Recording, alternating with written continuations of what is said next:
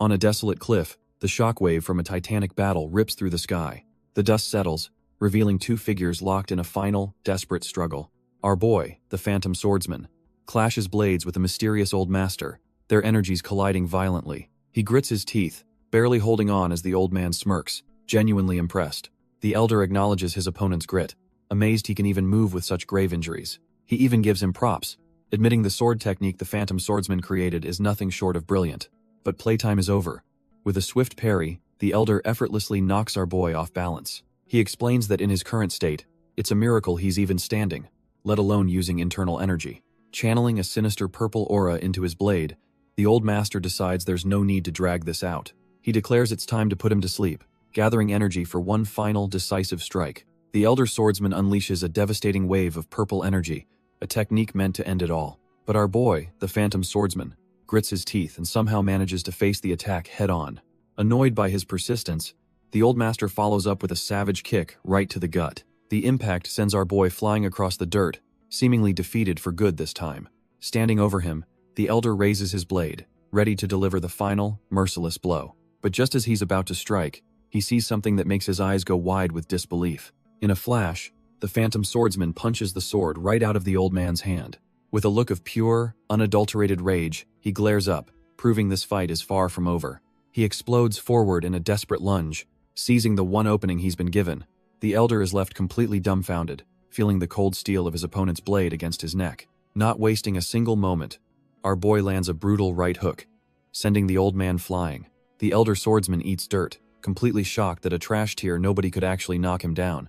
Seething with rage, he gathers a sinister purple energy in his hand, refusing to accept this humiliation. He unleashes a desperate energy / a last-ditch effort to take his opponent down. But as the attack rips through the air, the elder realizes, with a jolt, that his target has vanished. He looks up just in time to see the phantom swordsman has already blitzed past him in a flash. A look of pure, unadulterated terror dawns on the old man's face as he understands his fate is sealed.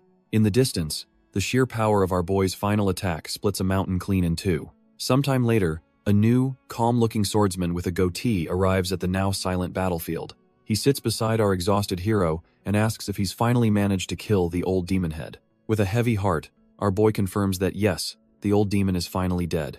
His ally notes that this should finally bring an end to the historic bloodbath known as the Shaanxi Massacre. He recounts how it all started with a bunch of shitheads calling themselves the Black Knight Palace, who wiped out dozens of sects in just 3 days. This chaos forced an unprecedented alliance between the two great rival powers, the orthodox and unorthodox factions. Our boy remembers his fallen comrade, a man named Dako Hyun, who was a casualty of that war. In his final moments, Dako Hyun's only regret was that he couldn't fulfill their promise to duel after perfecting their sword styles. Our swordsman was dumbfounded, asking if a duel was seriously what he was thinking about while on death's door. But Dako Hyun just laughed, saying it was only natural for two men who had dedicated their entire lives to the sword. Back in the present, his ally says he's never seen anyone with such keen and difficult sword techniques as our hero. He explains that because of this unparalleled devotion, he has a very important favor to ask of him. The man's favor is insane. He wants our boy to look after his disciple, the entire Manhwa sect. Our swordsman is completely dumbfounded by the request. This triggers a flashback to his friend Dako Hyun, who asked him the exact same thing on his deathbed. Dako Hyun had pressed a beaded bracelet into his hand. He explained they were the Plum Blossom Spirit Beads, a Manhwa relic, and asked him to return them. Our boy was seething, unable to comprehend the sheer audacity of this dying wish. But his friend was fading fast, his breathing growing ragged and shallow. He stared down at his rival, his only friend, forced to make an impossible choice. Dako Hyun admitted it was a huge burden but confessed he was always grateful for their friendship. Our swordsman had sarcastically accepted, grumbling that he'd now be stuck babysitting Manhwa for the rest of his life. With his final breath, Dako Hyun's life force dissipates into a swirl of pink energy. His body crumbles into dust, leaving nothing behind on the blood-soaked battlefield. His hand falls limp, the promise now resting solely on our boy's shoulders. Snapping back to the present, the phantom swordsman's eyes are filled with a cold, hard resolve.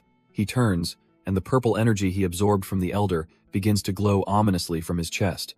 In an instant, he unleashes that very same power back at its original owner. The devastating wave of purple ki rips through the air, aimed directly at the dumbfounded elder. The old man can't even process what's happening as the attack slams into him. He's utterly bewildered, wondering who in the hell this monster is that just turned his own technique against him. And just like that, the phantom swordsman stands alone, the last enemy turned to dust. But before he can even process his victory, a blinding sword slashes tears across the desolate landscape. Out of nowhere, a masked figure appears, casually deflecting the attack with that same sinister purple energy. He effortlessly disperses the technique, showing a level of mastery that's on a whole other level. Our boy is completely dumbfounded, wondering who the hell this new monster is. His mind is reeling. He was certain he'd taken care of all the trash. The masked man just scoffs, gathering a terrifying sphere of ki that makes the old elder look like a rank amateur. He then unleashes the cataclysmic blast of pure destructive energy. The entire battlefield is consumed by a massive pillar of purple light.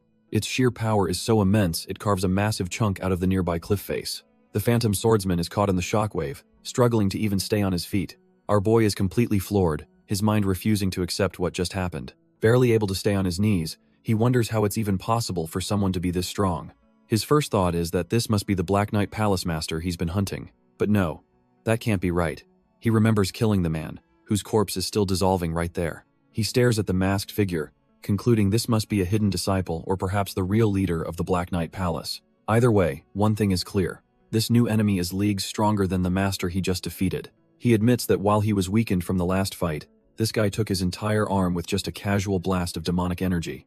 Looking down at the remains of his comrade, he apologizes, filled with bitter regret. He couldn't even fulfill his promise to bring his friend's body back home.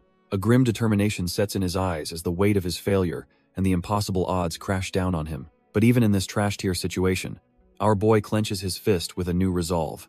He can't defeat this monster, but he decides that at the very least, he's going to keep his promise, turning on his heel and making a desperate run for it. He knows jumping off a cliff is a long shot, but if there's even a sliver of hope, he has to take it. So he leaps, admitting to himself that he's running away for now. But he glares back with pure hatred, vowing that he will never forget this humiliation. As a final parting gift, he unleashes a massive blast of energy, screaming that their next meeting will be the cultists' last. Suddenly, his eyes widen in complete and utter disbelief. His all-out attack just stops, frozen in midair right in front of the masked psycho. The cultist effortlessly holds the condensed energy in his palm, proving the gap between them is not a gap, but a chasm. The masked cultist just scoffs, easily crushing the last of our boy's hope in his hand. Plummeting towards the ground, the phantom swordsman can only curse the monster who so utterly defeated him. His final, defiant scream is for the cultist not to laugh at his pathetic end. As his consciousness fades, he apologizes to a friend, believing he's failed to keep his promise. But just as he's about to become a red stain on the rocks, a beaded bracelet on his wrist begins to glow ominously. A massive pulse of red energy erupts, and from afar, someone is shocked to feel his pulse, thinking the heavens intervened. Drifting in the darkness, he wonders if he's still alive, faintly hearing voices calling for a senior disciple to wake up. His eyes flutter open, his mind completely hazy and confused by the unfamiliar title. Turns out he's in a new body, bandaged and covered in needles, as a young disciple shouts that senior disciple Baek Jin is awake. Before he can process anything, an older man grabs his face, calling him Mu Hui, leaving our boy utterly dumbfounded. The elder explains he thought it was too late, crediting the heavens for saving the life of Manhwa's elder, Baek Jin. But then he leans in and calls him Mu Hui, leaving our boy wondering if this old man is completely senile. His mind flashes to the real Mu Hui, a senior disciple of the Manhwa sect, trained by a man named Hyun Jo. He can't figure out why he's being called by that name, and then remembers the glowing red bracelet from his final moments. The young disciple who found him seems to understand, connecting the light he saw to our boy's survival. He gently tells his senior disciple not to speak, as his wounds are still fresh. Frustrated and trapped in this unfamiliar place, Dako Hyun realizes he's stuck in the prestigious Manhwa sect. He can't just lie there, so he gets up and prepares to head outside to get his bearings. When the elder asks where he's going, he almost snaps back before catching himself, remembering he needs to play the part. The elder seems to approve, telling Baek Jin that it's a good idea to move around a bit. The elder gives a final warning not to overdo it, reminding him he was bedridden for a week. Finally outside, our boy is dumbfounded by the sheer scale of the Manhwa sect's grounds. He finds a secluded, glowing pond to try and get his head straight. He splashes water on his face, trying to wash away the feeling that this is all just a bad dream. 7 days, he can't believe it's only been a week. To him, it felt like an entire year had passed. Staring into his reflection, he realizes that while he was unconscious, he wasn't just sleeping. He was dreaming of an entire life, starting from the moment the body's original owner was born. He watched the boy grow, from a toddler with a wooden sword to a dedicated young martial artist. He experienced the 2 decades of grueling training that Mu Hui, the body's owner, lived through. And then he saw how it all ended in a blaze of glory during a chaotic, fiery battle. The memory floods in, a knight of fire and steel as his sect was overrun by invaders. The body's original owner, Baek Jin, fought like a demon, his blade a whirlwind of death. He paused for a single, heartbreaking moment, watching his entire world burn to the ground. But there was no time for grief. With a roar, he charged back into the chaos to protect his brothers. The battle raged everywhere, a desperate struggle for survival on the blood-soaked rooftops. With every ounce of his strength, Baekjin brought his sword down on another enemy. He managed to cut one down, but the endless fight was clearly taking its toll on him. Standing over the body, he took a fatal breath, a moment of exhaustion that would cost him everything. An enemy exploited the opening, running him through while calling him an absolute fool for his efforts. Back in the present, Dako Hyun scoffs at the memory, thinking the kid's selflessness was just weakness. He reflects on the fatal wound, realizing this is how the original owner of his body died. Our boy pieces it together. A mysterious light from the plum blossom spirit beads must be the cause, but he's dumbfounded as to why him. He wonders why he ended up in this body, questioning why it wasn't someone else, like his old ally Hyun-jo. A faint memory of his smiling friend surfaces, a man cut from the same cloth as him. Sitting alone, he can only wonder if this bizarre second chance is some kind of twisted fate. With a heavy sigh, he seems to come to a decision. He resolves that no matter how he feels, he can't just throw away this new life he's been given. A cold fire ignites in his eyes as he swears to find that masked bastard and cut him into pieces. He remembers the masked cultist's power, admitting the man was on a whole other level, strong enough to kill him even at his peak. The path forward is clear. To get revenge, he must surpass the legend he once was. With his resolve hardened, our boy gets to his feet, a new purpose burning within him. A memory suddenly surfaces the last words of his friend, who begged him to look after the Manhwa sect. He remembers the sect's warriors fighting desperately, their leader telling them to have no fear and protect their home. Driven by this memory, he begins searching through a dusty bookshelf, looking for something important. He pulls out an old text, making a silent promise to his fallen brother, Hyun-jo. He swears he'll not only fulfill that promise to protect the sect but will also avenge his death, no matter the cost. Meanwhile, the current elders of the Manhwa sect are in a grim meeting, discussing the recent disaster. They're reeling from the damage, realizing they need to rebuild 8 pavilions but are completely broke after the last ambush. An elder named Baek San confirms their fears, explaining that their profits and visitor numbers will be trashed here for the foreseeable future. A heavy silence hangs in the air, as the leadership is left dumbfounded, facing a crisis with no easy solution. An elder named Baek Yu takes charge, deciding they must avoid big expenses and focus on rebuilding the most important pavilion first. The elders shift topics, asking about the disciples' recovery, and are relieved to hear that even the gravely injured are doing much better. Baek Yu then asks about Mu Shui, knowing the news of Hyunjo's death must have hit him the hardest. He's told that our boy is surprisingly resilient, already healed enough to be walking around, which gets a chuckle from another elder. But Baek Yu isn't so easily convinced, reminding them to keep a close eye on him because they all know what he used to be like. He's worried that Mu Hui is just pretending to be okay, hoping the kid has the strength to truly overcome this tragedy. But while the elders worry, our boy is already making moves. Back in his room, Dako Hyun is surrounded by books, already deep into studying the sect's forgotten techniques. Hes not just grieving, Hes analyzing every stance and every move, preparing for the war to come. After a moment of intense focus, he looks up, his thoughts drifting to the others, wondering how they're holding up. The scene shifts to a memory, where a familiar face from the past asks what Dako Hyun thinks of the Manhwa disciples. Our boy, in his original body, doesn't mince words, calling them completely and utterly useless. His companion agrees, lamenting that the current Manhwa sect is not just stagnating, but actively regressing. They watch the disciples train, criticizing how they've deluded themselves into thinking their plum blossom technique is the pinnacle of swordsmanship. Dako Hyun grimly points out that any sect incapable of forging new paths is destined for only one thing: total downfall. His friend concedes the point, adding that you can't force change and asks if he has a better plan. As a lone petal falls from a plum blossom tree, his friend reveals his true intention. He says the only way is to show them a better path. He wants to prove that the plum blossom technique isn't the limit, and that a much higher realm of power exists. This hits home for Dako Hyun. As his friend asks if this was the reason he proposed, they each create their own sword styles, and one day face each other in a duel. Dako Hyun reflects on his friend's genius, realizing he had reached a new realm by reconstructing various martial arts. He initially thought the problem was Manhwa itself, a famous sect that hadn't produced a true master in 100 years. But he now sees that was a foolish assumption. After studying their basic techniques, he found them to be absolutely flawless. The bitter irony is that Manhwa stagnated not because it was weak, but because its foundation was too perfect to improve upon. He finally understands his friend's true goal: to loyally break through that wall and show the disciples a new realm. With a determined grin, our boy vows to complete the sword technique his friend started, fulfilling the promise they made. He knows this new art can't just mimic Manhwa's moves.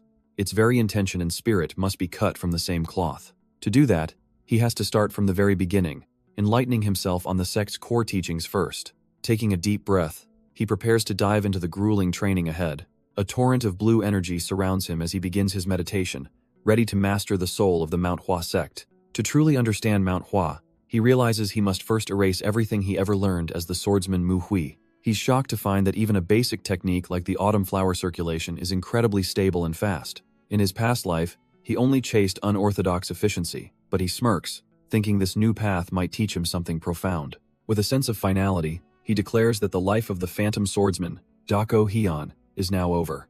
From this moment on, he resolves to live only as Mu Hui, the disciple of Manhwa. Sometime later, the morning tranquility is broken by the sound of approaching footsteps. A junior disciple is seen walking up the stairs toward our boy's residence. He seems a bit worried, looking around for the person he came to see. Suddenly, a voice echoes through the compound, calling out for the senior disciple. Still deep in meditation, Dako Hyun's focus is shattered by the persistent calls from outside. Annoyed by the disturbance, our boy slides open the door to see who's making all the racket. He's met by a junior disciple, who seems a bit startled to see him. Dako Hyun recognizes the kid as Mu Cheol and asks what he wants. Mu Cheol explains he was worried, since it's been 3 days since he left the infirmary, and he's missed all the morning training sessions. Our boy is completely dumbfounded. He had no idea he'd been zoned out in meditation for 3 entire days. An awkward silence hangs between them as the weight of the lost time settles in. But Dako Hyun just scoffs internally.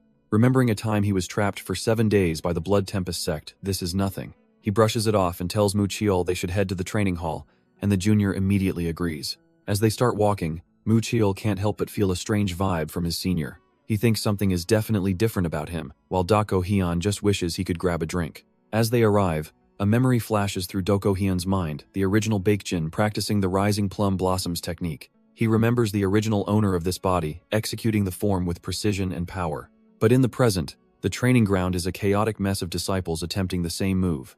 A stern instructor bellows orders, trying to correct one of the students named Mu Ryan. The disciple quickly acknowledges the command, struggling to fix his sloppy posture. Dako Hyun watches from the sidelines, and a grimace forms on his face. It's just as he expected. These guys are just as trash tier as he remembered from before. His master's eye immediately dissects their form. Their footwork is a disaster, constantly shifting and destroying their balance. Because their foundation is garbage, they can't put any strength into their attacks, making their stances completely useless. He thinks it's a damn mess, but concedes that at least the instructor seems to know what he's doing. He tries to place the instructor's name, recalling him as Mu Jin. At least there's one proper martial artist here, and he's correcting the others well, acting more like a senior disciple than an instructor. But that begs the question, why is he doing the job of the senior disciple? Dako Hyun remembers that the original owner of this body was a shy, talentless pushover who lacked any leadership skills. Mu Jin, on the other hand, is a natural leader with a calm demeanor, so it's no wonder the other disciples follow him. Our boy concedes that it's only natural for someone with Mu Jin's skills and personality to take on that role. He had no problem with that arrangement until now. That is, with a sharp sound, Mu Jin sheathes his sword and declares that training is over for the day. The exhausted disciples immediately spot Dako Hyun, respectfully calling out to their senior disciple. They rush over to check on his well-being, and he simply tells them he's fine. One of the disciples can't shake the feeling that something about their senior disciple is completely different. Just then, Mu Jin walks up the stairs to formally greet Dako Hyun. He apologizes for not being able to greet him properly while he was leading the training session. Our boy acknowledges him, looking down from his position on the stairs. He then points out that Mu Jin must be tired from doing a job that should have been his all along. Mu Jin says he's just grateful for the chance, but Dako Hyun cuts him off, declaring that he'll be taking over from now on. His eyes burn with a cold determination that no one has ever seen from him before. The other disciples are completely dumbfounded, whispering amongst themselves if they heard him correctly. They all agree that it wasn't just their imagination. Their senior disciple has definitely changed. Even Mu Jin is caught off guard, reminding Dako Hyun that he was the one who told him to take over in the first place. Our boy coolly asks what's wrong with taking back his own job, reminding Mu Jin he only got it because the original owner was too weak-willed. With a sharp gaze, Dako Hyun analyzes his rival's reaction, seeing right through him. A tiny smirk forms as he realizes he's hit the nail on the head. Mu Jin is fuming internally, thinking this idiot actually wants to be the head disciple again after throwing it away. But Dako Hyun's playing 4D chess. He knows the sect is vulnerable after the Shaanxi massacre, with the elders busy rebuilding. He figures it's far more efficient to shape the new generation of disciples rather than trying to change the stubborn old-timers. His ultimate goal is the legendary purple aura circulation technique, a top-tier skill only the sect leader and head disciple can learn. He knows he needs that power to surpass his past self, and he's willing to crush Mujin's dreams to get it. Mujin scoffs, questioning if Dako Hyun even has the right to make such a demand. He then goes for the throat, asking him where he was and what he did when the Black Knight Palace invaded their home.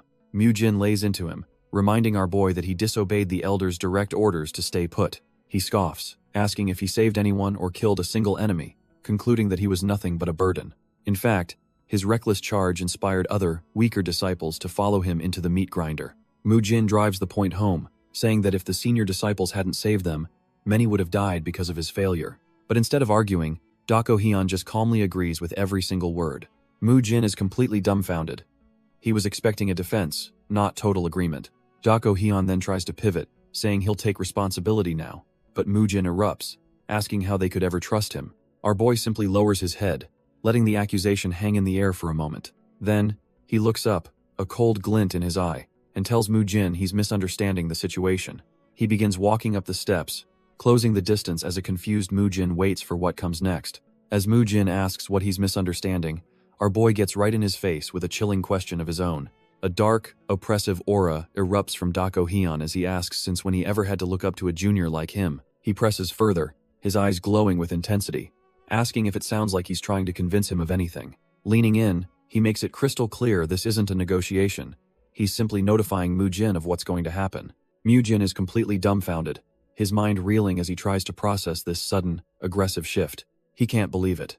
The man radiating this terrifying pressure can't possibly be the same senior disciple he's always known. Dako Hyun then drops the bombshell, declaring that he's taking over morning training starting tomorrow. He turns his back and walks away, leaving a stunned Mujin to process the sheer audacity of the command. Mujin finally finds his voice, remarking that he seems like a completely different person now. Without even looking back, Dako Hyun coldly replies that people say a brush with death can change a man. The other disciples are completely lost, wondering what just went down between Mujin and our boy. Word spreads like wildfire through the ranks. It seems the senior disciple is actually taking over training. Mu Ryun confirms to his friend that Mujin really did back down and hand over control. His friend is deeply worried, knowing full well that the senior disciple was always considered trash tier. Mu Ryun then suggests that if Mujin can confront him, maybe they should too. His companion is taken aback, not quite understanding what he's getting at. The plan is simple. They'll just go talk to him directly, and so they head out under the moonlight. Meanwhile, Dako Hyun is in his room, meditating with an intensity he never had before. Sensing a presence, he asks what they want without even bothering to turn around. The concerned disciple steps forward, announcing he's here for a little chat since our boy is clearly not sleeping. The disciple gets straight to the point, saying there's something he needs to discuss away from prying ears. Dako Hyun smirks, grabbing his sword and admitting that their little visit has certainly piqued his curiosity. Mu Ryun watches from the side, a bead of sweat betraying his nervousness about this whole confrontation. Our boy stands up, cracking his neck as the disciples address him formally as the senior disciple. But they're both dumbfounded, realizing the man in front of them is only holding a simple wooden sword. Mu Ryun cuts in, demanding he take back his claim and explaining Mujin only backed down to preserve his honor. Dako Hyun just stares back, unimpressed, and asks if Mujin was the one who sent them here to do his dirty work. They quickly deny it, insisting they came here on their own accord, which our boy seems to find even more pathetic. He dismisses them entirely, telling them to scram while he's still willing to pretend this little chat never happened. But they refuse to back down, pleading that it's not personal. They just want to be taught by someone who's actually skilled. They double down, yelling that his skills are trash tier and they'll never accept a leader who's weaker than them. Dako Hyun just listens, his expression hardening with disappointment. He sighs internally, thinking that the standards of Manhwa's hierarchy have seriously gone down the drain. Finally fed up, he agrees to prove his skills and tells them to draw their swords, leaving them completely dumbfounded. He turns and walks a few paces away, giving them space to prepare for the lesson they're about to receive. The red ribbon disciple takes the bait, drawing his blade, and thinking our boy is the one who's going to regret this. He charges forward with everything he's got, screaming that Dako Hyun shouldn't complain about the outcome later. But in a flash, his attack is effortlessly parried, and the disciple can only stare in disbelief. Before he can even process what happened, he's slammed to the ground with a wooden sword at his throat. Mu Ryan watches from the sidelines, completely frozen in shock as he witnesses the instant, one-sided beatdown. With a cold glare, our boy effortlessly smacks Mu Ryun aside, taking out the second challenger without even breaking a sweat. The two disciples are left groaning on the ground, their swords clattering uselessly beside them as Dako Hyun stands victorious. He grabs the red ribbon disciple by his topknot, coldly stating the obvious: they lost. But the fight is over. And now, he tells the terrified disciple, the real lesson is about to begin.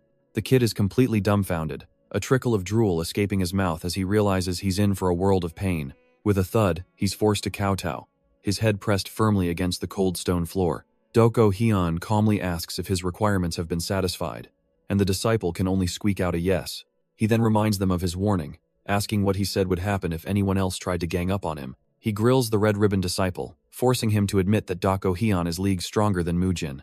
Finally, he turns to Mu Ryun, who, with his face to the ground, confirms that he no longer thinks our boy is weak. With the lesson taught, our boy surprisingly offers some mercy, saying he'll forget what happened because everyone makes mistakes. He dismisses the two, telling them to get some rest for morning training, and they can only thank him for his generosity. The two defeated disciples stumble away into the night, their pride and bodies completely shattered. After they're gone, Dako Hyun stands in the quiet courtyard, knowing full well he's not alone. He calls out into the shadows, asking how long the lurker plans on hiding. A disciple named Mu Cheol steps out, dumbfounded he was caught, but Dako Hyun just smirks and asks what he wants. Mu Cheol explains he was just worried, having seen the other two disciples heading this way. He admits he followed them to keep an eye on things, but never in a million years did he expect Dako Hyun to actually win. This changes everything, and Mu Cheol asks the million-dollar question: has he been hiding his true skills this entire time?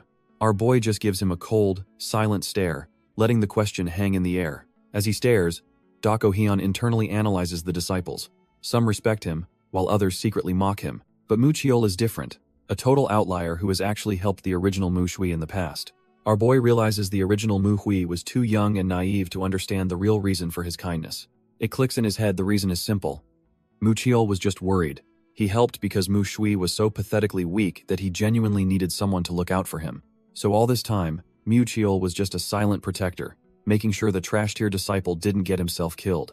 Thinking fast, Dako Hyun decides he needs a believable excuse, claiming he didn't hide his skills but just reached a new realm of understanding. Mu Cheol is completely dumbfounded, questioning what a new realm of understanding even means. Dako Hyun cuts him off, saying they'll talk during morning training, and tells him to leave for the night.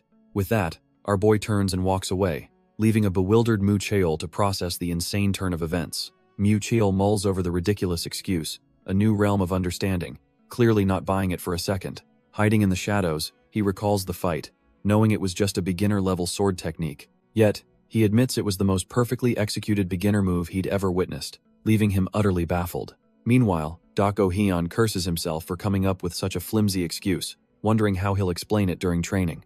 Elsewhere, a furious Mu Ryan glares at his defeated lackeys, unable to believe what he's hearing. His cronies insist that the senior disciple they fought was a completely different person, a monster in human skin. They try to warn Mu Ryan that they almost died, but he just scoffs, calling it nonsense and telling them to get ready for training. As his beaten followers limp away, they realize their leader is too arrogant to listen and secretly hope he gets what's coming to him. Suddenly, Mujin appears in the hallway, his eyes narrowing as he sees the two injured disciples stumbling past. He asks what happened, noting how terrible they look, before spotting Mu Ryun and realizing something is definitely up. Mu Ryun plays it cool, telling Mujin that his goons just got a little rough because they didn't like the senior disciple taking over training. Mujin listens to the pathetic excuse, his expression unreadable. He then turns the tables, telling Mu Ryan he'll have to scold him later, leaving the guy utterly confused.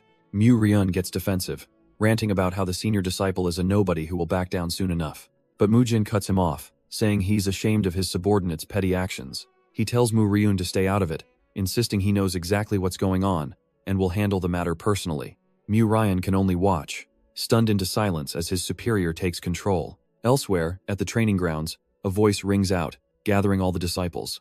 It's our boy Dako Hyun, standing confidently before the crowd, ready to begin the morning session. As he prepares to speak, the other disciples can only stare, wondering how this trash-tier senior changed into a completely different person overnight. Meanwhile, Mujin watches from the side, wondering if Dako Hyun has been hiding his skills this whole time. He even considers if Mu Cheol helped him out, but decides to wait, convinced the truth will come out during training. Our boy starts his speech by dropping a bombshell, telling the entire assembly that they are fundamentally weak. He explains that while strength has many forms, weakness has only one cause: a trash tier foundation. So, from now on, morning training will be dedicated solely to the six-fold combo sword technique, leaving the disciples dumbfounded. Dako Hyun acknowledges their desire to rush past the basics and get to the cool, high-level techniques. He pauses for a moment, letting the tension build before continuing his lesson. The other disciples, including Mu Cheol, are completely lost, unable to grasp what he's getting at. But of course, Mu Ryan just has to open his mouth, asking what's so wrong with wanting to learn faster. He glares with defiance, declaring that if the others are too slow for him, he'll just master the techniques on his own. The other disciples are left completely speechless by Mu Ryan's sudden, idiotic outburst. Our boy just scoffs internally, thinking this supposedly renowned sect is an absolute mess. With a deadpan expression, Dako Hyun tells Mu Ryun that if he has a complaint, he should come up and say it to his face. The disciples murmur amongst themselves, a wave of panic washing over the training grounds. Mu Cheol watches with a grim look, wondering what in the world his fellow disciple is thinking. Dako Hyun looks down from the platform, patiently waiting for the fool to make his move. But Mu Ryan just smirks, completely confident that he's about to win this argument. He starts off by saying he understands the point about mastering the basics. However, he questions if it's a good idea to leave training to someone with questionable leadership. He then drops the ultimate insult, declaring that everyone knows Dako Hyun's own martial arts are terrible. Our boy calmly calls him out, saying he knows Mu Ryan thinks his skills are trash and wants to prove it. Getting everyone's attention, Dako Hyun announces he's about to make a bold proposition. He declares he won't take a single step and will only use the six-fold combo sword technique, leaving the disciples dumbfounded. The rules are simple. If Mu Ryan's wooden sword even touches him, or if he moves, he loses. And if he loses, he'll not only take back his teachings, but he'll also give up his position as the leader of the morning training. A wager that shocks Mu Jin. Mu Ryan smirks, asking if beating Mu-san made him arrogant, but Dako Hyun just plays it cool. The challenger gets in his face, telling him not to cry when he gets humiliated in front of everyone. But Dako Hyun just gives him a cold glare, warning him that he's the one who shouldn't cross the line. With a powerful stomp, Mu Ryun lunges forward, kicking off the duel instantly. Mu Ryan unleashes a vicious overhead strike, but our boy meets it head-on without even flinching. With a deadpan expression, Dako Hyun parries the blow, not giving an inch of ground. He continues to effortlessly deflect every attack, his movements precise and minimal. The other disciples, including Mu Jin, are completely dumbfounded by what they're seeing. Mu Ryun circles him like a vulture, throwing a storm of slashes, but Dako Hyun remains a statue. Getting desperate, Mu Ryun unleashes a flurry of high-speed strikes, his signature move. The red ribbon disciple recognizes the technique instantly. It's the concentrated wind sword.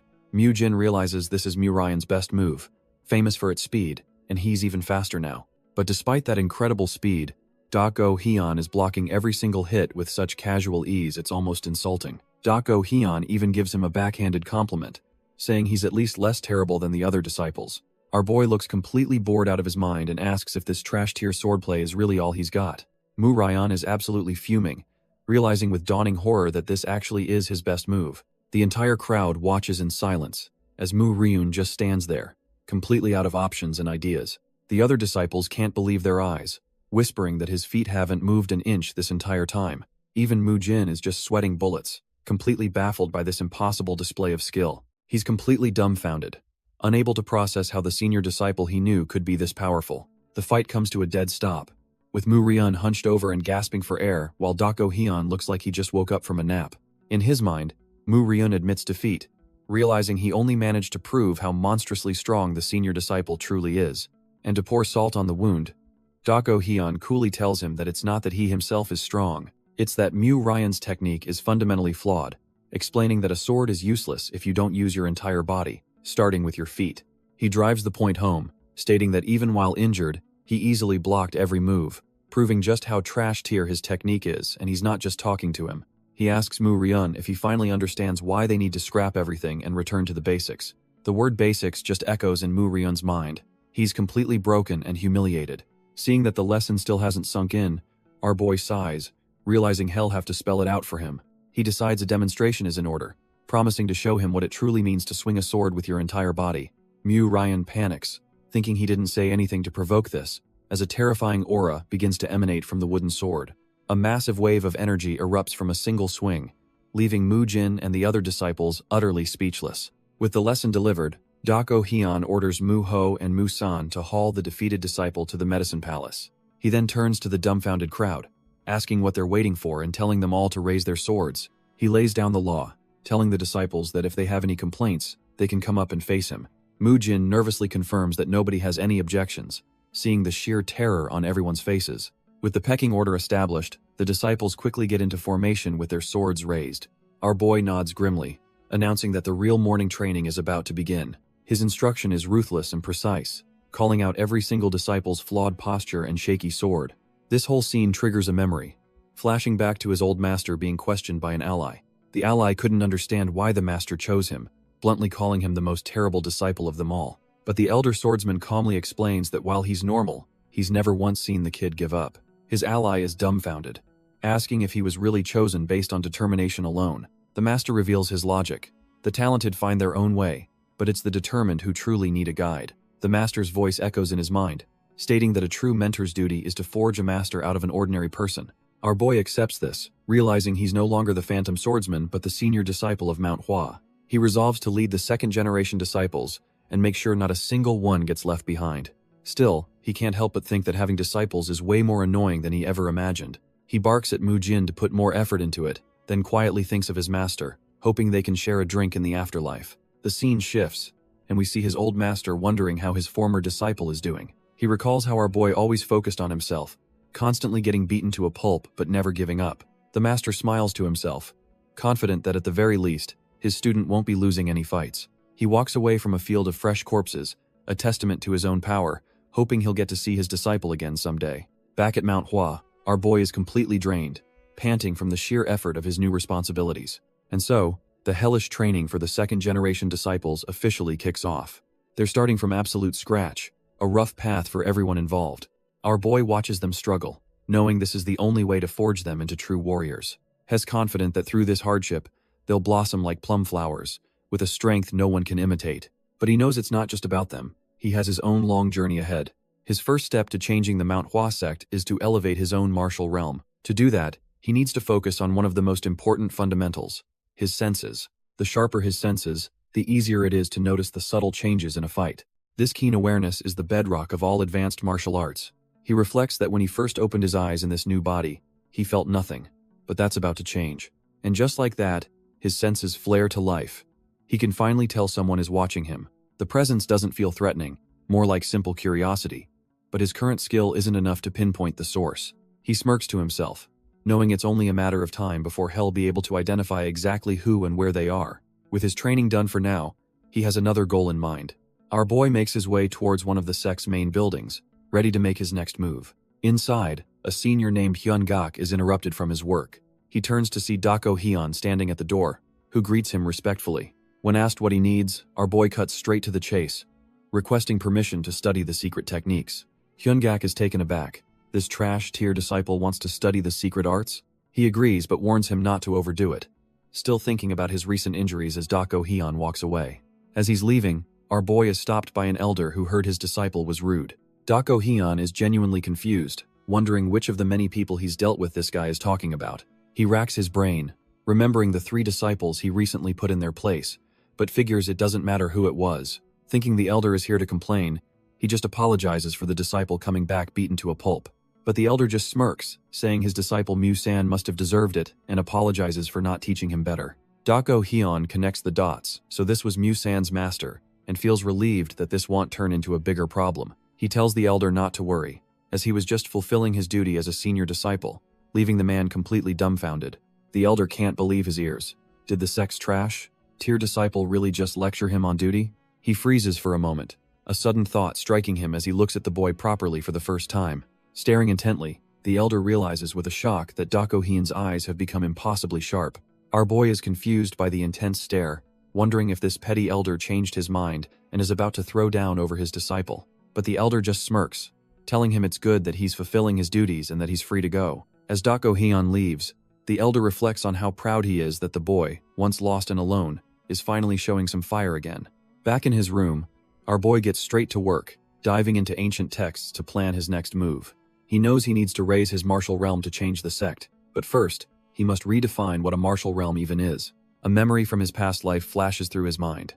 In the brutal world of the Jianghu, the strength of your martial arts alone means nothing. Survival depends on quick thinking, precise judgment, and the raw physical power to execute your plans flawlessly. He remembers that a true martial realm is a combination of skill, wisdom, and experience, forged through endless reflection. This was the truth Dako Hyun, the Phantom Swordsman, discovered after a lifetime of brutal training and mastering countless techniques. He closes the book with a new resolve, understanding that the first step is to truly grasp the fundamentals of martial arts. This leads our boy to a fundamental question. What even is the ManhwaCapped martial art? He admits to himself that he doesn't have a clue, at least. Not yet. The problem is, as a low-ranking disciple, he's barred from all the juicy, high-level texts to prevent him from screwing up his chi. He knows this is standard procedure for every sect, and Manhwa is no different. Still, from what he's been allowed to read, their foundational arts are surprisingly systematic and not that hard to understand. He lays out the entire progression in his mind, starting with the most basic of basics, the six-fold combo sword technique. After that, a disciple graduates to 3 other styles: the concentrated wind sword, the falling plum blossom sword, and the thousand-cent sword. Only after mastering all 3 of those can one finally touch the true essence of the sect. The plum blossom sword secrets. These signature techniques are the pinnacle of their power, split into 3 legendary forms, and he recalls that the greatest swordsmen the sect ever produced were the monsters who learned more than one of these ultimate techniques. He visualizes the entire system as a tree. Basic techniques are the roots, intermediate ones are the trunk, and the secret arts are the branches and flowers. Our boy reflects that he's only managed to reach the trunk, and he's desperate to get his hands on the branches, the plum blossom sword secrets. But to do that, he needs to be acknowledged and given the legendary plum blossom sword, the ultimate symbol of mastery in the Manhwa sect. Just as he's steeling his resolve to get that sword, a voice cuts through his thoughts, asking about that very weapon. He turns around, dumbfounded, to see the sect leader, Baek-san, who asks if he wishes to learn the plum blossom sword secrets.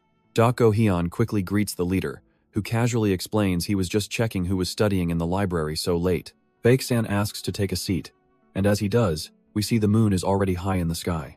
Our boy hadn't even realized how much time had passed, figuring Hyungak must have lit the candles for him. The leader picks up a book, impressed, and asks if Dako Hyun really managed to read through all of this basic material. Baek-san then mentions he's heard the rumors that Dako Hyun is leading the morning training, confirming our boy's actions haven't gone unnoticed. Baek-san cuts straight to the point, asking why he's so focused on the 6-fold combo sword technique, leaving our boy wondering about his true intentions.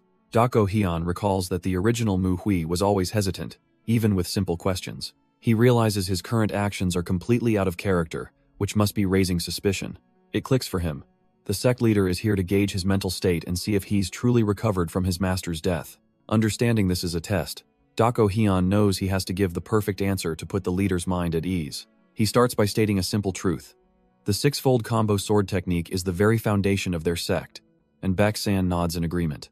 But then he drops a bomb, claiming the second-generation disciples have started off on the wrong foot, which catches the leader off guard.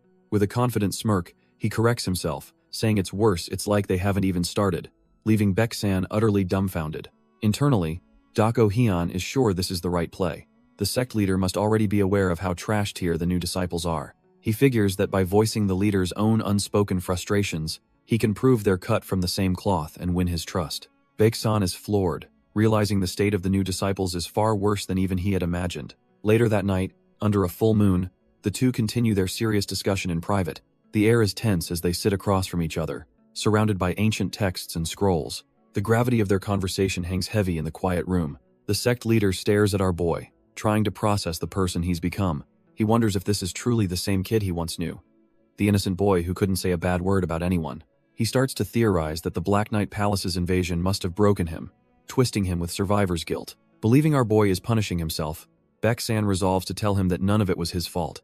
But before he can offer any comfort, Dako Hyun cuts him off, coldly stating that the elders already know everything. The sect leader is left completely dumbfounded, having no idea what he's talking about. Our boy explains that every second-generation disciple knows the basic 6-fold combo sword technique, but he drops a bombshell. Their current skill with it is actually worse than when they first started. The sect leader is completely baffled, wondering how they could possibly get worse after years of training. Dako Hyun begins his lecture, explaining that a sect's martial arts are the physical expression of its core ideology. He lists off other great sects, whose famous techniques are all built on their unique philosophies. Therefore, he argues, to learn martial arts is to understand the soul of the sect, not just the movements. Baek-san is stunned by his calm and precise explanation, a far cry from the kid he thought he knew. This cold, analytical breakdown reminds him of a legendary figure from the past, Hyun-jo. Our boy continues, pointing out that the current disciples are obsessed with the flashy result, the plum blossom, and have lost the true meaning. When asked for a solution, he declares his mission, to make them understand the real purpose of their training. Baek-san recalls the words of the legendary Hyun-jo, who taught that the process of training is the true essence of a martial school. Hyun-jo believed the plum flower was not the end goal, but a natural result of understanding the sect's ideology. The sect leader sees the same fierce determination in our boy's eyes that he once saw in the legend. He can't shake the feeling that this kid, Manhwa, is the second coming of Hyun-jo. Baek-san wonders if he's the only one who can see this kid's immense, shining talent. He quietly closes a book, having made a decision about the boy's potential. The sect leader praises our boy's deep understanding, noting it's a great observation for someone so young. When asked about his plans, Dako-hyun starts to talk about the disciples' training, but Baek-san cuts him off with a firm no. The leader clarifies he's not asking about the trash-tier disciples. He wants to know about Dako-hyun's own path. Our boy is left speechless, forced to consider a future he hadn't planned for. Our boy finally opens up, explaining that while he finds the Manhwa arts incredible, he's also found them lacking. Having prioritized efficiency his whole life just to survive, he couldn't help but see gaps. Why not use a heavier sword, or even bare hands? Head constantly wondered if it was okay to stray from the sect's rigid path and experiment with new combat tactics. This wasn't a new thought. Head agonized over it, even hoping the legendary Hyun-jo wouldn't be too upset with his radical ideas. Facing the sect leader, he simply states his plan isn't anything too grand or complicated. He declares that as Manhwa, he intends to do what his master couldn't, and fill the position he left vacant. To our boy, the mission is clear.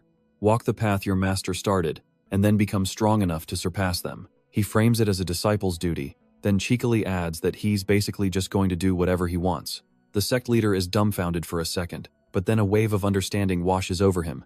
He finally gets why he sees Hyun-jo in this kid. It's not just about talent. It's because our boy has the sheer audacity and will to carry on the legend's ambition. The sect leader admits that creating a new martial technique will be an incredibly difficult path, but his serious demeanor completely shatters as he breaks out into a hearty laugh, overflowing with genuine pride for our boy. He tells him that he's certain Hyun-jo would be overjoyed by this news. Internally, the leader reflects on how the disciple he worried about most has now become his greatest hope. He sees an unshakable fire and determination in the kid's eyes. His mind drifts to a metaphor: plum blossoms that endure the harshest winter bloom with the most intense fragrance. It triggers a painful flashback to the fall of Manhwa, where he laments being unable to protect his comrades. But now, he sees a new flower bud has survived the tragedy, and he vows to nurture it. Our boy calmly replies that Manhwa is home to many flowers, not just the plum blossom, hinting at a new beginning. The sect leader then poses a question. Does he know why, of all things, they chose the plum flower as their symbol? With a knowing smile, he tells our boy to mull it over, hinting that the answer holds great meaning. Feeling he's taken up enough time, the old man prepares to take his leave. He turns and begins to walk away under the serene, moonlit night. But as he gazes at the plum blossoms, he suddenly stops in his tracks. He turns back, remembering there was one more thing he needed to say. But our boy speaks first, acknowledging that he too has lost a master. Yet he can't pretend to understand the leader's exact pain. He offers a new perspective, to see this not as an end, but as a chance to celebrate the life that was lived. The words hang in the air, as Dako-hyun himself reflects on the idea of celebrating a life.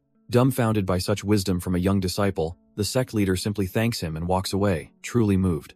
As the sect leader walks away, he can't get the boy's words out of his head, pondering the meaning of the plum blossom sword. This triggers a memory for Dako-hyun, a flashback to when he first met the man Baek-san mourns, calling him his junior. Back then, had mocked Hyun-jo's fragile appearance, threatening him for his arrogance and rash nature. But Hyun-jo, with a grin, saw those qualities as perfect for muscle growth and offered to show him a new training method. Back in the present, our boy is using that exact, brutal training method, pushing his new body to its absolute limit. He muses that this connection to the crazy old man is perfect for forging his trash-tier body into something formidable. Just as he's getting into the zone, a female disciple runs up and calls out to him. She urgently tells him this is no time to be training, leaving our boy completely dumbfounded. With uncontained excitement, she declares that it's finally time, but he has no clue what she's talking about. She finally spills the beans. The sect leader has given him a mission to go down the mountain. Turns out, while our boy was training, the Manhwa elders were having a serious meeting about the third-generation disciples. The sect leader, Baek-san, explains they're behind schedule on recruitment because of the devastating Shaanxi massacre. One elder suggests they should recruit from the outer sects to project an image of strength and recovery. This gives Baksan an idea. He thinks they should send a disciple to check on the Shaanxi outer sect. He knows the unorthodox alliance is just waiting to fill the power vacuum left in the region, so they can't afford to wait. After all, the outer sect's power is a direct reflection of the main sect, and right now, they're looking weak. Baeksan grimly notes that the Shaanxi branch took the biggest hit and is likely feeling the most anxious. Sending a disciple would reassure them, but the big question is who they can possibly spare for the task. Everyone is swamped with work, but Baeksan insists this is a matter they can no longer ignore. He finally proposes a solution.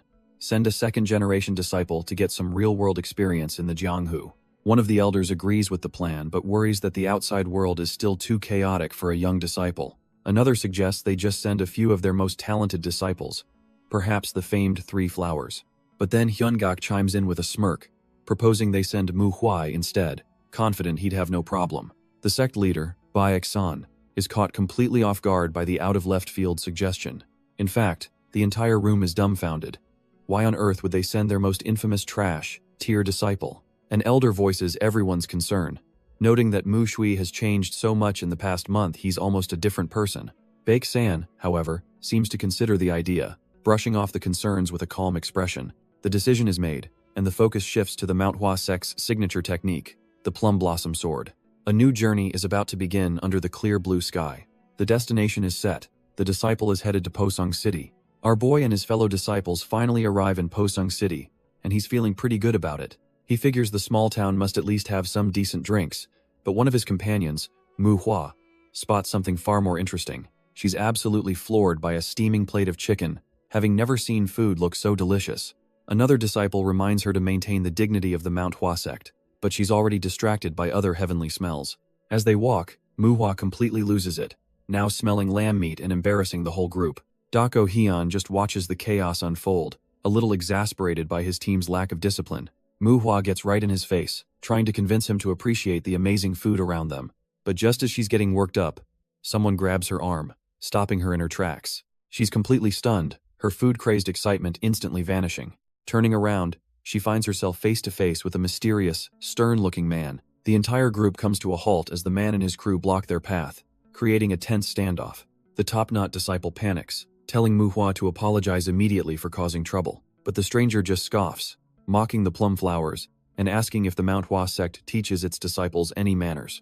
Mu Hua is having none of it, firing back that he was the one who bumped into her and should be the one apologizing. Doko Hyun calmly tells her she wasn't looking, while his mind races, identifying these guys as a criminal organization. The man smirks, thinking they're just some trash-tier thugs who filled the power vacuum left by the Shaanxi outer sect. Our boy realizes these guys are too bold to be acting alone, but ultimately decides he doesn't care who's backing them. He sees this as a perfect opportunity, a real-world lesson for the kids on how to deal with scum. One of the thugs with a top-knot smirks, completely oblivious to the danger he's in. Suddenly, a chopstick zips past and stops a hair's breadth from his eye, freezing the man in pure terror. The thug's eye reflects the chopstick, a stark warning that he's a dead man if he moves. It's our boy, Dako Hyun, who coldly asks the thug where he thinks he's looking. With his sword now drawn, he tells the goon he knew from the start he'd bumped into Mu Hua on purpose. He was just testing them, but they crossed the line by disrespecting the Manhwa sect.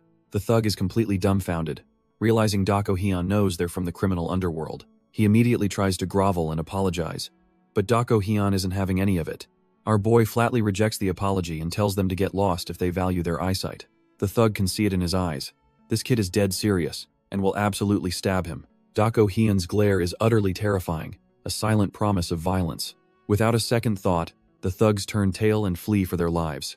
Mu Hua starts to apologize, but Dako Hyun shuts it down, asking why she's bowing when the underworld thugs were the ones in the wrong. Seeing everyone is a bit rattled, he calmly suggests they find an inn and get something to eat. The cheerful female disciple gets excited at the mention of food, and our boy tells her to order whatever she wants. But Mujin is having a moment of clarity, realizing he completely misjudged the situation and forced his junior to apologize for nothing. He was so caught up in protecting the sect's reputation that he failed to defend its honor when it was challenged. He's amazed that Dako Hyun not only understood everything but handled the confrontation like a seasoned veteran. Mujin concludes their senior is acting tough to be a pillar they can lean on, while Dako Hyun briefly regrets not just stabbing the guy. This sparks a fire in Mujin, who silently vows to get stronger, so he can handle things himself next time. He becomes fiercely determined to ensure no one will ever dare look down on the Manhwa sect again. Later at the inn, Dako Hyun orders a feast for everyone, and Mujin can't help but stare at him with newfound respect.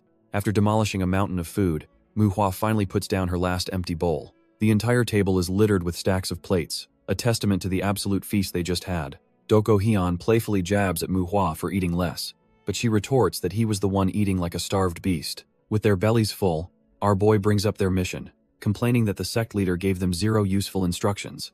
He then brings up the noteworthy incident from earlier, and Manhwa recounts how some thugs tried to pick a fight over their room. But when Dako Hyun drops the word underworld, she's stunned, realizing those guys were part of something much bigger. He then casually suggests they go teach a lesson to those lowlifes, leaving the rest of the team completely speechless. Later that night, the group walks through the town, the weight of their senior's proposal hanging in the air. Manhwa breaks the silence, cautiously agreeing that they should at least investigate the matter. Mujin seconds the idea, saying they need intel first, prompting Dako Hyun to turn to Mucheol for his input. Even the quiet Mucheol agrees that gathering intel is the right move, and with that, the team is finally on the same page. Without wasting a second, our boy leaps into action, taking charge of the entire operation. Meanwhile, we get a nasty look at the kind of trash they're dealing with. A group of thugs cornering a woman and an old man. From a rooftop, Dako Hyun lays out the plan. The three of them have until tomorrow evening to find out everything about the local underworld. These lowlifes are known as underworlders, a term for those who commit immoral acts for their own twisted reasons. The thugs get handsy, sneering at the woman while the narration explains that these aren't grand villains, just petty criminals. Unlike the Black Knight Palace, these guys have no grand ideology. The woman looks on in horror, a sudden realization dawning on her. She tries to outsmart them, claiming they miscalculated the interest on a debt, but the thugs are just confused by her words. The bald thug gets a disgusting look in his eye, suggesting she can pay with something other than money, proving he's just driven by greed and pleasure. The narration clarifies that even paid killers can be considered underworlders, though they're more commonly known simply as assassins.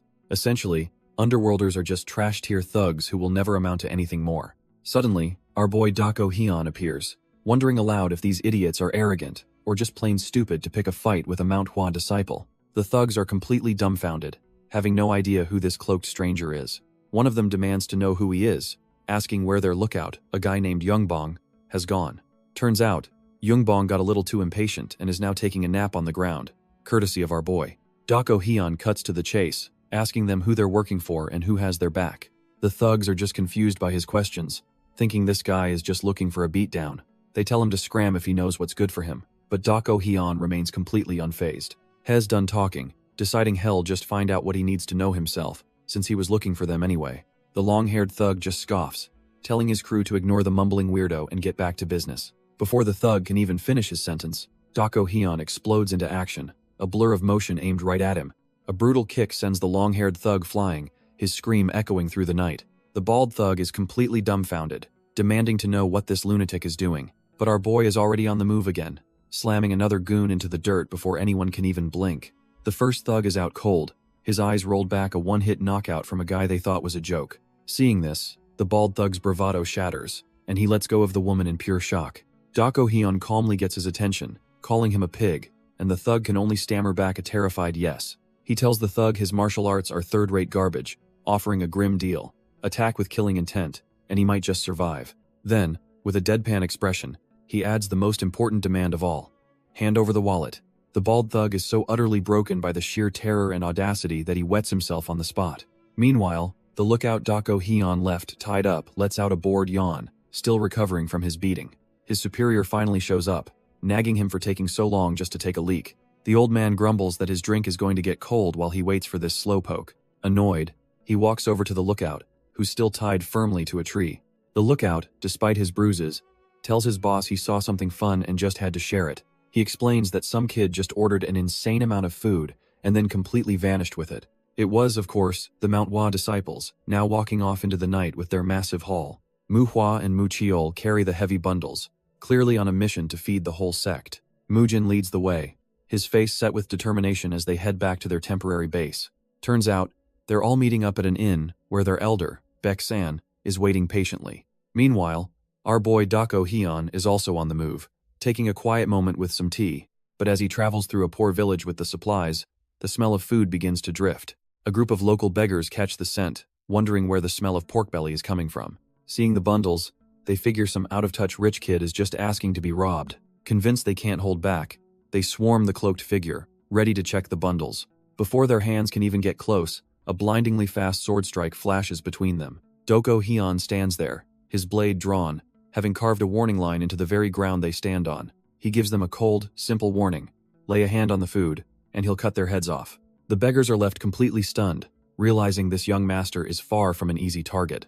Their leader, So Jingge of the beggar sect, quickly steps forward to apologize for his men's insolence. With the point made, our boy calmly sheathes his sword. He introduces himself simply as Mu Huai from the Manhwa sect, his new identity. So Jingge explains the beggar sect regretted not being able to help during the Shaanxi massacre, but Dako Hyun waves it off, showing he understands the political pressure they were under. The beggar leader then asks what business a Manhwa disciple has with them, and Dako Hyun cuts to the chase.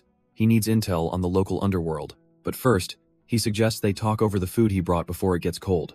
So Jingge is amused by this strange young master, and they quickly find a place to settle down. As he tears into the food, the beggar leader starts spilling the details he knows. He explains these thugs are from the brutal blood faction, who moved in after Manhwa's outer sect was annihilated in the massacre. Dako Hyun confirms he's already dealt with a few, noting their third-rate martial arts.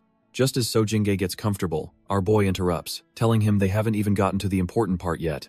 Our boy gets straight to the point, asking about the puppet master pulling the brutal blood faction's strings.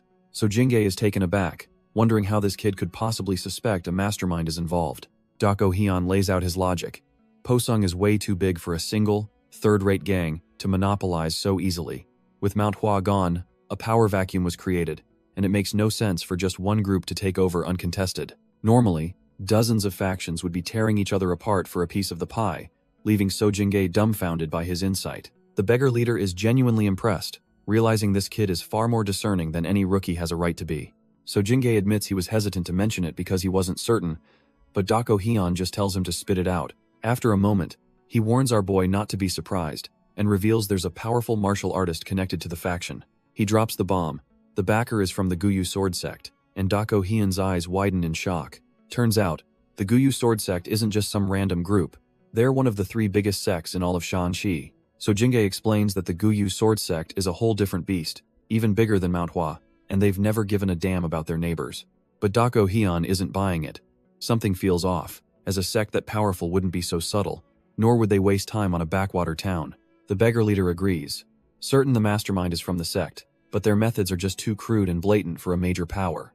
Our boy acknowledges the beggar's intel, but doubles down, stating he just doesn't believe the sect itself is making a direct move here. He then asks the million-dollar question.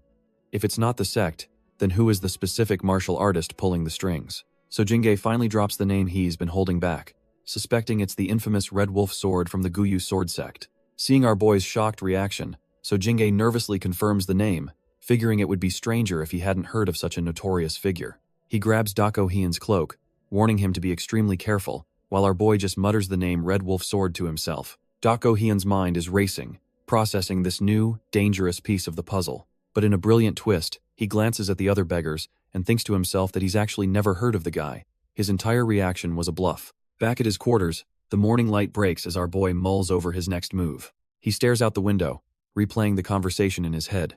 In the end, he had to admit to himself that his bluff got him nowhere. He flashes back to the night before, recalling how he told the beggars he had no intel on the Red Wolf sword and needed their help. So Jingge had offered him a drink, and our boy, trying to play it cool, just asked if it was only tea. The beggar leader poured him a cup, and Dako Hyun's plan was simple. Humor the man and get him to spill everything. He figured he'd just have a small taste to get the information flowing, but he hadn't considered one critical factor. The moment the wine hits his tongue, he's absolutely dumbfounded. The flavor is unlike anything he's ever tasted. So Jingge just smirks, knowing full well he's served up some legendary stuff. The beggar reminisces about how long it's been, but then eyes Dako Hyun with suspicion, wondering why a supposed martial artist seems so new to the world. Back in the present, Dako Hyun admits to himself that he just kept drinking because the wine was just that good. He failed to get any intel, but he's not sweating it, figuring he's already got a solid idea of what's going on. As he opens the door to his room, he wonders what choices the beggars will make now that he's stirred the pot. With some time to kill, our boy decides he might as well enjoy the legendary wine he managed to snag. Later that night, under a full moon, His quiet evening is about to be interrupted. Suddenly, Mu Jin and Mu Hua appear outside his room, catching the unmistakable scent of alcohol in the air. Dako Hyun turns to face them, his relaxed mood instantly vanishing as he gets down to business. He sits down and coldly demands to know what they've learned during their investigation. But Mu Hua isn't having it. She immediately calls him out, asking if he was just sitting here drinking while they were working. He flatly denies it, refusing to repeat himself and once again demanding they give him their report, his tone leaving no room for argument. Mu Jin begins his report, explaining that a group of underworlders has filled the power vacuum and taken control of Posung. Mu Hua chimes in, describing them as a bunch of evil bastards who rob and murder civilians without a second thought. The biggest problem, Mu Jin adds, is that these thugs know martial arts, which makes them a huge threat to ordinary people. Dako Hyun gives them a rare compliment for their good work, then announces it's his turn to share what he's uncovered. He confirms their information is accurate but tells them there's a huge hole in the story that they need to be skeptical of. Our boy cuts right to the chase, asking the one question that matters. How did these lowlifes learn martial arts? He acknowledges that getting your hands on a book for some third-rate techniques is laughably easy. But he scoffs at the idea that these particular thugs, who'd sooner burn a book for warmth, would ever bother to study one. It's just too unlikely, he concludes. Someone must have actively helped them, teaching them how to fight. He then drops the bomb. He already knows who did it, but the reason why is still a mystery, leaving them all dumbfounded. Mu Jin can't take the suspense and asks who this mysterious backer is. Dako Hyun just sits there calmly, letting the tension build for a moment. He then drops the name of their target, the infamous Red Wolf Sword. And the real kicker? He's from the Nine Hells Sword sect, leaving the disciples utterly speechless. Mu Jin is completely floored. This means they're not just dealing with some trash-tier criminals anymore. Our boy then casually suggests they just ambush the whole group and wipe them out, asking what they think. The disciples are dumbfounded, wondering if he's seriously proposing a war with a major sect. Mu Cheol, ever the cautious one, insists they must report this to the elders before doing anything rash, and Mu Jin quickly agrees. Dako Hyun just gives them a sly look, clearly unimpressed with their by-the-book thinking. Mu Hua chimes in too, agreeing with her senior disciples that reporting is the only logical choice. But Mu Hua, filled with a sense of justice, declares that they need to stand up to them. Mu Jin, however, immediately shuts that down with a hard no. He reminds them of their reality. Manhwa is still reeling from a massacre and can't afford a war with a major sect. Our boy Dako Hyun just sits there, arms crossed, completely unfazed by the warning that it's too dangerous. Mu Jin presses on, explaining that if the Nine Hells Sword sect is really involved, it could trigger a full-blown war. Dako Hyun finally stands, telling him not to worry because something like that is never going to happen. Mu Jin is dumbfounded, asking how he can be so sure, but Dako Hyun simply says this isn't their style. He then lays out the facts. The Nine Hells Sword sect is tyrannical and would attack head-on, not with sneaky schemes.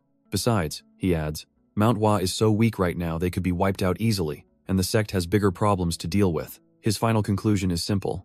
It's not the Nine Hells Sword sect, and even if it is, they won't start a war over this. With the explanation over, our boy tells them it's time to go, but Mu Jin is still reeling, asking where they're even headed. Mu Jin demands to know where he got such specific information and if he's sure it's trustworthy. Dako Hyun calmly reveals his source, the beggar sect. Mu Jin is utterly dumbfounded. He can't believe his ears. Turns out, the beggar sect is an orthodox organization, not just a bunch of random vagrants.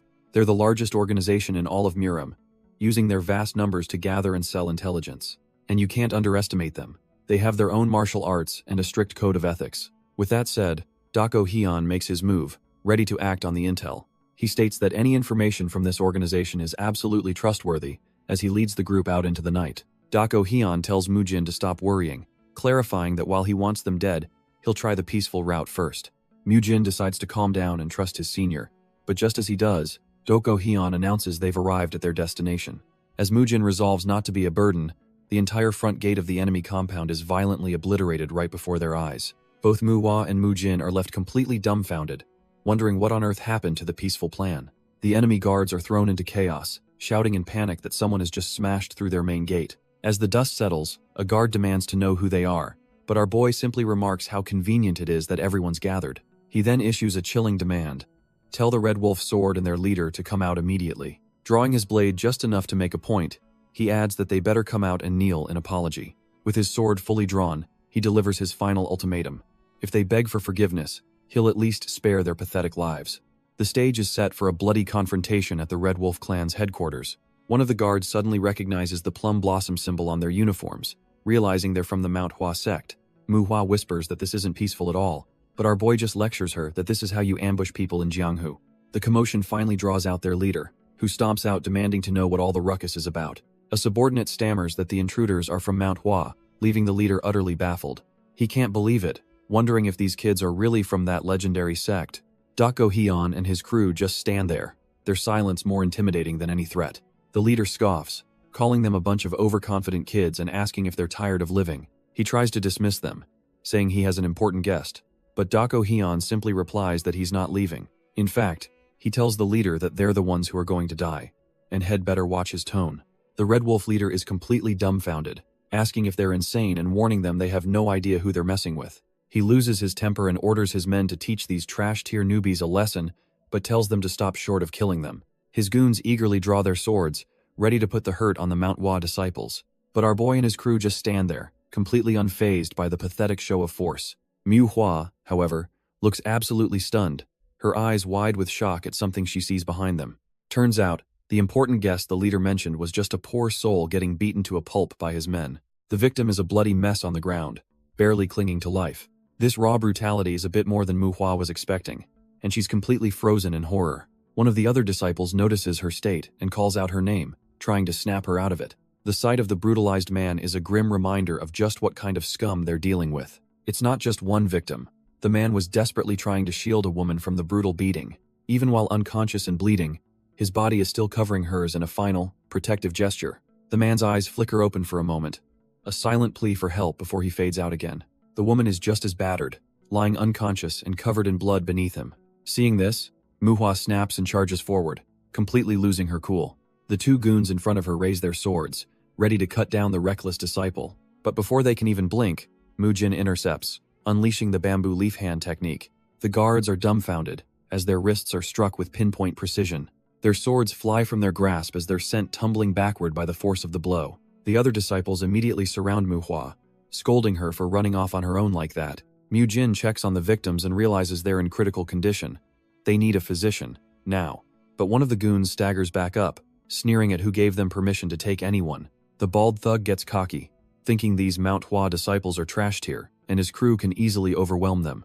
Their leader, a stern-looking man with gray hair, watches his men regroup for another assault. Our boy Dako Hyun just observes, thinking Mujin went easy on them and scoffs at her soft-heartedness. The gray-haired leader then calls out Manhwa for hesitating to kill, before his eyes lock onto Dako Hyun, who's just been standing there. He sees Dako Hyun's bored expression not as arrogance, but as pure confidence, and decides a one-on-one fight is a bad idea. The leader's new plan is simple: help his men crush the other disciples. Then they'll all jump Dako Hyun together. Suddenly, he charges forward, yelling encouragement to his men, but completely ignores Dako Hyun, leaving him dumbfounded. Dako Hyun is confused for a second, but then a slight smirk appears as he realizes this is the exact chaotic situation he wanted. Dako Hyun smirks, realizing these disciples are total rookies to the Jianghu, knowing absolutely nothing about real fights. Manhwa is completely caught off guard by the underhanded tactics these thugs are using. They're used to honorable duels, not street brawls where people throw dirt and spit to gain an edge. Unlike the Black Knight Palace incident, there are no seniors to bail them out this time. They're completely on their own. It's a simple, brutal equation. If they don't kill these guys, they're the ones who are going to die. Manhwa finds herself on the ground with a blade to her neck, a harsh lesson that skill level means nothing in a fight for your life. Our boy watches from a distance, thinking this is exactly the kind of wake-up call they all needed. But just as he's about to write them all off, he notices something an exception to the rule. His gaze lands on one disciple who isn't struggling in the slightest. Turns out Muchael is cut from a different cloth, effortlessly handling the thugs like they're nothing. A bald thug charges in screaming, but Muchael just gives him a look of utter boredom. With a simple, clean move, he sends the attacker face-planting into the dirt. Another one of these goons thinks he can get the drop on him, reaching for his sword, but Muchael's reflexes are just on another level, stopping the blade before it's even drawn. He twists the thug's arm and slams him into the ground, neutralizing him instantly. A nearby guard is left completely dumbfounded, realizing he's picked a fight with a monster. Just as he clears his area, a new, masked enemy with a chilling aura steps out of the shadows. The sudden appearance of a real killer finally wipes the calm expression off Muchael's face. Meanwhile, Dako Hyun's attention is drawn to the guard's actual leader, who's finally making a move. The gray-haired veteran grins sadistically, revealing his scummy tactic. He's going to hunt down the weakest disciple first. The gray-haired leader makes his move, slamming poor Manhwa into the ground with overwhelming force. The other Red Wolf goons are completely stunned, shouting that their leader has been taken down. So Jingge starts to panic, asking his comrades what they should do now that they're facing a monster. From a balcony above, their true boss calmly tells them to pick another target. He declares that whoever kills the Manhwa kids will be promoted to the new leader, trying to incite a bloodthirsty frenzy. The disciples are horrified as they finally recognize the man's infamous title, the Red Wolf Sword. But our boy Dako Hyun is completely unfazed, remarking that he was wondering when the real boss would finally crawl out. The Red Wolf Sword smirks, surprised and a little flattered that a young disciple from Manhwa knows who he is. He calls it an honor, but Dako Hyun immediately shuts him down with a simple no. He then clarifies that he only learned about him yesterday, a casual dismissal that leaves the legendary mercenary utterly dumbfounded. Our boy just smirks, telling the mercenary he doesn't bother learning the names of weaklings. The Red Wolf Sword is furious, scolding him for speaking like a demonic artist instead of a proper disciple. He crushes his cup, a clear sign that he's done talking and is ready to fight. Leaping down, he warns Dako Hyun that he's going to have to give this fight his all. Dako Hyun just stares back, questioning if he really needs to go all out for someone like him. He then casually states that he's not so sure about that. He asks the mercenary if he's even strong enough to be worthy of his full strength. But before the Red Wolf Sword can even react, Dako Hyun is already behind him, grabbing his head in a vice grip. In a flash, he slams the legendary mercenary's face straight into the unforgiving stone ground. The fight is over in an instant as the Red Wolf Sword's weapon clatters uselessly beside him. The Red Wolf Sword tries to counterattack, but our boy is already moving, dodging with impossible speed. The mercenary is completely dumbfounded, wondering how he's moving so fast. He realizes with horror that he didn't just miss the attack. He didn't even see his feet move. The old man is sweating bullets, trying to process the massive gap in their power. Hes confused why Dako Hyun hasn't even bothered to draw his sword yet. He tries to rationalize it, refusing to believe some young punk could be on a higher level than him. But Dako Hyun isn't thinking about any of that.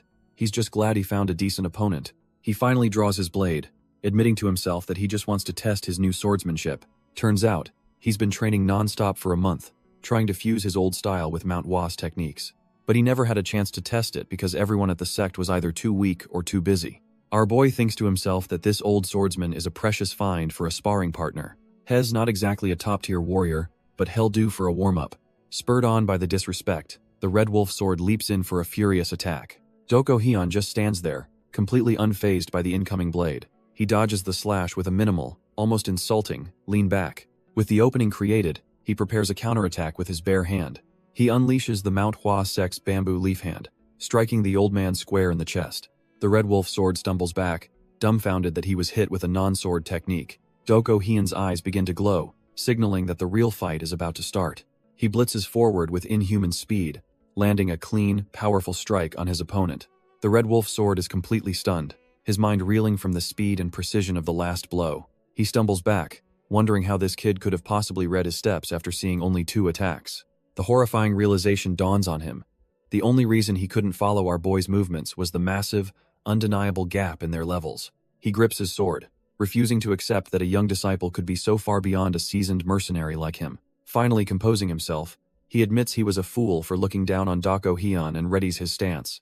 With a grimace, he declares that the time for games is over. He's about to go all out. He puts every ounce of his strength into a final, desperate lunge. Dako Hyun just watches the incoming attack with a look of utter boredom, as if swatting a fly. The Red Wolf Sword unleashes his ultimate technique, a ferocious golden wolf made of pure energy that barrels towards our boy. The other Manhwa disciples can only watch in horror, screaming for their senior brother to be careful. But our boy simply meets the attack with his own, unleashing the falling plum blossom sword. The so-called ultimate technique shatters into nothing more than harmless, glowing petals. Dako Hyun casually remarks that the Redbud sword technique is fierce, but riddled with openings. To make matters worse, he points out that the old man hasn't even learned the second half of it, leaving the mercenary dumbfounded. Before the Red Wolf Sword can even process how he knows this, Dako Hyun closes the distance in a flash. The mercenary is thrown completely on the defensive, barely parrying a storm of blindingly fast strikes. He grits his teeth, trying to keep up, but he can't shake the feeling that something is terribly wrong. In his mind, he's certain he blocked every single attack, but a sudden sharp pain tells a different story. He glances down, confused, wondering if it was an illusion or just a rapid sword technique he couldn't perceive. But the clean, deep gash on his shoulder is all the proof he needs. He was hit without even realizing it. Before he can even react, The air is filled with the sound of slicing as blood flies. His underlings, including So Jingae, can only stare in utter disbelief at the scene unfolding. It wasn't just blood. A lock of the mercenary captain's hair drifts to the ground, a sign of total humiliation. The Red Wolf sword touches his face, feeling the fresh, bloody gash now carved permanently across his eye. But the physical pain is nothing compared to the ice-cold realization that Dako Hyun deliberately avoided a fatal blow. He watches our boy's back, wondering why he was shown mercy, recalling he's been held back on from the very beginning. He tries to push the question aside, telling himself the reason for the kid's restraint doesn't matter. What truly plagues his mind is the source of this monstrous strength in someone so unbelievably young. Gritting his teeth, he seethes, wondering if he's just run into another one of those damned, heaven-sent talents. His pride completely shatters, and he roars in fury, screaming that this kid has no right to look down on him. Finally pushed to his limit, the Red Wolf sword roars that he's from the Nine Hells sword sect and unleashes his ultimate technique. 3 massive golden wolves made of pure energy lunge towards our boy, but Dako Hyun doesn't even flinch. He just raises his blade, preparing a single, clean slice to counter the flashy, oversized attack. In the blink of an eye, the wolves vanish, and the mercenary captain is sent flying, his body torn apart by the counter. Mu Chaol and the other guards are completely dumbfounded, unable to process what they just witnessed. The Red Wolf sword struggles to his knees, his body and pride utterly shattered. His mind flashes back through his entire life, recalling that he was already a seasoned warrior when this kid was still in diapers. He can't comprehend how decades of his relentless effort could be so effortlessly destroyed in a single moment. The old mercenary realizes with horror that he couldn't even follow his opponent's movements, let alone land a scratch. He screams in absolute despair, questioning why his entire life's work is being treated like it's nothing. His mind flashes back to a different monster, a demon with a stitched-up face who slaughtered his enemies with the same terrifying ease. The mercenary captain finally collapses, accepting the cruelest truth of the martial world. There's nothing as unfair as raw talent. He realizes his entire life's work was just a stepping stone for some young prospect to make a name for himself. With his dying breath, he spits out that our boy must be a rising star from the Nine Hells sword sect. Dako Hyun is just dumbfounded, having absolutely no clue what this old man is rambling on about. The captain continues his rant, saying it must feel nice to get all that glory by cutting him down. But he tells him to enjoy the fame while he can, because he's fated to die just like him. He warns that once the Nine Hells sword sect learns of his death, they'll hunt our boy down. But Dako Hyun just thinks he's being awfully chatty for a dying man. A swift kick to the chest is all it takes to silence the old mercenary for good. Standing over the corpse, Dako Hyun coldly dismisses the man's final words as nothing more than an inferiority complex. But as Dako Hyun looks closer, he spots a tattoo on the man's chest, realizing he was part of the Otherworld unit. Our boy knows all about the Nine Hells sword sect's 3 main divisions, the Otherworld, Hell, and Despair units. He recalls that the Otherworld unit is basically the trash tier division, completely sidelined from any real power. It all starts to click. He finally understands why a major sect at war would be messing around in this backwater region. Their official mission was just to provide rear support, a boring guard duty assignment for the weakest unit. But these ambitious fools went rogue, trying to rack up their own merits by stirring up trouble on the side. The dying mercenary is completely dumbfounded, asking how he could possibly know all this. But Dako Hyun just scoffs. He tells him not to expect any backup, because the Otherworld unit will do everything in its power to hide his death. After all, by going rogue, they've given the other 2 units the perfect excuse to purge them for insubordination. The mercenary chokes on his own blood, realizing he's not just dead, he's been a pawn in a game that will get his entire unit annihilated. Our boy just scoffs, asking if he really thinks a trash-tier group like the Otherworld unit could possibly scare him. After all, this is the man who faced the entire Nine Hells sword sect all by himself in his past life. Unfortunately, for one onlooker, he's just witnessed the entire bloodbath firsthand. The old man, So Jingae, is absolutely petrified, realizing he's next on the chopping block. As Dako Hyun turns his back, So Jingae sees a sliver of a chance to escape notice. He immediately drops to the ground, trying to play dead or invisible. The poor guy literally starts digging his face into the dirt, hoping our boy just walks away. He desperately tells himself that he saw nothing, that he wasn't even here. His fists clench in pure terror as he repeats the mantra in his head. But it's no use. A hand grabs him by the hair, and Dako Hyun lifts him up like a sack of potatoes. With ice in his veins, Dako Hyun orders the terrified man to stop lying there and deal with the aftermath immediately. So Jingae, practically wetting himself, stammers out a pathetic "yes sir," ready to do anything to survive.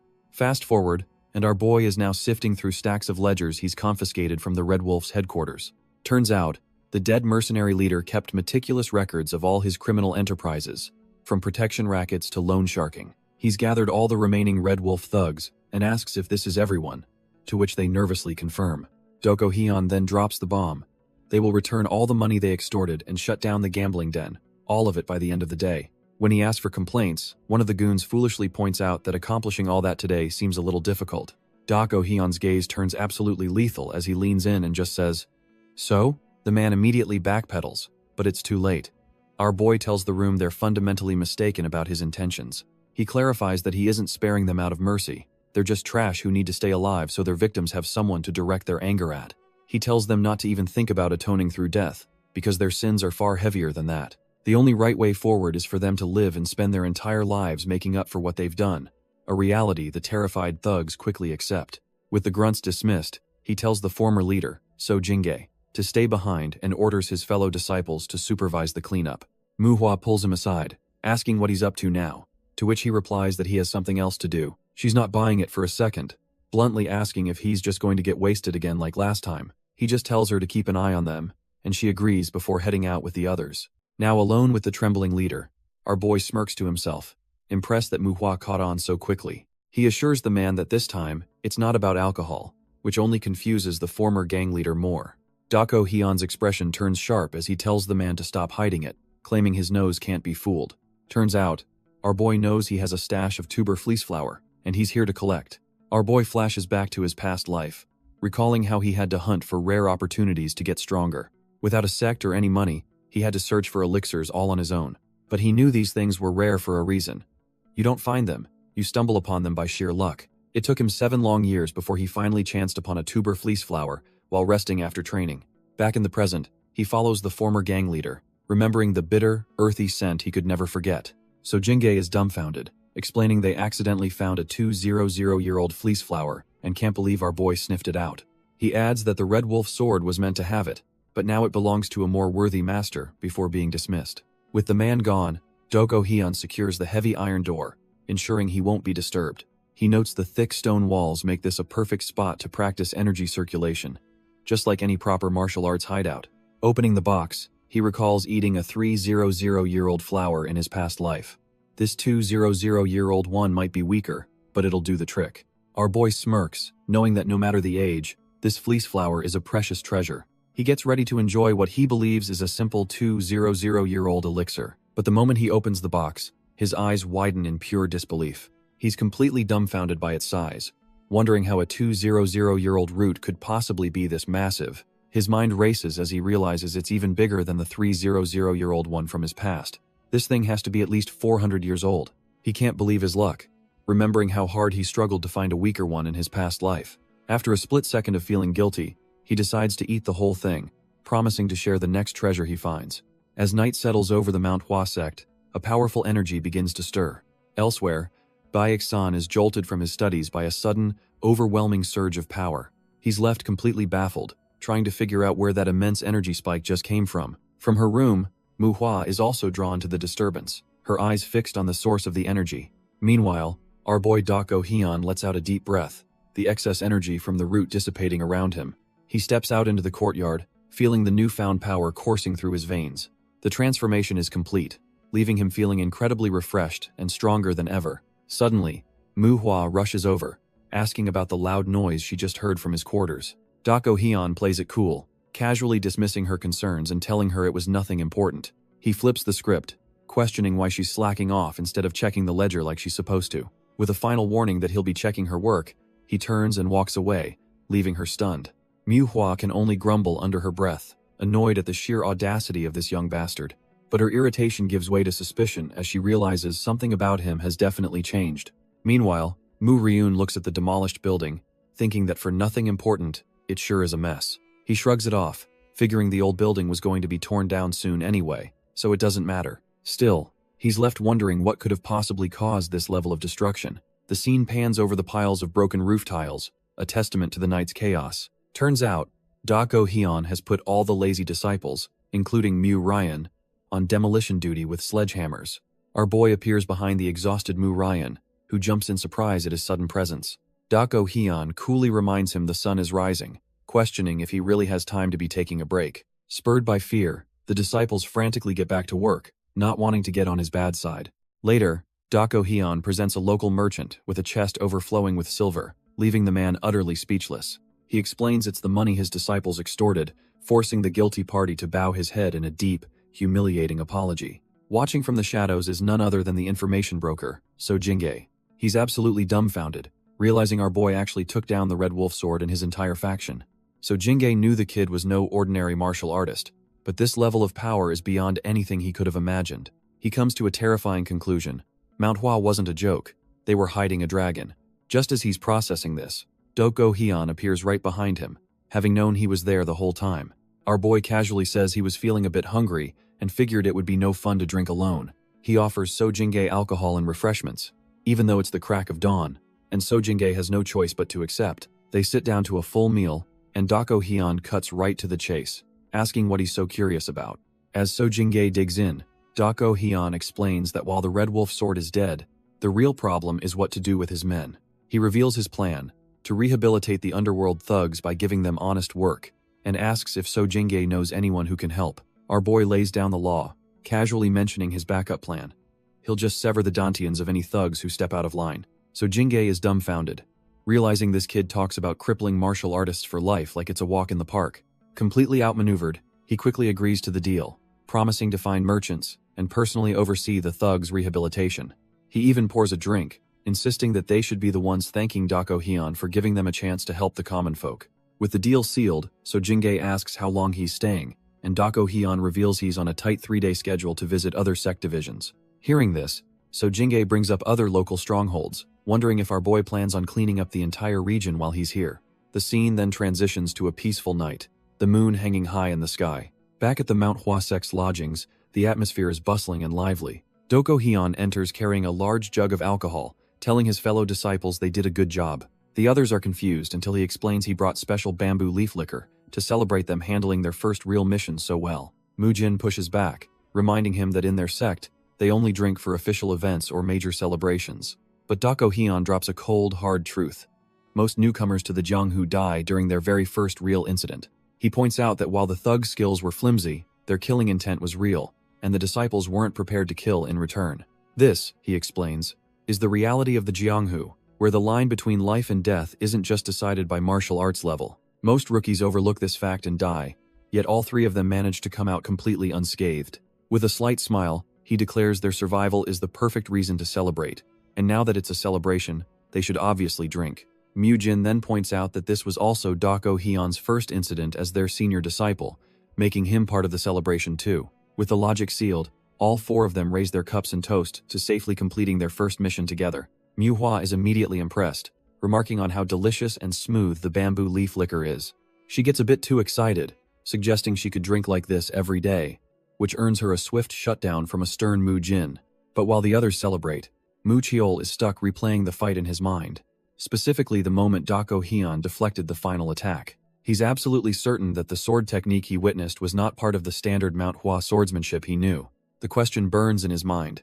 He feels an overwhelming need to understand what he just saw. Breaking the cheerful mood, Mucheol addresses Dako Hyun directly, saying he has a question about his battle with the Red Wolf sword. He explains that while our boy started with Manhwa techniques, the moment he deflected the enemy's strike, his swordsmanship morphed into something completely alien. Mucheol astutely points out that the power was too concentrated, and the movements lacked the usual smooth curves of their sect's style. Dako Hyun is genuinely taken aback, thinking he hadn't expected any of the disciples to be watching him that closely during the chaos. He recalls the technique, acknowledging that it was indeed imbued with the principle of weight, a core tenet of his old style. This principle of weight and power was the foundation of the Dako sword technique, which he himself invented in his past life. Hess dumbfounded that Mucheol noticed him simply adding that principle to a basic Manhwa combo, but also notes the kid was right, it wasn't their sect's technique at all.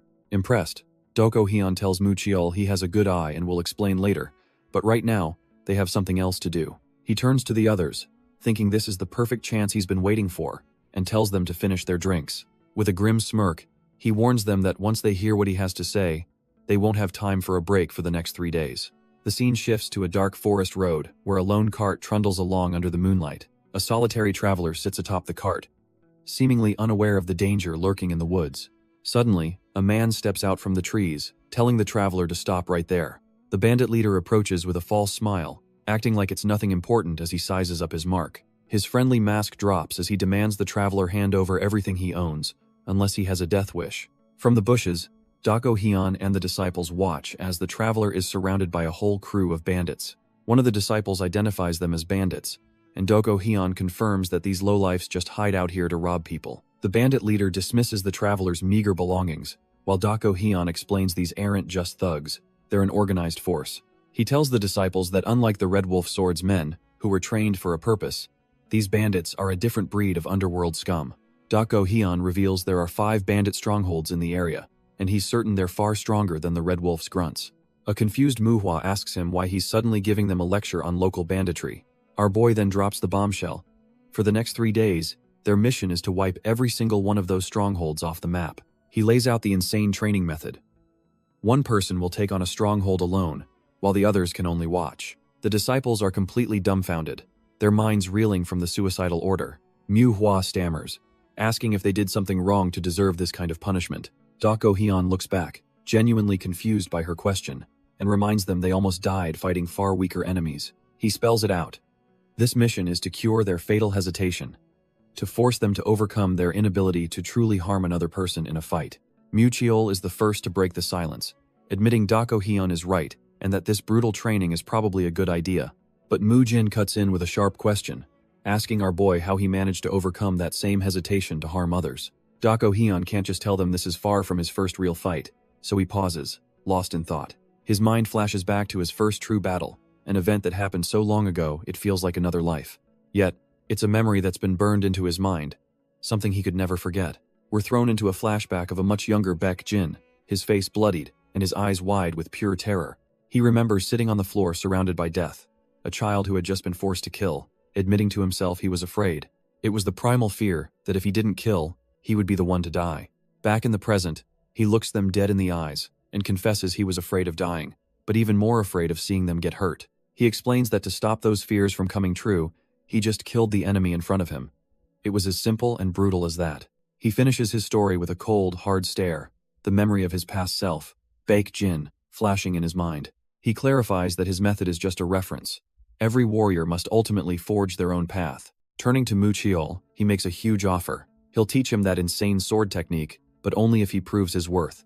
Since it's their first night on the job, our boy decides a live demonstration is in order, telling them all to watch and learn.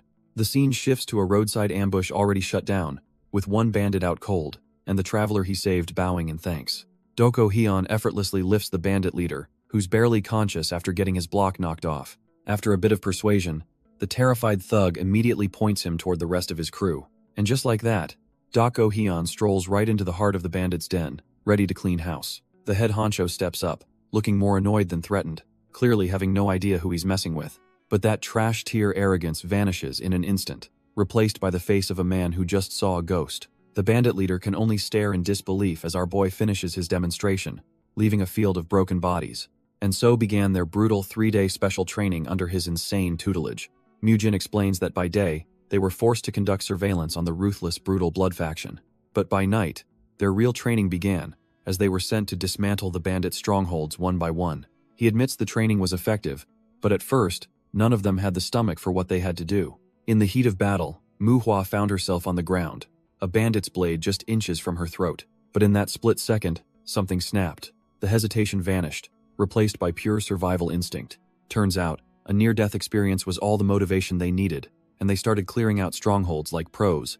However, while most of the disciples were adapting to this kill-or-be-killed world, Mujin was clearly struggling, unable to make that final, bloody leap. Watching from the sidelines, Dako Hyun realizes Mujin's problem isn't skill, he's actually better than the others. The kid's fatal flaw is that he's more afraid of hurting people than he is of dying himself. Dako Hyun knows why he's like this, but there's nothing he can do about it. This is a demon that Mujin has to conquer all on his own. With the mission over, Dako announces they've cleared all the strongholds in just 2 days instead of 3. He tells them to rest up because they're leaving tomorrow, and the disciples gratefully agree. But Manhwa asks what they're doing today, reminding him he promised to teach Mucheol a new technique. Her face just drops when he says they're all training, realizing he's about to work them to the bone again.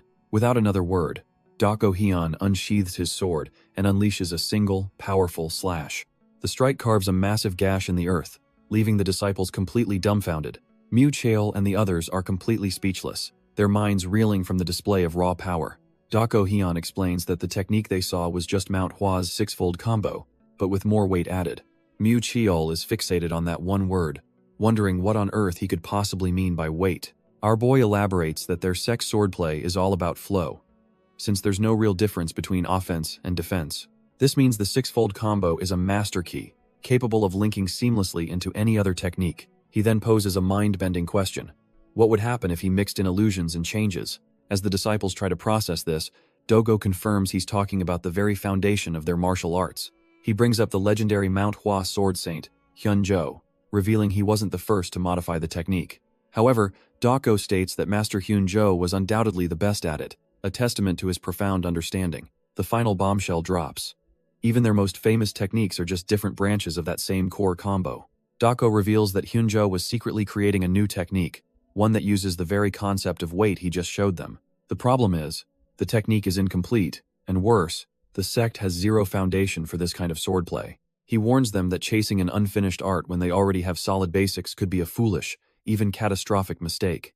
There's a reason the sword saint kept it under wraps. He knew an incomplete art would only sow chaos and confusion. So, he puts Mu Chaol on the spot, asking if this dangerous, unfinished path is truly what he wants. Mu Chaol's resolve is unshakable. He stares back with dead certainty and confirms his choice. With no hesitation, he formally asks Dako to teach him the forbidden technique, ready for whatever comes next. And with that one sentence, Mu Chaol's personal hell training officially begins as the others watch on. The scene shifts to the next day, and the two of them are still standing in the exact same spot, not having moved an inch. Manhwa is completely over it, looking utterly bored and wondering how long they have to watch this weird staring contest. Finally cracking, Manhwa turns to Mu-jin, completely done with this whole spectacle. She whispers that they should just make a run for it, leaving these two weirdos to their staring contest. But just then, Dako Hyun's voice cuts through the silence, telling Mu Chaol his approach is all wrong. He explains that Mu Chaol is stuck on the principle of illusion and needs to grasp the principle of weight to see the difference.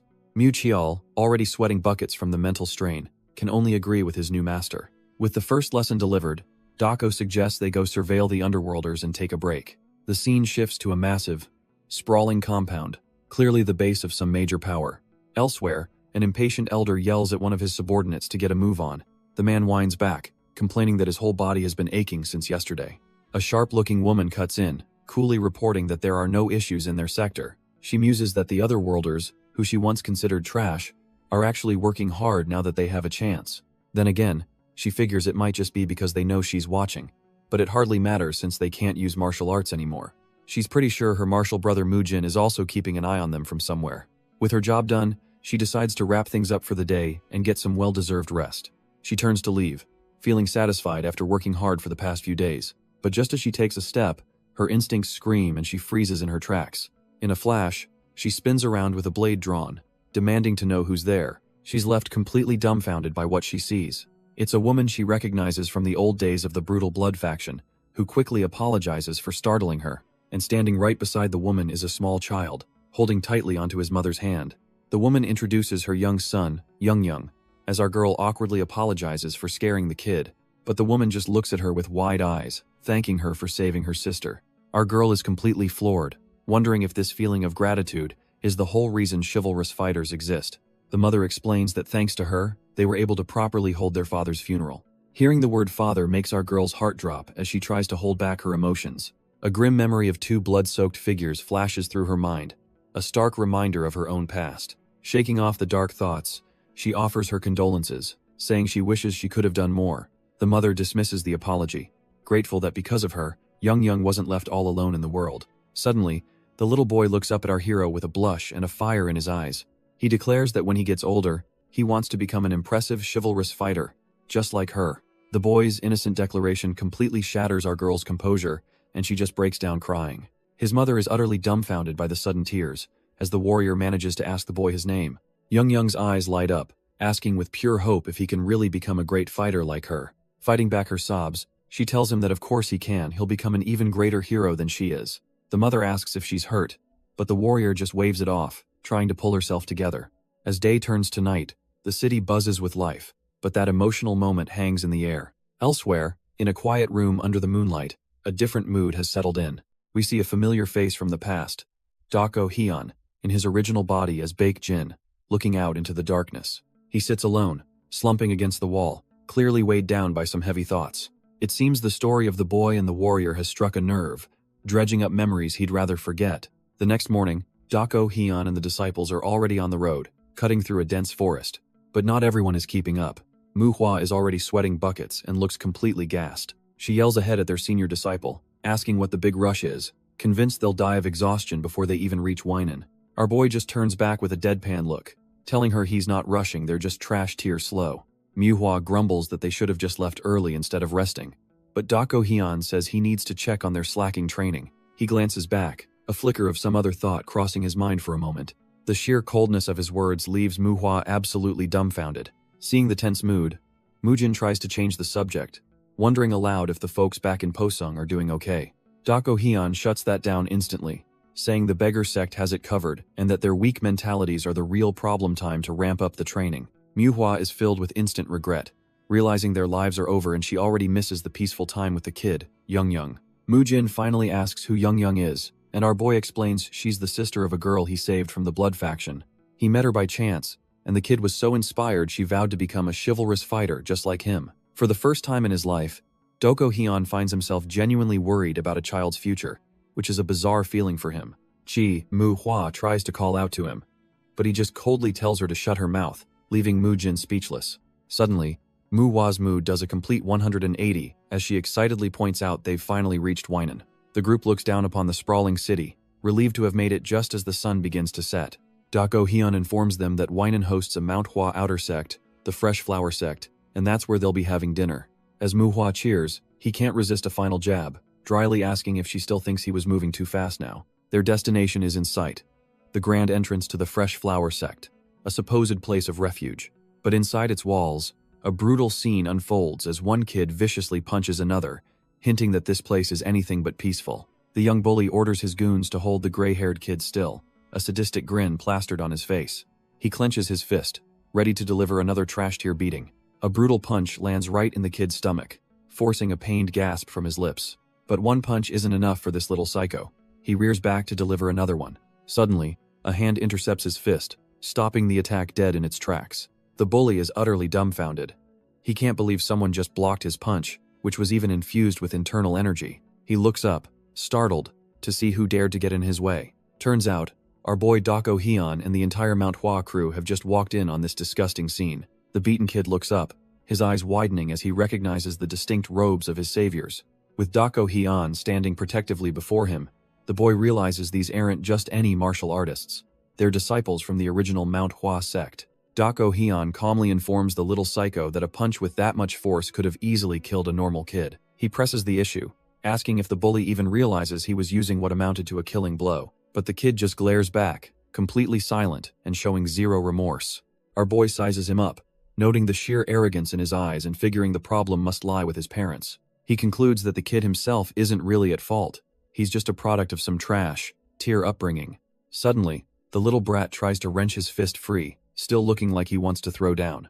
Dako Hyun is genuinely surprised by the kid's absolute lack of fear. He warns the punk that glaring at someone when you're clearly in the wrong is a good way to get smacked. But instead of backing down, the kid grabs Dako Hyun's robes, questioning if this is how an orthodox sect is supposed to act. Dako Hyun is momentarily dumbfounded, only to look down and see the kid he just saved staring up at him. The gray-haired kid he just rescued looks up at him, a silent plea in his eyes. Our boy just stares back, processing this whole ridiculous turn of events. He finally turns to the bullies and tells them to get lost before he personally kicks them out. The little punks finally take the hint and retreat, leaving Dako Hyun's group with the victim. Without warning, the kid snaps into a formal martial arts salute, showing some serious discipline. He introduces himself as Lim Sanha of the Fresh Flower sect, and formally thanks them for their help. Dako Hyun, playing his part perfectly, introduces himself as Manhwa of the Manhwa sect. Manhwa steps forward, asking the young boy if he's hurt, but he quietly says he's fine. She then asks just who those brats were, and he reveals they were from the Great Truth sect. When she presses for why they were bullying him, he admits their two sects have never been on good terms. Lim Sanha explains that once the Great Truth sect realized they were stronger, their young leader started throwing his weight around. Mujin cuts in, asking the obvious question, does his sect leader even know this is happening? Turns out, he does. Lim Sanha used to fight back and win, which prompted his sect leader to try and resolve things diplomatically. But the meeting was a disaster.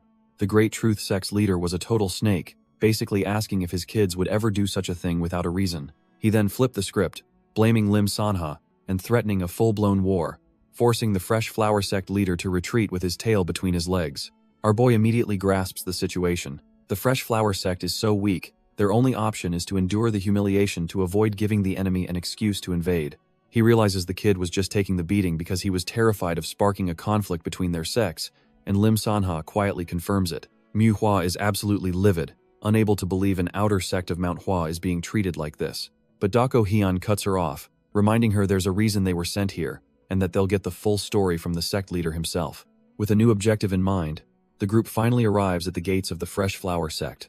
As they enter, the local disciples are completely dumbfounded, recognizing the prestigious visitors from the main sect. The sight of our boy and his crew, led by the little Lim Sanha, is enough to make everyone stop and stare. But Dako Hyun immediately clocks something strange. Main sect disciples wear red plum blossoms, but these guys all have white ones, marking them as an outer sect. An older man with long gray hair steps forward, confirming he's been waiting for them. Dako Hyun, introducing himself as Mu Hui, offers a formal greeting on behalf of the Manhwa sect. The man returns the gesture, introducing himself as Lim Muguk, the leader of the Fresh Flower sect. Lim Muguk is quick to praise our boy's reputation for crushing the brutal blood faction, though Dako Hyun dryly corrects the rumor that it happened overnight. The sect leader then turns to his son, Lim Sana, asking if he was the one who brought them here. After getting a quiet confirmation, Lim Muguk gives his son a look of approval, clearly proud of the boy's work. With the pleasantries out of the way, he invites the group inside to finally get down to business. Inside the Fresh Flower sect's main hall, the group settles in for a serious discussion. Our boy takes a sip of tea, his sharp senses immediately picking up on its unique quality. He notes its aroma is even richer than Manhwa's famous tea, though Lim Muguk humbly brushes off the compliment. The old sect leader gets a nostalgic look, saying he still remembers Manhwa's tea, and hopes to visit again. Dako Hyun cuts through the small talk, assuring him it's their duty to help the outer sects. He then gets straight to the point, asking Lim Muguk to lay out the current state of the Fresh Flower sect. The atmosphere shifts as the old man sighs, admitting that their situation is, frankly, pretty dire. Dako Hyun correctly guesses the Great Truth sect is involved, and Lim Muguk explains that things were fine when they were equals. Our boy presses further, asking if everything changed after the Shangzi massacre, and the leader grimly confirms his suspicion. Ever since their rivals learned how much damage the Fresh Flower sect suffered, they've been getting bolder, provoking them at every turn. Lim Muguk confesses that even his own son is being bullied by their rivals, and Dako Hyun realizes he knew all along. The old leader admits his son tried to hide it, but he's trapped, knowing that retaliation is exactly what the Great Truth sect wants. He grips his teacup, explaining that his rivals are just looking for any excuse to absorb his sect. Feeling utterly powerless, he laments that he has failed as both a father and a sect leader. Mujin cuts through the despair, asking why he never reached out to the Manhwa sect for help. The old man explains he was waiting for Manhwa to recover, but now feels immense relief that they've finally arrived. He believes that just the presence of Manhwa's disciples will be enough to deter their enemies. But Mujin sees right through him, bluntly stating that the old man doesn't truly believe in their strength. Dako Hyun is momentarily taken aback by his companion's sharp accusation. Our boy then drives the point home, asking if he really trusted them. Why did he let his son's face get beaten to a pulp? Manhwa is completely dumbfounded, wondering what face Dako Hyun is even talking about. Lim Muguk tries to play it off with a nervous laugh, insisting that to distrust them would be to distrust Manhwa itself. He puts on a fake smile, asking how a lowly outer sect leader like him could ever dare to not trust them. He quickly tries to change the subject to dinner, but Dako Hyun is internally seething that their offer of help is being brushed aside. Our boy gets it though. The old man probably got his hopes up hearing about Manhwa's exploits, only to see just 4 kids arrive. Turns out, that's exactly what happened. Lim Muguk's first thought upon seeing them was that they were far too young to be useful. He decided his only option was to treat them well and send them packing before they got themselves killed trying to help his sect. But he then recalls patting his son's head, remembering the kid brought them here for everyone who had suffered. He praised his son for a job well done, all while feeling a pang of guilt for the young disciples he was about to use. Back in the present, Lim Muguk realizes he was the one acting like a child, unable to even mask his bitter disappointment. Lim Muguk is genuinely impressed, realizing our boy is observant enough to have read his disappointment in a split second. But before he can continue, Dako Hyun cuts him off, stating that the Manhwa disciples will handle their own dinner. Manhwa is absolutely dumbfounded by his sudden declaration, thinking he's being unbelievably rude. The old sect leader, however, admits to himself that he was the rude one first and asks why they're refusing his hospitality. Doko Hyun calmly explains that it's a matter of principle. He can't accept anything from them until he's actually helped. His firm stance leaves everyone in the room completely stunned and silent. Manhwa is still trying to process his words, completely lost as to what's going on. A memory flashes through her mind of Doko Hyun's philosophy, to teach what it means to wield a sword with your entire being. She recalls him teaching that sometimes the only peaceful method in the Jianghu is to kick down the front door. Snapping back to the present, she stares at him, wondering what on earth has gotten into her senior disciple today. As they walk away from the Fresh Flower sect, the sun begins to set. Manhwa finally confronts Doko Hyun, pointing out how strange he is acting and demanding to know what's going on. She presses him for an answer, but our boy just gives her a side-eye, staying silent for now. The group is left completely baffled, following him away from the sect's main building. Once he's sure they're out of earshot, Doko Hyun stops and finally agrees to tell them everything. He drops a bombshell. The Fresh Flower sect's leader doesn't trust them one bit. Manhwa is dumbfounded, reminding him the leader said the Great Truth sect would back off. But Doko Hyun asks her if that didn't feel a little too convenient. He explains that a successor, even a child, is trained to be careful with their words and actions. For that kid to act so arrogantly meant something was seriously wrong. It felt like the Great Truth sect backing down was just a performance. Doko Hyun lays out the cold, hard truth. If 4 low-ranking disciples fought and lost, Manhwa's already shaky reputation would be shattered. He continues, explaining that if they fail, the Fresh Flower sect will be absorbed, and Manhwa will be branded as incompetent. Manhwa asks what they should do, but our boy simply says the solution is to not fail in the first place. She's still confused by his vague answer, but trusts that he must have some kind of plan cooking. And his plan, apparently, starts with a plate of dumplings at a local restaurant. Inside, they spot a couple of guys from the Great Truth sect, eating and drinking like they own the joint. Doko Hyun knew it. This is supposed to be Fresh Flower sect territory. Yet these thugs are acting like it's their personal dining hall. He tells the others to look closely at their eyes. They're not here for a meal, they're looking for victims. Just as he says that, a man with a top knot gets up and starts walking towards the thugs' table. The goons look up from their food, clearly annoyed by the approaching stranger. The newcomer has a smug grin on his face, looking like he's about to stir up some serious trouble. With a smug, almost apologetic look, the man starts talking, and he makes sure his voice carries. He loudly complains about the Great Truth sect raising protection fees, mocking them for acting like thugs. Manhwa is confused, wondering why this is happening in Fresh Flower sect territory, but Mu Chael notes the man started it. The other patrons whisper amongst themselves, calling the sect leeches but too scared to speak up. Our boy overhears everything, and a grim realization dawns on him. The Great Truth sect has already taken over. He explains that the locals are clearly fed up with the new fees, and this loudmouth is just the spark they needed. Seeing this chaos as a perfect opportunity, Doko Hyun tells his team not to intervene, no matter what. Manhwa is completely dumbfounded, questioning what he could possibly mean by just sitting back and watching. Just as predicted, one of the thugs has had enough and gets up, ready to shut the provoker up for good. But before he can take a single step, a hand clamps down on his shoulder, stopping him dead in his tracks. It's another thug, who calmly asks the loudmouth if his little performance was for their benefit. The entire tavern goes quiet as the 2 thugs loom over the table, but the provoker just smirks. The thug's patience wears thin, but the drunkard just confirms he meant every single word he said. He even doubles down, sarcastically asking if the thug is going to kill him for speaking his mind. His friend tries to intervene, telling him he's had too much to drink, but the man shoves him away, refusing to be silenced. He launches into a tirade, calling them out for hiding when the demonic cult was actually a threat.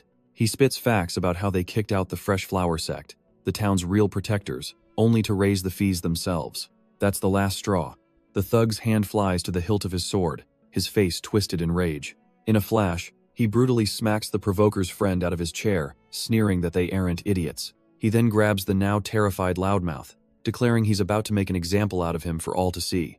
But just as the thug declares his right to punish anyone who insults the Great Truth sect, a pair of chopsticks intercepts his sword. The thug's hand is brutally struck, and he screams out in agony as his sword is stopped dead in its tracks. Turns out, our boy Doko Hyun caught the blade between 2 simple chopsticks, completely unfazed by the commotion. The thug's partner is dumbfounded, demanding to know who the hell this newcomer is. Doko Hyun doesn't even bother with a reply, instead moving in a blur and slapping the second thug with the back of his hand. The second-rate goon is sent flying through the air, crashing into a table and scattering food everywhere. The first thug is frozen stiff, unable to move a muscle, as he demands to know what kind of black magic Dako Hyun used on him. Our boy calmly rests his hand on his own sword, retorting that he's the one who should be asking questions here. He coldly asks the thug what kind of warrior pulls a blade on a civilian who knows nothing of martial arts. Dako Hyun thinks to himself that he always knew the line between orthodox and unorthodox was blurry. But this is just pathetic.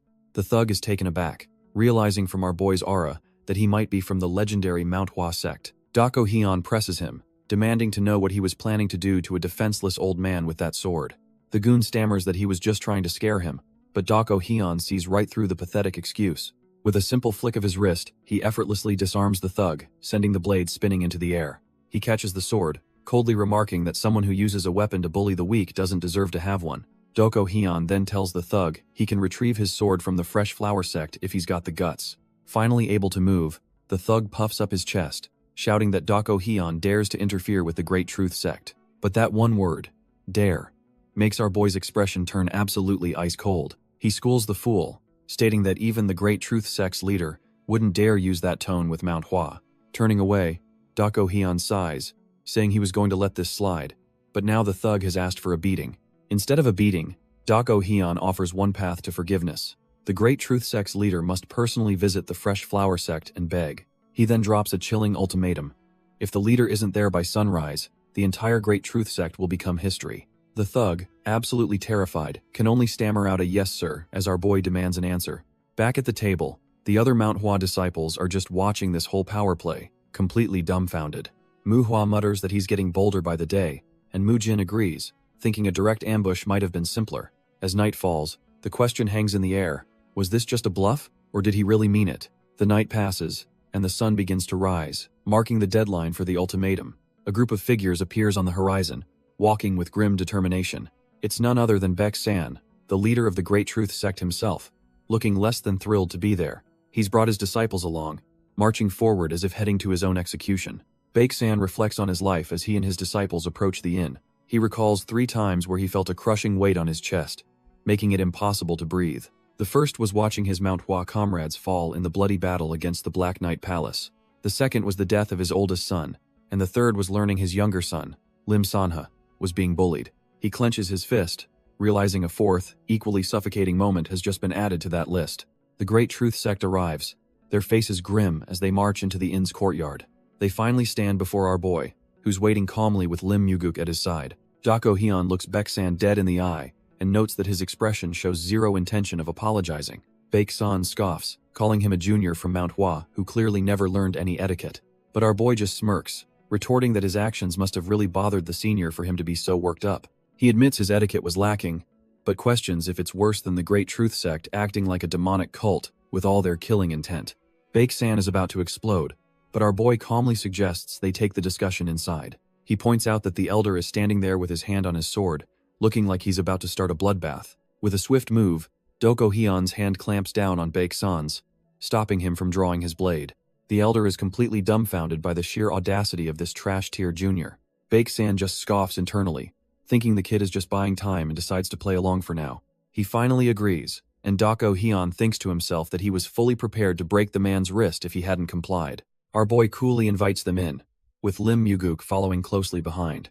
Lim Muguk breathes a sigh of relief, thinking to himself that for now, everything is going exactly as Dako Hyun planned.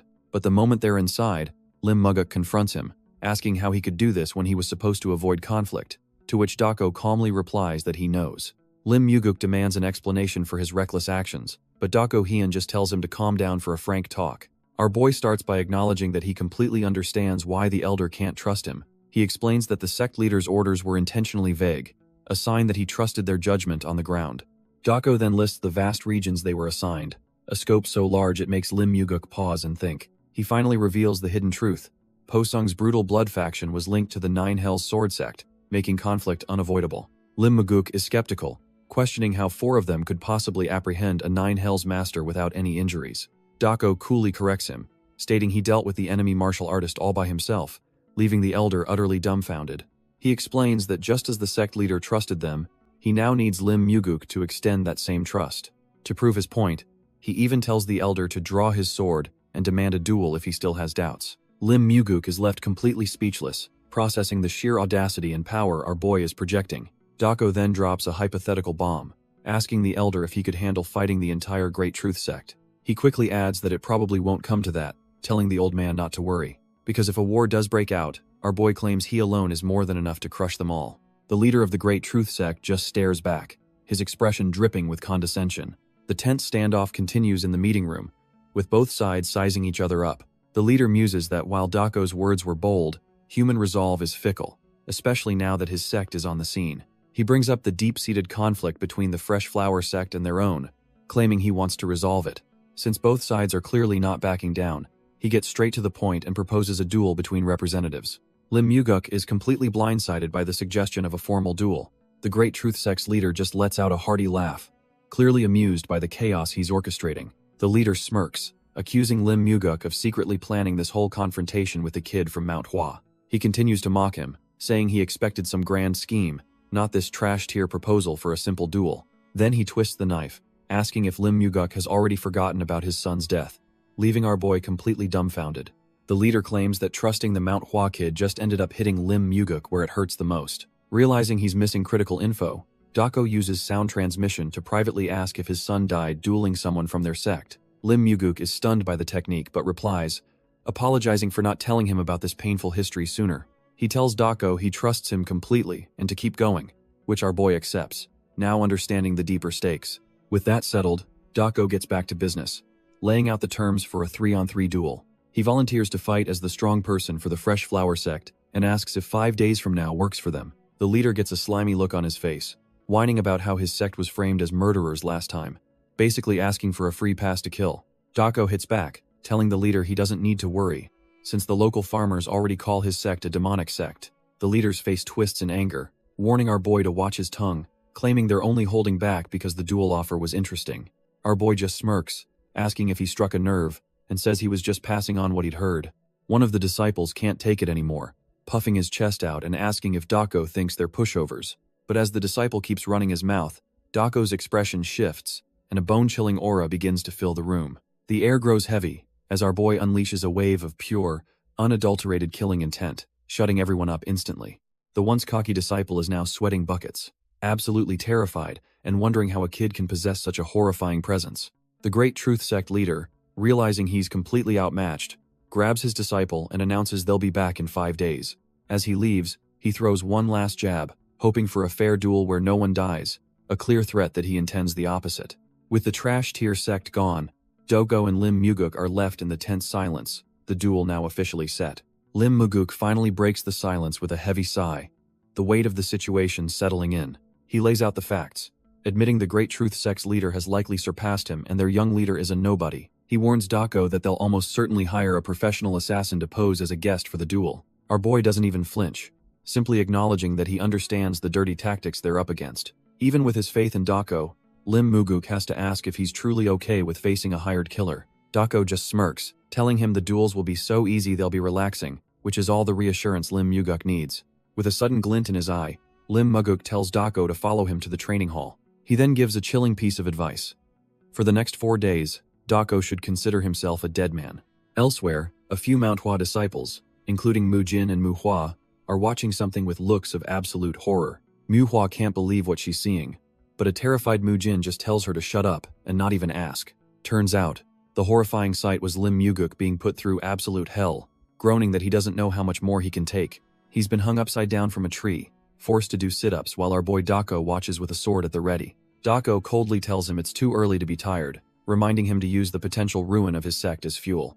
The disciples are dumbfounded, whispering that calling Dako a demonic disciple would be a compliment at this point. They can only conclude that what they're seeing isn't human training. Dako is simply a demon. The day wears on at the Manhwa sect, but the brutal training regimen doesn't stop for a second. As the sun begins to set, casting a golden glow over the mountains, the ordeal continues. Lim Muguk is still there, hanging on by a thread, his endurance pushed far beyond any normal limit. Dako warns the sect leader that he'll get stabbed if he dares to lower himself any further. Internally, he notes the training is almost over, but can't help but wonder where the senior disciple who roped him into this even went. As evening falls over the Manhwa sect, the hellish training finally seems to have concluded. Elsewhere, the kid at the center of all this, Lim Sanha, watches on with a heavy heart. He can't stop thinking about the duel, which is now just 5 agonizing days away. Even though Dako promised to train him, He knows it's a fool's hope to become strong in just 4 days. Lost in his thoughts, he doesn't notice the figure approaching him. Suddenly, a shadow looms over him, and he looks up with a start. It's Dako, standing there with an unreadable expression. Our boy smirks, confirming that Lim Sanha is absolutely right to be worried. He explains that becoming a powerhouse in a few days is impossible without some miracle drug or a twist of fate. However, he clarifies that while martial arts take time, gaining experience is a completely different story. Dako gets straight to the point, explaining it's not about what you have, but how you use it. He asks Lim Sanha if he's truly utilizing his martial arts properly, and the kid confidently says yes. With a simple "follow me," Dako leads him into an open courtyard, picking up a branch along the way. Lim Sanha is still confused, asking what he's supposed to copy as Dako readies his stance. In a flash, Dako strikes the ground, unleashing a wave of force that shatters the earth itself. Our boy is left completely dumbfounded, unable to process the insane power he just witnessed. Dako reveals he used less internal energy than a normal kid, calling out Lim Sanha's bluff about knowing his own body. He stares him down, ready to see if the kid has what it takes to understand true efficiency. The challenge is simple. Replicate the move and training is done for the day. Otherwise, he'll be here all night. As the sun sets and night falls, it's clear this seemingly simple task is proving to be impossible. All through the night, our boy has been practicing, leaving nothing but sad, little dents in the surrounding trees. From the shadows, Dako watches his students' tireless efforts with a quiet hum of observation. He finally speaks, admitting that while the results are trashed here, Lim Sanha has definitely gotten better. With that tiny bit of acknowledgement, he tells the kid that's enough for today and to get some rest. Lim Sanha is so exhausted he can barely process that the hellish training is finally over. His hands are trembling and bruised, and all he can think is that this man is an absolute demon. The sheer brutality of the training has pushed him to his absolute limit, reinforcing his belief that Dako is inhuman. But as he looks up, he sees the sun is already rising, and wonders what his master could possibly mean by rest. A new day dawns, but for Lim Sanha, it just feels like the start of another nightmare. Dako appears again, cool as ever, announcing that since time is short, their second day of training will be done together. Dako addresses his 2 students, confirming they've mastered the basics of using their bodies from yesterday's hellish session. Lim Sanha notices that Lim Muguk looks perfectly fine, realizing the old man's rigorous past training allowed him to recover instantly. With a nod, Dako explains that the brutal physical test was just a warm-up for today's real training and hands them their swords. Today's lesson is about composure, and he says a live demonstration will be far more effective than any lecture. On his command, a group of disciples suddenly appears, swords drawn, surrounding him in a combat formation. Lim Sanha and Lim Muguk are completely dumbfounded, wondering if their master is actually going to fight all of them at once. The disciples don't waste a second, with one immediately volunteering to attack first and another promising to follow right after. With a powerful kickoff, the lead disciple lunges forward, closing the distance in an instant. But Dako is a different breed, casually blocking the lightning-fast strike with one hand, not even flinching. Without even drawing his blade, our boy casually deflects the attack with his scabbard. The disciple is completely overpowered, realizing the gap in their strength is an absolute chasm. Dako doesn't just defend, he flows through their formation, kicking one disciple away while dodging another. He meets another blade head-on, his expression utterly bored as if swatting a fly. This isn't a fight, it's a lecture, and his calm eyes tell them they're all failing the test. He becomes a whirlwind of motion, effortlessly parrying every single strike coming his way. Watching from the side, Lim Sanha nervously asks his father if this is too dangerous, but Lim Muguk is captivated. The old man is deep in thought, trying to decipher the true lesson Dako is trying to show them. And then it hits him, the man hasn't even unsheathed his sword yet. Dako effortlessly catches a disciple's blade on his scabbard, the force of the blow completely negated. The kid is dumbfounded. He can't believe his full power strike was stopped by a sword that isn't even drawn. The disciples' teamwork is a mess, with one having to scream at his buddy just to duck out of the way of a friendly swing. Our boy blocks another attack, giving some faint praise that the disciple's sword now has a little more weight behind it, but he immediately follows up by stating that it's still nowhere near enough to matter. With a flick of his wrist, he overpowers the disciple's stance, their blades grinding together. In an instant, he turns the boy's momentum against him, pressing his own sheathed sword to the disciple's throat. The young warrior is left sweating, realizing he's been completely and utterly outclassed. With the spar over, Dako begins his lecture, breaking down each of their individual flaws with brutal honesty. Dako addresses the group, explaining that what they just saw wasn't the real training at all. Lim Muguk is dumbfounded, questioning this brutal method when he thought they were meant to be finding composure. Dako agrees, asking if he didn't feel something was off, that the fight was far too intense for a simple spar. The realization suddenly hits Lim Muguk as he processes the sheer killing intent from the earlier lesson. Our boy unsheathes his blade, explaining that the fastest way to improve is to rack up life and death experiences. He tells them that once they have enough real combat under their belt, weaker opponents won't even be a threat. Then he drops the bombshell. Their new goal is to try and kill him in a true fight to the death. While Lim Muguk panics about his son being present, the kid is already coiled like a spring. Without a moment's hesitation, Lim Sanha explodes from the ground, launching a vicious surprise attack on Dako. The kid is all in, thinking if he's going to do this, he's going to do it for real. But our boy Dako doesn't even bother to fully unsheath his sword. He effortlessly parries the kid's full-force swing with just the back of his hand. Dako looks completely unimpressed, as if swatting away a fly. With a single, casual flick, he sends Lim Sanha tumbling through the dirt. Lim Muguk screams his son's name, his fatherly instincts kicking in as he rushes forward. But in the blink of an eye, he feels the cold steel of a blade against his neck. Dako is already behind him, teaching him the fatal price of taking your eyes off the enemy. Our boy holds the sword steady, his point brutally clear. This is a life or death battlefield. He then explodes into motion, attacking the other dumbfounded disciples who were just standing there watching. Lim Muguk scrambles to his son's side, his face etched with worry as he checks if he's okay. The kid, Lim Sanha, grits his teeth and says the pain is bearable, much to his father's relief. But Dako's ice-cold voice cuts in, asking if he's really going to have a heart-to-heart with his son in the middle of a duel. He grabs the man's blade, reminding him that this isn't a sparring match. He told them to fight for real. Our boy then issues a chilling ultimatum. Move with everything they have, or both father and son won't live to see another day. The two of them are completely dumbfounded, finally realizing this training is a genuine life-or-death situation. As the sun begins to set, the mood shifts from a simple lesson to a deadly serious confrontation. Finally getting the message, Lim Muguk lunges forward, his blade aimed to kill. Dako meets the attack without even flinching, his own sword a blur of motion. With a series of sharp clashes, he effortlessly parries every single one of Lim Muguk's desperate strikes. But before Lim Muguk can even react, Dako finds an opening and slams a fist right into his chest. Our boy looks down at the struggling man with utter disappointment, stating he's counted 314 openings. That, he explains, is how many times Lim Muguk would have died if this were a real fight. The father tries to justify himself, claiming he can sense an opponent's movements with his internal energy even if his eyes are closed. Dako just scoffs, saying that using ki to see is a basic skill that someone of his level should have mastered long ago. He then drills down with the real question: if it's so basic, why in the world can't he dodge a single attack? Lim Muguk is left speechless, pathetically claiming that Dako's attacks are simply too quick for him to handle. Dako puts his blade to the man's neck, revealing he hasn't even used his internal energy. These were just pure physical strikes. He warns him to stop making excuses, because in a real battle, you don't get a second chance to learn from your mistakes. Without another moment's pause, he shouts for them to go again and launches himself forward, resuming the brutal lesson.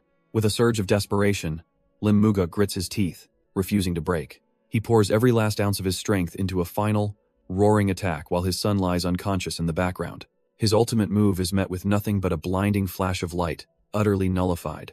The scene shifts to nightfall, with Lim Muguk now lying face down in the dirt, completely defeated. But our boy Dako is a relentless demon, simply turning back and ordering him to get up and go again.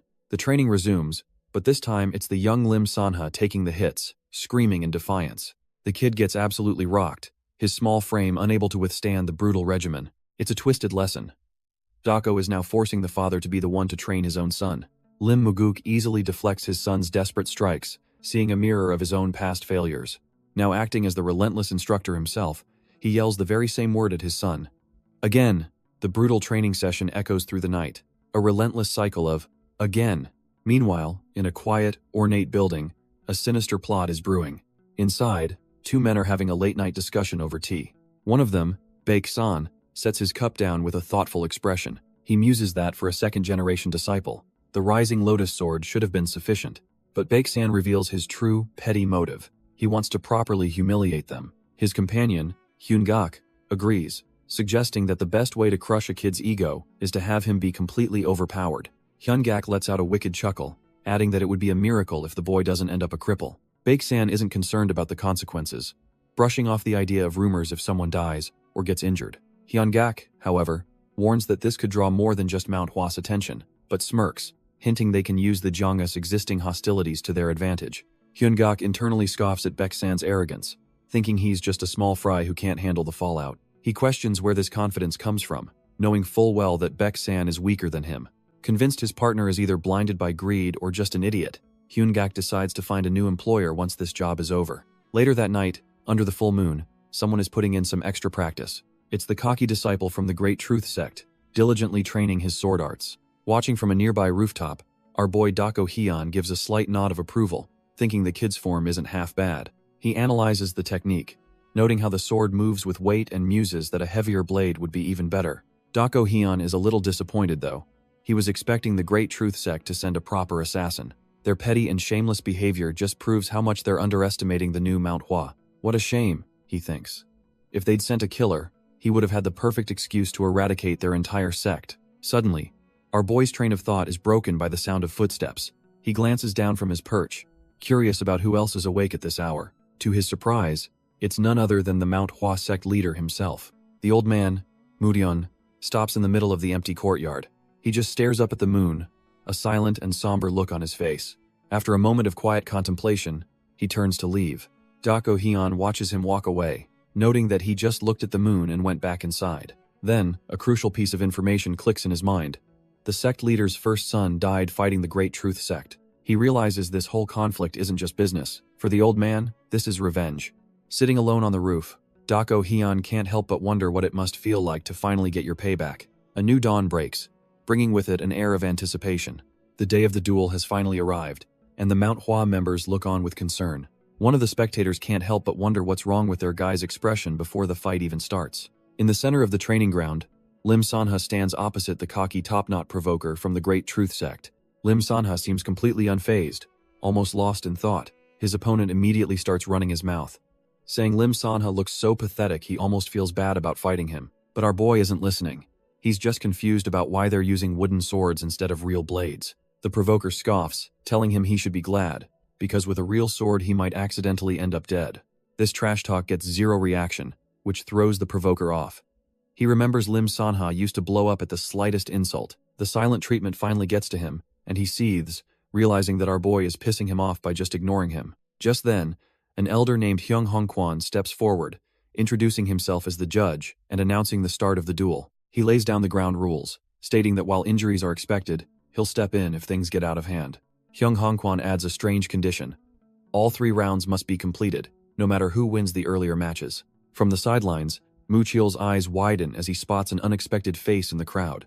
Back in the arena, the 2 young fighters stand ready, the tension finally starting to build. Mu Cheol's gaze is fixed on a man in purple robes, sitting with a smug look on his face. It's none other than Hyun-gak, observing the proceedings with a disturbingly keen interest. Mu Cheol is completely baffled, wondering what a high-ranking elder like Hyun-gak is doing at a simple disciples' duel. The judge continues, finally answering our boy's question. The first round is with wooden swords, but the last 2 will be with live blades.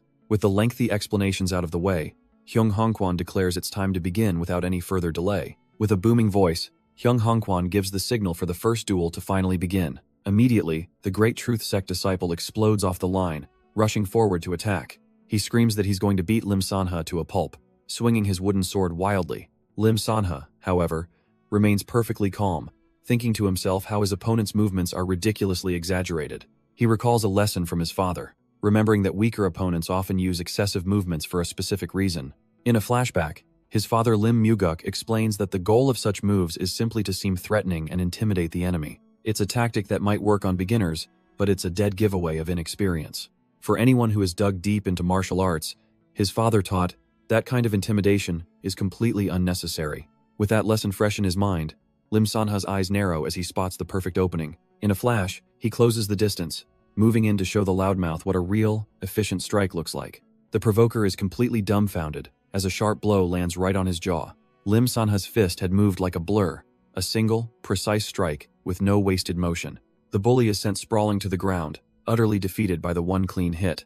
He tumbles across the courtyard, his wooden sword clattering uselessly beside him. From the sidelines, the Manhwa spectators are impressed, with one smugly saying he knew the kid could do it. The provoker struggles to get up, his body screaming in protest from the single, devastating attack. Hez completely floored by the pain, realizing this is a level of power he's never faced before. Looking up, he thinks to himself that this isn't the same weak Lim Sanha he used to bully. He desperately wonders what changed, even guessing that Lim Sanha must have found some miracle medicine. But our boy knows the truth. It was the hellish training with Mu Shui that finally opened his eyes.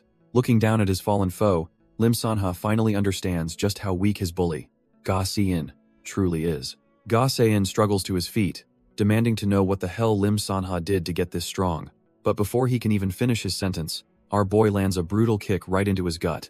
The provoker goes down hard, his face smashing into the stone courtyard once again. Lim Sanha coldly tells him the duel isn't over, yet he's still wasting time talking on the ground.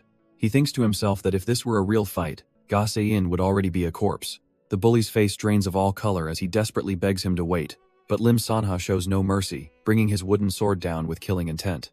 Ga Se-in can only stare in abject horror, completely frozen by fear.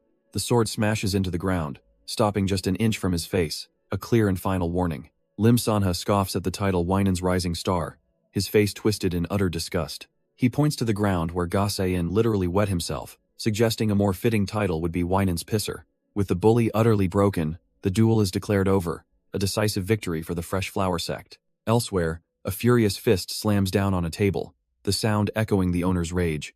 Turns out, it's Hyung Hongkwan, who can't believe that trash-tier kid actually came prepared to win. He seethes, remembering he even gave his son special medicine, but quickly dismisses the loss, certain of victory in the next two duels. An elder smugly tells them to enjoy their little victory while it lasts, then calls for the participants of the second duel. Two figures step into the arena. Lim Muguk for the Fresh Flower sect, and the formidable Baek San for the Great Truth sect. Lim Muguk sizes up his opponent, recalling rumors that the Great Truth sect leader had consumed a rare miracle medicine. Seeing him up close, he realizes the rumors were true. Baek San is radiating an aura of immense power, but Lim Muguk isn't intimidated in the slightest. Thinking to himself that he's also prepared his best for this fight, he steels his resolve, deciding to clear his mind and fight as if he were facing the legendary Mu Hui himself. Baek San is taken aback. He knows his opponent must sense the power from the miracle medicine, yet the man seems even calmer than before. With a smug grin, he wonders just how long that poker face is going to last. The signal is given, and the second duel officially begins.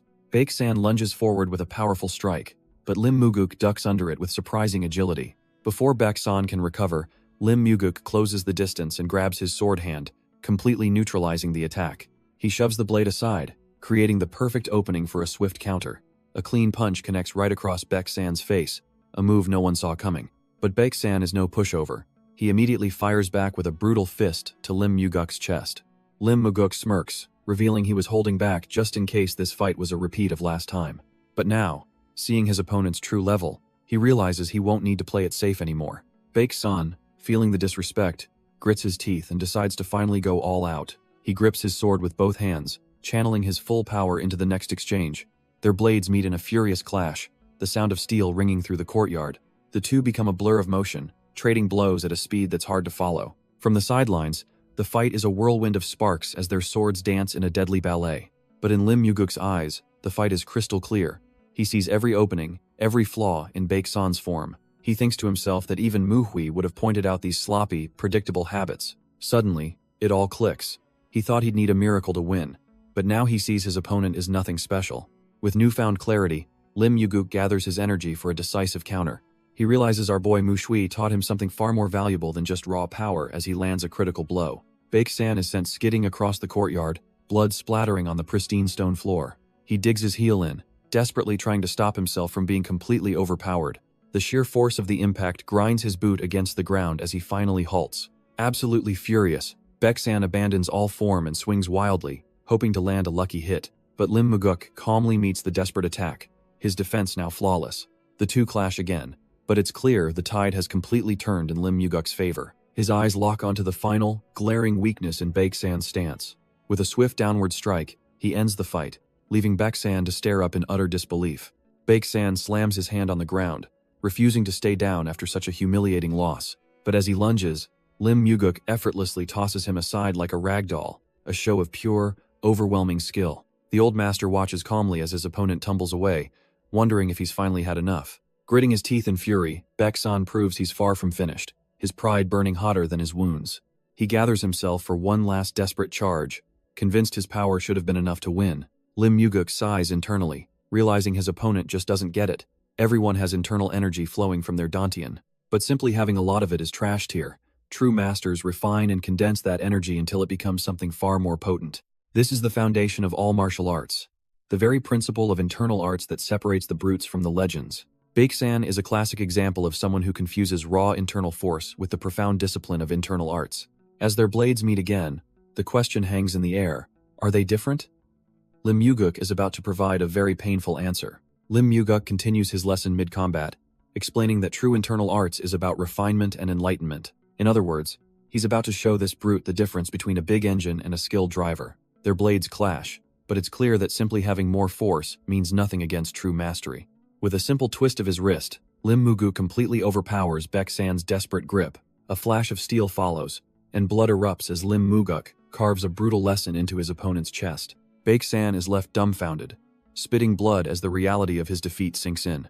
But it wasn't a completely clean victory. Baeksan's raw power managed to bloody Lim Yu-guk's hand. The old master barely flinches, tightening his grip on the hilt, as if the wound doesn't even exist. With one final, decisive movement, he sends the arrogant elder flying backwards. Baeksan tumbles through the air, utterly broken and defeated by a master cut from a different cloth. The crowd is in a state of utter shock, unable to process the one-sided beatdown they just witnessed. Even the Manhwa spectators are just staring, their jaws practically on the floor. While the Great Truth Sect disciples sweat bullets, our boy Dako Hyun just watches with a knowing look. Suddenly, Hyung Hongkwan, the father of the defeated disciple, completely loses it, screaming in pure rage. Another elder from his sect steps forward, his bloody blade leveled at the downed Baeksan, ready to finish the job. But just as he's about to strike, a hand calmly intercepts the blade, stopping it dead in its tracks. It's none other than Dako Hyun, who has stepped between the executioner and the victim, without a shred of fear. He grips the blade with his bare hand, the steel not even scratching his skin, much to the elder's disbelief. With a cold expression, Dako Hyun looks over at the true master of the duel. He calmly tells the Fresh Flower sect leader, Lim Yu-guk, that he's made his point, and this farce is over. Dako Hyun's words send Lim Yu-guk into a flashback, remembering this hollow victory with tears of shame. He recalls the moment his disciple's bloodied sword secured a win that felt more like a loss. He can still see the image of the defeated Baeksan on the ground, begging for the duel to end. Even as the announcer declared the Fresh Flower sect victorious, the win felt utterly tainted. His disciples erupted in cheers, ecstatic that they wouldn't have to leave their home now. But Lim Yu-guk could only bow his head, feeling nothing but disgrace from this outcome.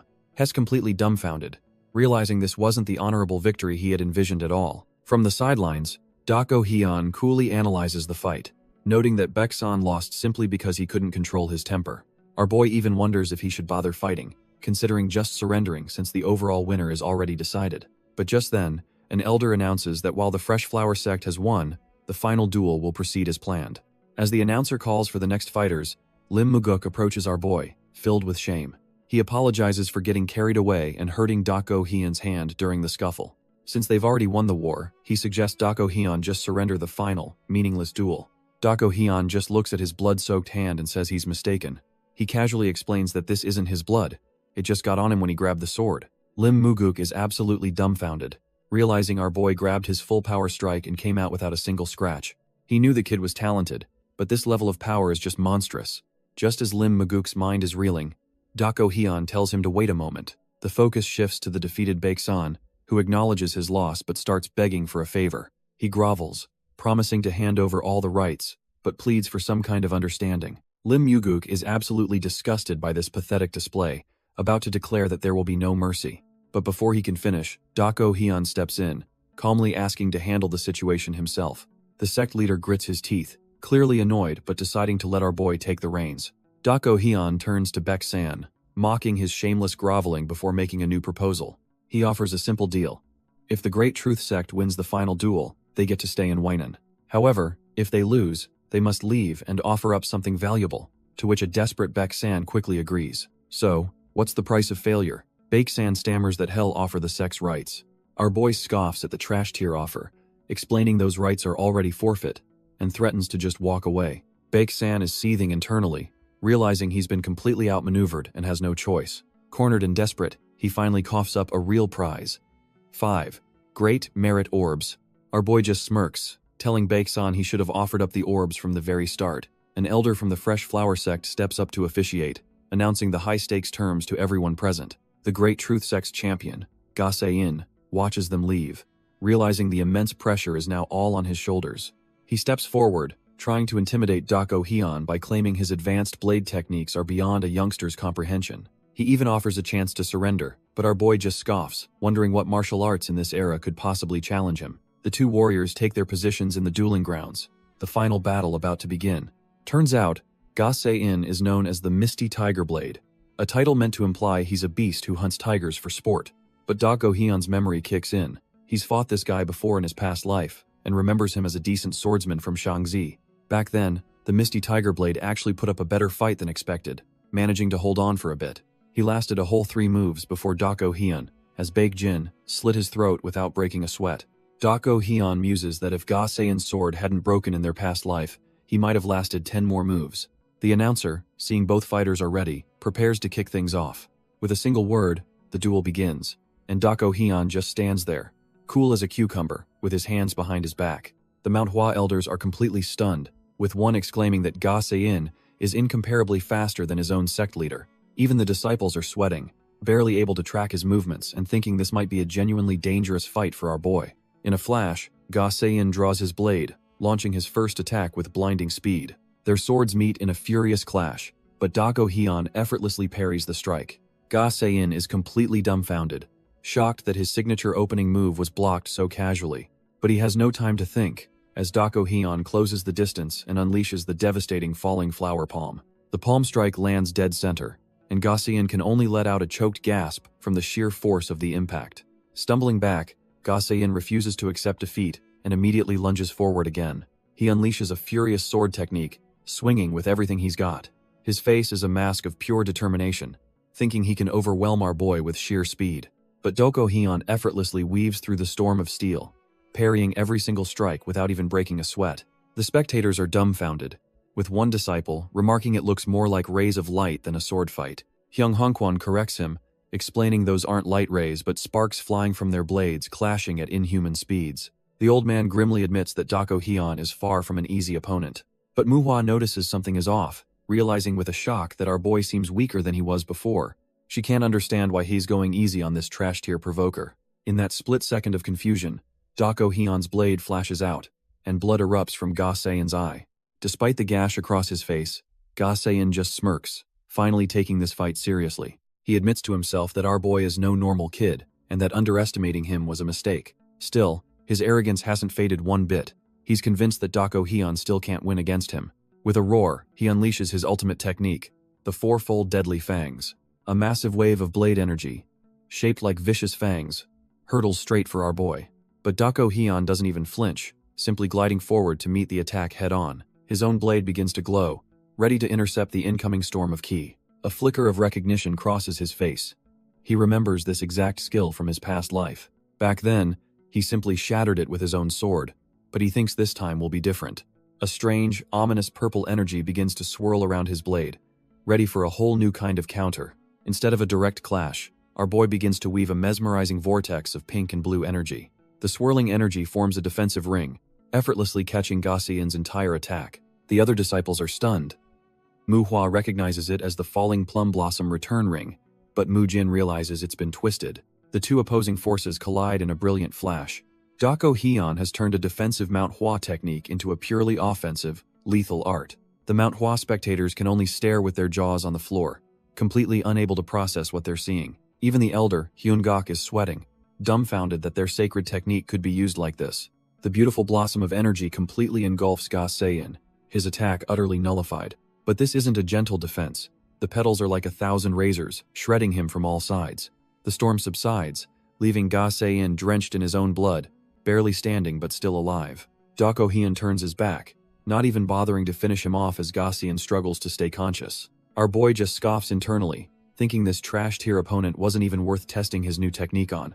With Ga Se-in finally collapsing, the announcer officially ends the duel, declaring Mu Shui the winner. The Fresh Flower Sect's leader, Baek-san, is completely stunned. His grand plan just went up in smoke.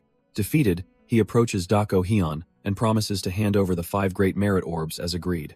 Dak Go-hyun takes the prize as the crowd murmurs in awe, wondering who this powerful new disciple is. They can't believe the so-called Misty Tiger Blade was taken down so easily by this young man. Our boy just gives a subtle, knowing smirk, having played everyone exactly as he intended. Later, he corners Baek-san, rubbing salt in the wound by mentioning how bad it must feel to lose sponsored items. He then lays it all out, saying it was obvious a pathetic little sect couldn't have earned such treasures on their own. He cheekily notes that Baeksan's sponsors must be pretty powerful, but now their treasures belong to him. With a final sarcastic good luck, our boy leaves Baeksan completely dumbfounded and seething. The humiliated sect leader can only watch him go, his mind racing with pure, unadulterated rage. But it turns out this whole exchange didn't go unnoticed. A mysterious hooded figure was watching from the woods. This shadowy observer seems to be connected to the whole affair, silently taking in the aftermath of the duel. Later that night, the mood shifts completely as the Manhwa disciples celebrate their victory. The whole squad is getting absolutely wasted, with Dako Hyun himself looking like he's about to pass out. Even the senior disciple, Mu Ryan, is completely knocked out from all the drinking. One of the younger disciples asks the passed out Mu Ryan why he seemed to go easy on the Misty Tiger Blade at first. Turns out, Dako Hyun wasn't drunk at all. He explains he only pretended to be weak to scout his opponent's techniques. Mu Jin finally pieces it together, realizing the plum blossom technique our boy used was a completely different beast from the one they knew. As they travel under the cover of darkness, Mu Hua asks why they had to leave in such a hurry. Dako Hyun explains he was already sick of the Fresh Flower sect leader's drunken ramblings and wanted to avoid the inevitable hero worship in the morning. With their next destination set for Lushan, the disciples think it's a simple travel plan, but our boy has a deeper motive. He admits that wasn't the only reason. He was actually hoping to ambush the shadowy figures who were pulling the Great Truth sect's strings. It seems his targets have already vanished, leaving him to question their true goal and why they were helping such a trash-tier sect. Just then, his instincts scream danger as he stumbles upon a fresh corpse, a bloody knife lying nearby. A new, terrifying figure emerges from the shadows, standing over the dead man with an aura of pure authority. This mysterious powerhouse turns his cold gaze upon the Great Truth sect leader, Hyung Hongkwan. He calmly informs the trembling leader that they didn't lift a finger to stop his recent troublemaking, and Hyung Hongkwan realizes he was just a pawn. The gray-haired overseer explains that Hyung Hongkwan's arrogance was tolerated, but now he's crossed a fatal line. He scolds the leader for wasting the miracle medicines they provided, and then trying to flee like a coward. With ice in his veins, the overseer says there's no need for apologies, because his son will be paying the price for his failure. Hyung Hongkwan is utterly dumbfounded, unable to even process what that means.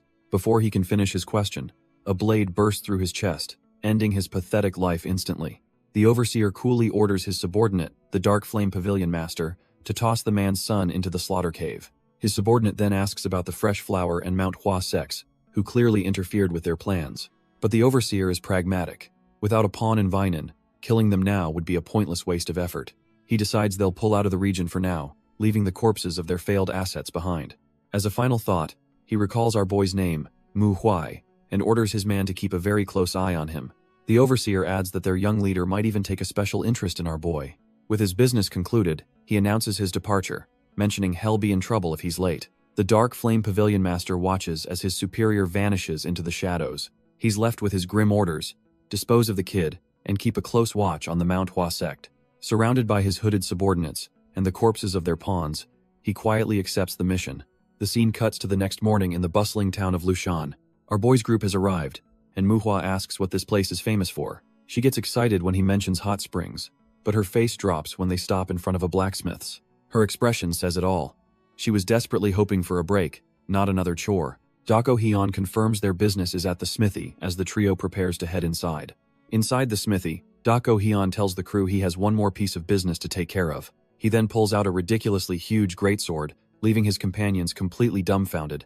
Our boy casually explains that it's a greatsword, obviously much bigger than what they're used to. Then, he drops the bombshell, saying he thinks it's a perfect fit for Mu Cheol. Dako Hyun hands over the massive blade, telling Mu Cheol to use it for training to add more power to his techniques. Mu Cheol hesitantly accepts the weapon, looking like he has no idea how he'll even swing the thing. Mu Hua immediately raises a valid point, questioning whether the sect leader would ever approve of such an unorthodox weapon.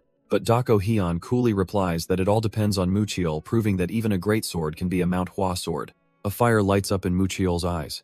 He understands the challenge and accepts his new path. With their business concluded, Dako Hyun announces their next stop is the Shining Radiant sect, once again crushing Mu Hua's dreams of visiting the hot springs. The group finally arrives at their destination, the impressive grounds of the Shining Radiant sect. They are formally welcomed at the entrance, their reputation clearly having arrived before them. The sect leader, Kang Bo-yum, introduces himself, admitting he's been eagerly awaiting their arrival after hearing of their deeds. He's clearly impressed, remarking that those from Manhwa are really something else. Our boy, using his alias Muhui, steps forward and formally introduces himself as a second-generation disciple. The rest of the squad, Mujin, Muchiol, and Muhua, follow suit with a synchronized greeting. As they proceed, they're met by a man with a solemn look and a conspicuously empty sleeve. The one-armed man explains he lost his arm in the Shaanxi massacre and apologizes for not being able to offer a proper salute. Kang Bo-yum cuts the formalities short, inviting them inside for a more comfortable discussion. Once settled, the sect leader immediately praises them for driving out both the brutal blood faction and the Great Truth sect. The one-armed man humbly says he couldn't have achieved what they did, even with both his arms. But Dako Hyun and Mujin insist that the man's sacrifice in the Shaanxi massacre paved the way for their success. The veteran just laughs it off, admitting he was more of a liability and was actually saved by the Phantom Swordsman. The name drop immediately catches our boy's attention, leaving him dumbfounded. The man confirms it, recounting the moment he lost his arm and was about to die before the swordsman appeared and took down the demonic artist. Dako Hyun, trying to play it cool, suggests it was probably just a coincidence. But the man is certain it was intentional, explaining the Phantom Swordsman wasn't just rampaging but strategically striking enemy weak points. He figures the swordsman's goal was simply to keep as many allies on their feet as possible. Feeling a bit embarrassed, he says he can't accept their thanks when he only survived because of that mysterious hero. Then, in a moment of supreme irony, he tells them that both the Manhwa Sword Saint and the Phantom Swordsman would be proud of their deeds. The one-armed man expresses his gratitude, telling them to keep up the good work, while our boy sips his tea, finding the praise a bit embarrassing. The leader of the Shining Radiance sect, Kang Boem, cuts the sentimental moment short and gets straight to business, correctly guessing their mission. Doko Hyun begins to apologize, likely for the state of the other outer sects they've had to deal with. But Kang Boem cuts him off, assuring him this sect is fine before strangely apologizing for the lack of problems. Our boy is completely baffled, saying there's no need to apologize for things going well, but the sect leader just tells him to be honest. He says he understands they must be disappointed after coming all this way just to find no one to fight, leaving Muhua dumbfounded. Doko Hyun is impressed, realizing this guy isn't a sect leader for nothing. He saw right through their warriors' intentions.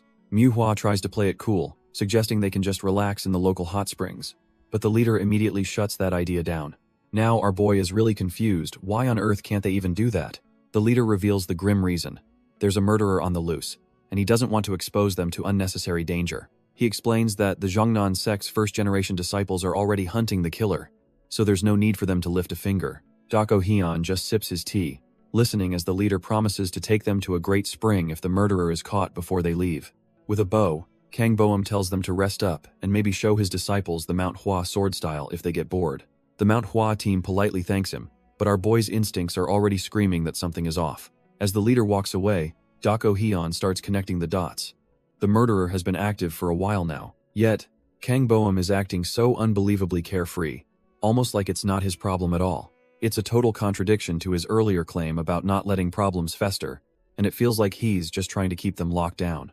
Dako Hyun is now certain the Shining Radiance sect leader is hiding something, and he decides to keep a very close eye on him. He looks out at the sect grounds, his mind racing to figure out the angle here. Still, he tells himself there's no need to rush. He'll find out what's going on eventually, especially with the Zhongnan sect involved. But our boy knows what's truly important right now. It's not the shady sect leader. It's getting his own guys ready for what's coming. Muhua cheekily says they were happy he wasn't around to supervise, calling it a dream. With a terrifying smile, Dako Hyun declares their little vacation is over. He's about to train them like dogs. And just like that, the hellish training begins, with him personally sparring against Muchiol. He unleashes a flurry of strikes, pushing his disciple to the absolute limit. Muchiol holds his ground, his greatsword deflecting the relentless assault. The two exchange blows in a brutal dance of steel and speed. Dako Hyun notes that Muchiol's movements now have real weight and strength thanks to the greatsword. However, he's already spotted a critical flaw in his disciple's new style. In a flash, Dako Hyun's sword is at his throat, leaving Muchiol utterly dumbfounded. He explains that while the greatsword adds power, it kills his speed, a fatal flaw against a fast opponent. With the lesson delivered, Dako Hyun turns his back, but the training isn't over yet. Suddenly, Muhua lunges from the side, thinking he's caught his master completely off guard. His hand moves as if he's about to draw his sword from its sheath in a standard attack. It's a classic feint, meant to deceive the opponent with the sheath before the real blade comes out. But Muhua's plan is a feint within a feint, a double-layered deception.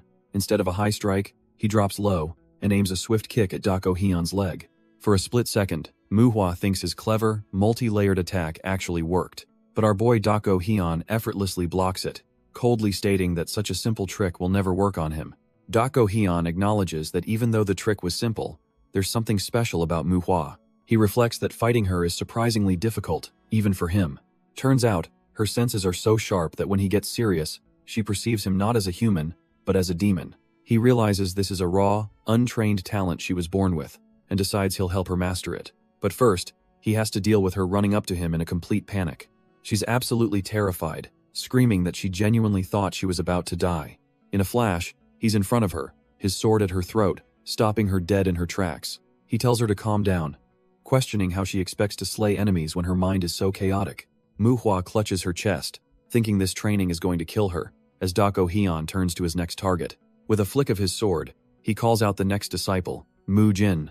Dako Hyun analyzes his student, noting that while his senses aren't Manhwa's level, his calmness is exceptional. In a duel, he's actually better than the other two. But he has one critical weakness that makes it all pointless. With a sudden burst of speed, he attacks, and Mujin just barely manages to parry the lightning-fast strike. Mujin counters with a powerful swing, but Dako Hyun has already vanished from his spot. He follows through with his attack, pouring all his focus into landing a hit on his master. But in the next instant, he's frozen in shock as he feels the cold press of a blade against his back. He panics internally, realizing he can't possibly turn in time, and he's about to be seriously injured. The blade stops just shy of his skin, as Dako Hyun halts his attack, looking unimpressed.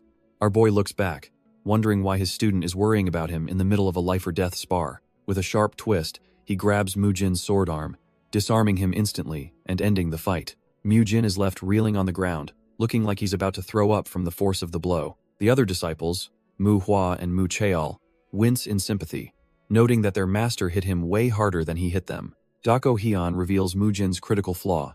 He's more terrified of hurting others than he is of his own death. He knows this hesitation might seem small now, but it's a seed of disaster for the future.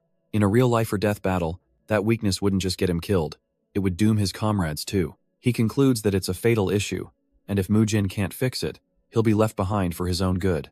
With the lesson delivered, Dako Hyun calls an end to the day's training, telling them to reflect on their weaknesses. He explains that there are no shortcuts in martial arts. Only relentless, proper training will forge true strength. As he walks away, he leaves them with one final thought. They must actively conquer their flaws, not just wait for them to disappear.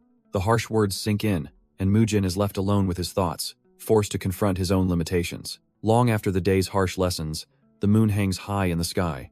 But for our boy, the training is far from over. He pushes his body to the absolute limit, balancing his entire weight on the tip of his sword. Suddenly, a voice cuts through the silence, surprised to see him training so late. It's the leader of the Shining Radiance sect, Kang Boeum, who says he wouldn't expect any less. He's impressed, noting that true strength comes from training the body, not just the sword. Dako Hyun offers to leave, but Kang Boeum clarifies he isn't here to use the training grounds. Cutting to the chase, our boy asks him why he's really here. Kang Boeum's expression turns deadly serious. He says he's come to ask for a favor, and then, completely dumbfounded, Dako Hyun hears the man ask him to kill him, right here and now. Our boy just stares, completely unfazed by the insane request. Without a word, he gets into a fighting stance, ready to grant the man's death wish, which catches Kang Boeum off guard. Dako Hyun asks if that wasn't what he wanted, and the sect leader just laughs, admitting he didn't expect him to be so direct. Turns out, it was all a test. What he really wants is a proper duel. Dako Hyun agrees instantly, thinking this is the perfect chance to see what this guy is hiding. But he has one condition. He demands they fight with genuine killing intent, or there's no point. Suddenly, a thought flashes through our boy's mind as he connects the dots. Kang Boeum unsheathes his sword, agreeing that training is pointless without the pressure of a real life-or-death situation. He declares that if Dako Hyun is fighting to kill, then he'll gladly return the favor. And just like that, he explodes forward, closing the distance in an instant. Kang Boeum doesn't waste a single second, leaping into the air to bring his blade down on our boy. With pure killing intent etched on his face, he unleashes the first strike of their deathmatch. His sword cuts through the night air with blinding speed, aimed to cleave Dako Hyun in two. But our boy is unfazed, calmly raising his own blade to meet the attack head-on. He effortlessly parries the blow, the force of the impact sending a shockwave through the clearing. Dako Hyun holds his ground, analyzing the sect leader's technique with every move. The exchange is a blur of steel as Kang Boeum presses his relentless assault. Their blades dance in the moonlight, a deadly ballet of offense and defense. Kang Boeum prepares another vicious slash, putting all his weight behind the swing. But Dako Hyun sees his opening, sidestepping the blade and landing a solid palm strike right into his chest. The sect leader hits the ground hard, coughing and completely dumbfounded by the power behind that strike. But Dako Hyun gives him no time to recover, immediately bringing his sword down for the finishing blow. He puts all his weight into the slash, aiming to cleave the man in two right then and there. The ground erupts from the sheer force of the impact, kicking up a cloud of dust and debris. Miraculously, Kang Boeum rolls away at the last second, swinging his own blade in a desperate counter. Their swords clash with a deafening roar, the impact lighting up the clearing in a flash of white light. The two warriors are locked in a furious exchange, a whirlwind of steel and killing intent. Their blades grind against each other, neither man willing to give an inch in this brutal power struggle. They finally break apart, creating distance as they stare each other down, the tension thicker than ever. Kang Boeum tightens his grip on his hilt, realizing he's facing a monster far beyond his expectations. But our boy isn't one to waste time, and he explodes forward in a blur of motion. He tightens his grip on the hilt, but this time, it's not for a swing. Kang Boeum's eyes widen, completely caught off guard by the sudden, unorthodox approach. In an instant, Dako Hyun closes the distance, grabbing the man's face while his blade hovers inches from his neck. Instead of panicking, Kang Boeum just smirks, genuinely impressed by the move. He admits that Dako Hyun not only exploited his left-handed fighting but also saw right through his combat habits. He asks how he knew, and our boy explains that for all his power, he never once used a stabbing technique. Dako Hyun sensed he was hiding an unfamiliarity with his left hand and went straight for that weakness, a deduction that makes Kang Boeum laugh in agreement. The sect leader confesses he's only half as strong as he used to be, and is still struggling to master fighting with his left hand. Dako Hyun acknowledges the immense difficulty, saying it's a miracle he can fight this well when everything from perspective to technique has been flipped on its head. But then Kang Boeum offers some advice, telling our boy he's putting way too much unbalanced force into his sword. He thinks Dako Hyun isn't lacking in strength but is just too rushed, suggesting he practice precision and stabbing instead. A sly grin spreads across the sect leader's face as he decides to drop a bombshell. He calls him out, saying he knows for a fact Dako Hyun was holding back and not showing his true power. Our boy tries to deflect, but Kang Boeum just flatly admits that if Head used more of his own power, Dako would have gotten hurt. The sect leader just laughs, saying he gets it now because he felt the sheer potential in our boy's strikes. With a mutual understanding, Dako Hyun thanks him for the feedback, and Kang Boeum prepares to leave. As the sect leader walks away, Dako Hyun watches him, his mind racing. He thinks to himself that the man's left-handed weakness wasn't the only reason he initiated this duel. Turns out, our boy was certain from the start that this whole fight was a test to assess something specific. He realizes Kang Boeum was testing to see if he was strong enough to be an ally when the real murderer showed up. But our boy is still puzzled. Why is the Jongnan sect so obsessed with hunting this killer down? The only logical conclusion is that this murderer isn't some run-of-the-mill thug, and Kang Boeum knows exactly who he is. A chill runs down his spine as he remembers a ghost from his past, the old monster of 100 faces, the very psycho who inspired the term killing demon. This monster was so good at disguise that almost no one in the world knew what he actually looked like. His signature move was to kill the leaders of smaller sects and then perfectly impersonate them, taking over from the inside. He'd then use his position to sow discord, pitting sects against each other and watching the chaos unfold. While disguised, he'd commit unspeakable acts, building a reputation of pure terror without ever revealing his face or having any organization backing him. Dako Hyun grits his teeth, recalling the time the monster disguised himself as Hyun-jo and attacked him. He managed to wound the freak, but he still got away. After that battle, the monster went into hiding, and while rumors of his return have surfaced, the recent copycat crimes were committed by trash-tier amateurs. Our boy recalls that in his past life, the old monster was never caught and simply vanished without a trace. But something about this new killer feels different, and he can't shake the feeling that there's more to this story. He wonders why Kang Boeum would be so rattled by mere rumors, concluding he must have intel that no one else knows. Still, he dismisses the idea of the original monster returning. A master that old can't live forever, so it's more likely his disciple. The real issue is this new killer's strength. But our boy thinks he can make a rough guess based on who's hunting him. Since the Jongnan sect is on the case, all he needs to do is find out which of their members is leading the chase. He's confident that as long as it's not one of their top-tier elders, he can handle whatever comes his way. Of course, the best-case scenario is for the Jongnan sect to clean up their own mess without him needing to intervene. With his mind made up, he starts moving out, his footsteps echoing in the quiet night. But he stops short when one of his fellow disciples points out deep, fresh sword marks gouged into the earth. The leader of the Jongnan sect's hunting party confirms the killer is definitely here, telling her men to stay sharp. She warns them that serial killers are unpredictable and could strike from anywhere at any moment. Her senses are practically screaming. She can smell the lingering scent of murder in the air. From a nearby rooftop, our boy Dako Hyun spots the new arrivals walking down the path. He immediately recognizes them as first-generation disciples from the Jongnon sect. A grim thought crosses his mind. Sending 3 of them is basically the same as deploying a full-fledged elder. This means the Jongnon sect is taking this threat far more seriously than he could have imagined. We learn that first-generation disciples are the absolute backbone of any sect, the ones destined to become its future leaders. Manhwa's own legendary sword saint, Hyunjo, was once a first-generation disciple himself. This raises a chilling question. If Manhwa produced a monster like Hyunjo, who is the legendary equivalent from their rivals, the Jongnon sect? Turns out, among the Jongnon sect's hardworking disciples, there's one they call the greatest. A gray-haired woman smirks, remarking how lucky they are to run into a martial artist like him. She introduces herself as Il-mu, a first-generation disciple of the Jongnon sect. Her 2 companions, Il-sun and Il-hun, also introduce themselves with a respectful nod.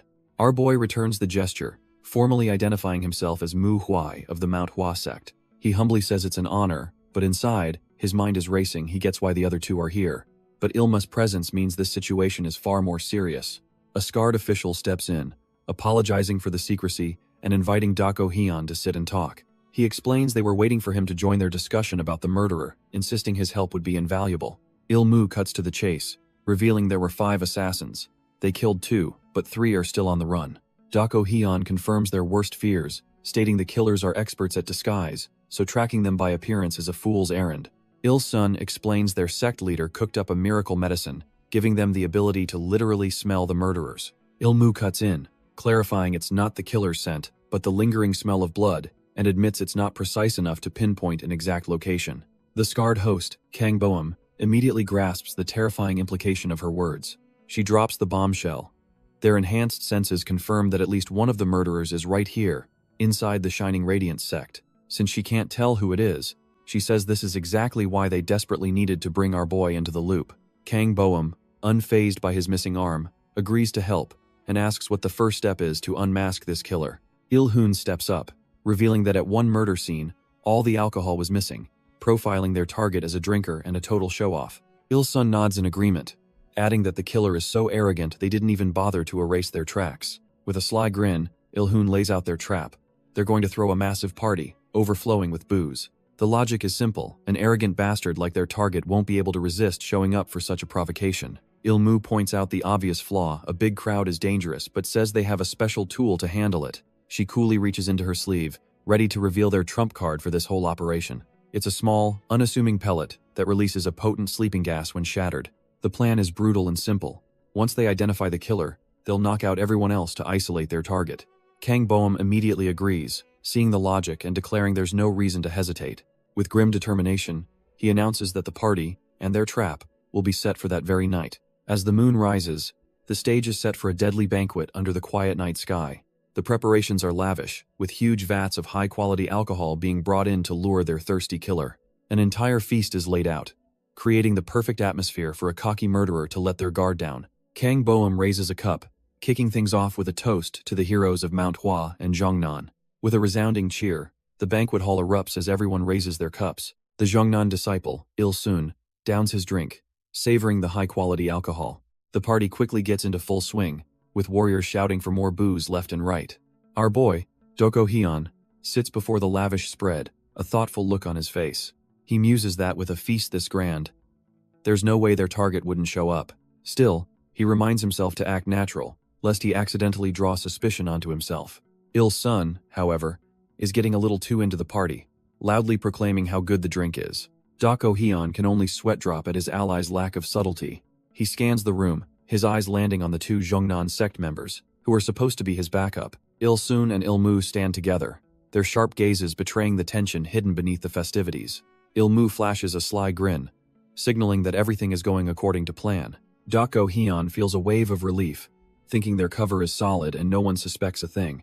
But his calm is shattered when he notices one of his allies nervously touching his nose, a dead giveaway he was warned against. Suddenly, Il-hun, the acting leader of their little group, stands up from his table. He leans over and announces that he's heading out to prepare for tomorrow's training. With a final word for them to enjoy themselves, he turns and walks away from the feast. The other Jongnon disciples watch him go, whispering that their sect leader is leaving early. Ilmu's eyes narrow. She knows this is their real cue to start hunting for the murderer. As the party rages on and more drinks are poured, the atmosphere grows thick with anticipation. Just then, a mysterious figure with long, flowing hair begins to make their move. A special sleeping potion is discreetly added to the drinks, the key to their entire plan. Il-sun finishes pouring, setting the trap for everyone in the hall. In an instant, the potent drug takes effect, and an entire table of warriors is out cold. The Jungnan disciples stand together, surveying the room full of unconscious bodies. Il-hun observes that not a single person is left standing, which is a problem. Il-sun realizes this means the killer either isn't here, or he's smart enough to play along and pretend to be asleep. His eyes then drift over to a lone figure still sitting at a table, and the horrifying truth dawns on him. They've found their man. The murderer is the one disguised as the Shining Radiant sect leader. Ilmu quickly adapts, telling Il-sun and Il-hun to handle the fake leader while she stays behind as backup. Il-sun agrees but tells her to be careful, knowing they can't afford any mistakes against this monster. With the Manhwa disciples out cold, Ilmu watches as the next phase of their plan begins. The fake sect leader, the old monster of 100 faces, walks into the room with a confident smirk. He coolly asks if they've finally caught on to his little act. The man's eyes are completely devoid of fear. He knew they were coming for him. The Jungnan disciples waste no time, surrounding him with their blades drawn. Il-sun tells the killer his disguise was impressive, but the game is over and he needs to surrender. The old monster just stares back, completely unfazed by the swords pointed at his throat. Il-hun demands he drop the act, questioning if he's still going to hide his true colors. Sensing the immense danger, Il-sun tries to warn his comrades to be careful and let him handle it, but it's too late. In a horrifying blur of motion, the old monster impales one of the disciples before anyone can even react. Il-sun is completely dumbfounded. His comrade's blood splattered across his face as he processes the slaughter. The old monster mocks him for spacing out, then immediately launches a vicious kick at a stunned Il-hun. With a sickening crash, Il-hun is sent flying straight through the building's paper wall. But just as the killer moves in on Il-sun, our boy Dako Hyun arrives, deflecting the blade with a perfectly timed kick. The old monster lands outside, now facing both Dako Hyun and Ilmu, who stand grimly over their fallen brother. He scoffs at the idea of being tracked by scent, sneering that if it were that easy, he would have been caught long ago. Dako Hyun glances back at his own unconscious sect members, a grim reminder of what's at stake. A dark memory surfaces of two sinister figures admitting their prey was surprisingly quick to catch on. Back in the present, a single step forward breaks the tense standoff. The lines are drawn. The old monster on one side, Dako Hyun on the other, with his vulnerable friends caught in the middle. Dako Hyun asks if he's okay, but the old monster just smirks, brushing off the bloody wound on his chest as if it's nothing. His eyes suddenly glow with a demonic red light. This guy is absolutely relishing the bloodshed. In fact, he's thrilled he didn't kill his last victim, because now he's finally met someone he can truly test his martial arts on. Meanwhile, Ilmu confirms to Dako Hyun that he was right about the culprits, but her sharp senses tell her one is still missing. The scene shifts to Ilmu standing over the unconscious Manhwa disciples, cryptically saying not to worry about the missing person. She looks down at one of her fallen sect brothers, a chillingly calm expression on her face, and then a wicked, bone-chilling smile spreads across her lips, revealing a terrifying truth. Turns out, she was the missing culprit all along, her eyes glowing red as she unleashes a wave of pure killing intent. Just as she moves in for the kill, the disciples' eyes snap open in pure, unadulterated terror. With a swift motion, Ilmu brings her sword down, ready to silence him for good. But her blade never connects, as a body is suddenly sent flying out of the building with a crash. Ilmu spins around to see another disciple, not only awake but actively deflecting her attack. She's completely dumbfounded, wondering how in the world he wasn't knocked out by the sleeping gas. Turns out, he wasn't alone.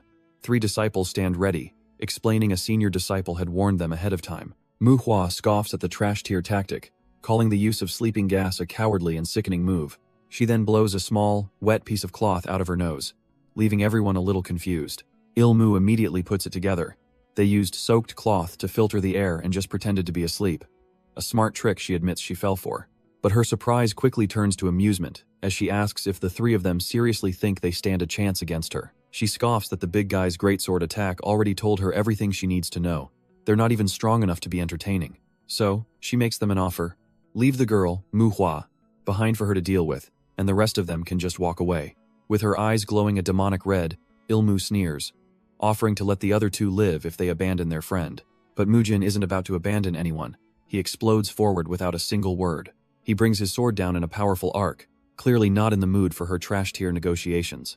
Il-mu just scoffs, thinking his telegraphed attack is just too obvious. She easily deflects his blade with a swift kick to his wrist, disarming him in a flash. But the raw power behind the blow sends a jolt through her body, forcing her to cough up blood. Before she can even recover from the shock, Mu-jin is already a blur of motion. He uses his sex signature footwork to instantly close the distance between them. His blade flashes, carving a deep, bloody line across Il-mu's shoulder. Blood erupts as the overconfident huntress is completely caught off guard by his ferocious counterattack. But Il-mu is far from finished. Bleeding only seems to fuel her rage as she prepares to counter. Her eyes ignite with a demonic red light, channeling all her fury into one last-ditch attack. She unleashes a vicious swing, putting every ounce of her remaining strength behind the blade. Mu-jin, however, stands his ground and meets her desperate strike head-on with his own sword. The raw power of his block travels right up her blade, completely overwhelming her defense. She coughs up blood, absolutely stunned that he could so easily match her full-power assault. The shock is written all over her face. She's finally realizing she's messed with a true monster. With a single, decisive push, Mu-jin completely shatters her stance and sends her flying. He gives her no room to recover, immediately pressing his advantage as she stumbles backward. Her feet carve deep grooves into the stone as she's violently shoved back, utterly dominated. The so-called huntress is left kneeling and broken, coughing up blood after that last exchange. Mu-jin looks down, completely unimpressed, musing that her skills are far more pathetic than he'd anticipated. He deduces that her disguise arts require a living template, meaning she had to have encountered real Zhongnan disciples. He wonders how someone so weak survived, asking if she has a powerful backer, and she just smirks, admitting he knows too much. She confesses they ran into some first-generation Zhongnan disciples, a fight that cost them 2 of their own. But then she claims they didn't run. They actually killed the disciples, a lie so absurd Mu-jin almost laughs. With her eyes glowing a demonic red, she calls him arrogant for underestimating her group's capabilities. As proof, she pulls out a sword hilt, asking him if he recognizes the craftsmanship. Mu-jin's calm expression finally cracks as he realizes it's the distinct style of a Zhongnan sect sword. A closer look confirms his fear it's not a copy, but an authentic blade, meaning her insane story might actually be true. The Zhongnan huntress smirks, explaining that a sword of this quality isn't something you can just fake overnight. Mu-jin's mind reels. If the blade is authentic, then her unbelievable story about killing Zhongnan disciples might actually be true. But he just can't wrap his head around it. How could a bunch of unknowns possibly take down elites from a major sect? She laughs at his disbelief and decides to drop some knowledge on him about how power really works. She poses a simple question. Is he on the same martial level as the other disciples of Manhwa? Before he can answer, she explains that just like him, her group isn't full of fighters cut from the same cloth. They have their own monsters. In fact, she boasts about a senior disciple in their ranks, a prodigy their own master admitted was a generational talent. She reveals it was this very person who wiped out the Zhongnan disciples, but her sentence is cut short as her head suddenly flies from her shoulders. Out of nowhere, a mysterious assassin appears behind her, having just silenced her in a single, lightning-fast strike. Mu-jin is left completely dumbfounded, watching as his only lead is executed right before his eyes. Mu-jin can only stare as the headless corpse finally collapses, the assassin's job brutally finished by someone else. The assassin himself is dumbfounded, wondering what kind of monster has a technique so fast the victim couldn't even blink. He whips his head around the empty courtyard, calling out the only name he can think of, Mu-hui. But our boy is already a ghost in the wind, dashing away from the scene at top speed. Leaping across the rooftops, he curses himself for wasting time testing his martial arts when he should have been on guard. A chilling realization dawns on him: if assassins are here, then the other disciples are in grave danger. His worst fears come to life as the scene cuts to a blood-splattered sword plunged into the ground. The Manhwa sect's training grounds have become a graveyard, littered with the bodies of his comrades. From the shadows, a pair of terrifying, blood-red eyes glow with murderous intent, and the camera reveals the killer's face. It's Il-mu, the girl who was just decapitated, now resurrected, and looking like a demon. The reanimated girl looms over Dako Hyun, her demonic eyes promising a gruesome end. Our boy is completely paralyzed by fear, a cold sweat breaking out as he stares at the impossible. His mind flashes back, forced to replay the horrific events that just unfolded. It all started with a lone shadow moving through the darkness, swift and silent. This mysterious assassin began the slaughter, a whirlwind of death cutting down his friends. He remembers seeing the figure bring its blade down on one of his sworn brothers, Mu-jin. The life drained from Mu-jin's eyes, his expression frozen in shock and betrayal. And behind the slaughter was a terrifying, smiling shadow with glowing white eyes, enjoying the chaos. Elsewhere, Mu-chael could only hide and watch, trembling as his comrades were butchered one by one. The absolute terror in his eyes reflected the grim reality they were being hunted. From his hiding spot, Mucheol can only watch the unfolding nightmare, paralyzed by fear. The undead huntress, Il-mu, suddenly crashes the party, dropping from above to execute our boy. Dako Hyun narrowly evades the strike, which shatters the ground where he just stood. Il-mu seems genuinely confused, unable to process how her target managed to survive. Our boy is breathless, the sheer killing intent from his opponent leaving him completely shaken. But he's not one to go down easy, so he grits his teeth and launches a desperate counterattack. He pours all his focus into his blade, knowing one mistake means instant death. He swings with everything he has, a clean arc meant to decapitate his foe. In a shocking twist, she just catches the blade with her bare hand, leaving him utterly dumbfounded. With terrifying ease, she uses his own momentum to send him flying like a ragdoll.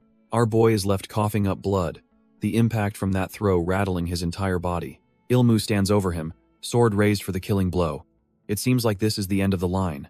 Suddenly, another Zhongnan disciple, Il-sun, appears behind her and grabs her shoulder, furious at what he's seeing. He doesn't waste a second, landing a haymaker that sends the reanimated girl flying. Believing he's saving a fellow martial artist, Il-sun draws his own sword, ready to put down the monster. He brings his blade down with lethal intent, aiming to cleave her in two.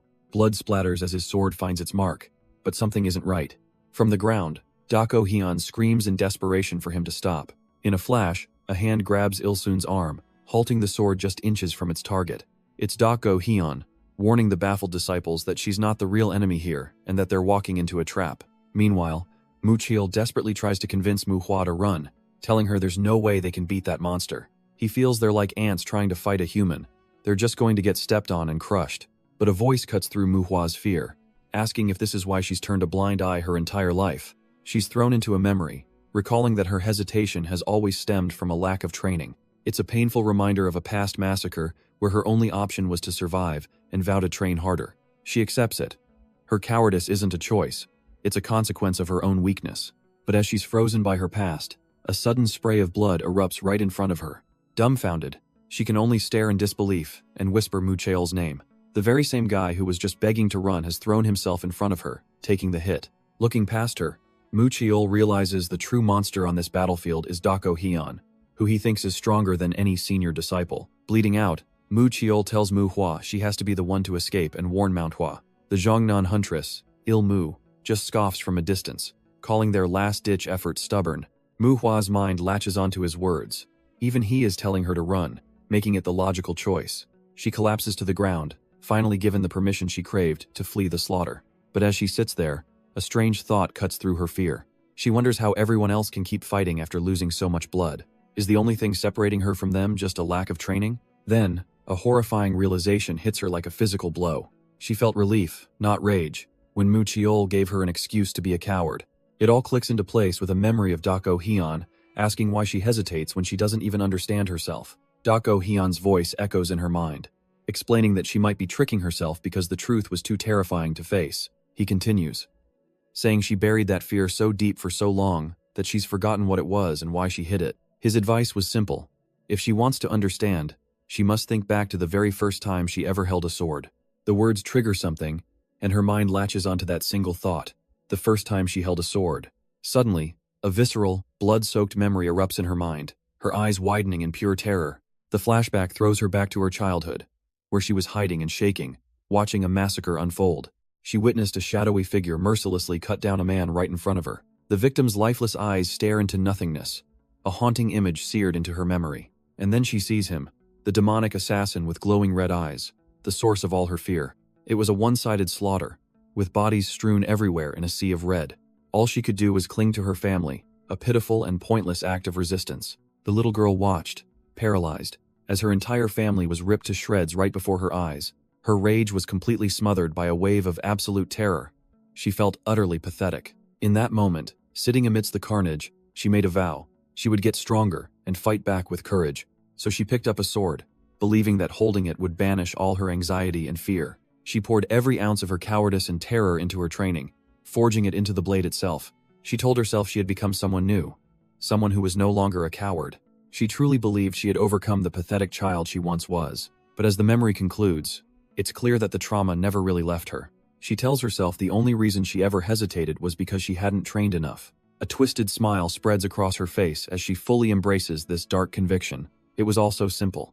Her lack of courage was just a symptom of insufficient training. But a deeper, more honest question begins to surface in her mind. She remembers watching our boy and Muchiol dive into the fray without a second thought. How could they possibly fight those absolute monsters without a hint of hesitation? Muchiol's face was calm, resolute, something she could never be. She wonders why she felt relief instead of rage, watching our boy walk away through the blood. Her hand trembles as the reality of the carnage around her finally sinks in. In a moment of pure horror, she realizes she's no different from that helpless child. She scoffs at the idea that she's overcome anything, asking herself what she's even conquered. The bitter truth hits her. She's just a coward who blames her training while trying to escape without a scratch. Her thoughts drift to our boy, wondering if he learned the sword just to run away from his own demons. She realizes they might be cut from the same cloth, both trying to escape a cowardly past. But the memory of him shows a different story, a hand gripping a sword even when resistance seemed utterly futile. He didn't just hold his sword, he held on to his fallen comrades, refusing to let go. Even bloodied and beaten, he and his brothers stood up against an overwhelming injustice. They simply did not give in, using their swords as props to haul their broken bodies back to their feet. Turns out, our boy learned the sword to be like them, the ones who fought even as they were ripped to shreds. And as tears stream down his face, we see the immense pain that forged his unbreakable will. Snapping back to reality, Ilmu's eyes burn with a cold, red light. She's holding a downed disciple hostage as our boy, Dako Hyun, flies through the air for a last-ditch attack. She's genuinely dumbfounded, wondering why he didn't just run away when he had the chance. Finding his courage more annoying than anything, she contemptuously drops his comrade to the ground. A flash of blood appears by her ear as she prepares to intercept his desperate charge, but he breaks through her guard, landing a solid blow that sends her reeling backward. Dako Hyun coughs up blood, clearly running on nothing but pure, unadulterated willpower. The strain is too much, and his sword finally clatters to the stone floor. A sudden quiet falls over the courtyard, the sounds of battle replaced by the rustling of leaves. All that's left is the sight of his blood-splattered blade, a monument to his defiance. The courtyard is a grim scene, littered with the bodies of the Jungnan sect. Just then, a shadowy figure appears, kneeling to check on a fallen comrade. The huntress watches this newcomer with her cold, glowing eyes, utterly unimpressed. She finally turns her attention away from the defeated Dako Hyun, sizing up the new arrival. She speaks, apologizing for being late and asking what happened to the others sent after the sect leader. But the man ignores her, telling his fallen brother to just hold on a little longer. His face darkens with pure rage as he vows to finish this as quickly as he can. He rises to face her, but she just scoffs, effortlessly holding up one of his unconscious allies. A twisted smile spreads across her face as she tells him he's actually pretty funny. Calling him brave for showing up, she contemptuously tosses the body aside, ready for round 2. She smirks, admitting that while she's not into men, she has a soft spot for the bold ones. Reaching out a hand, she offers him a twisted form of praise for his bravery. With her eyes glowing a menacing red, she prays he won't disappoint her, but actually provide some excitement. Our boy remembers a crucial lesson. Never, ever underestimate your opponent. He clears his mind, focusing on a single objective, killing the enemy in front of him as fast as humanly possible. The teachings echo in his head. Keep movements swift, short, and pour everything into the attack. She watches him, completely unfazed, as he prepares to make his move. In a flash, he unleashes the Dako sword technique, closing the distance instantly. Before she can even react, he's already past her, his blade having found its mark. A spray of blood erupts from her chest as she looks down, utterly dumbfounded. The gash on her chest is deep and should have been a one-shot kill for any normal martial artist. But instead of dying, she just grins, her eyes glowing red as she admits he's actually pretty good. Our boy doesn't hesitate for a second, immediately spinning around for another lethal strike. He knows he can't give this unkillable monster even a moment to recover. She hits the ground, looking up with an expression that's more annoyed than pained. As he brings his sword down for the final blow, she suddenly thrusts her hand up, unleashing the falling flower palm. Her palm slams directly into his blade, stopping his execution cold with a burst of energy. The raw power of the impact travels up the steel, shocking his entire arm. His sword is ripped from his grasp, sent flying through the air, and just like that, Dako Hyun is left kneeling and completely unarmed over the very monster he failed to kill. But the monster doesn't give him a single moment to think, launching a brutal kick straight at his head. Our boy gets sent flying, completely overwhelmed by her relentless assault. He tumbles across the courtyard, desperately trying to regain his footing.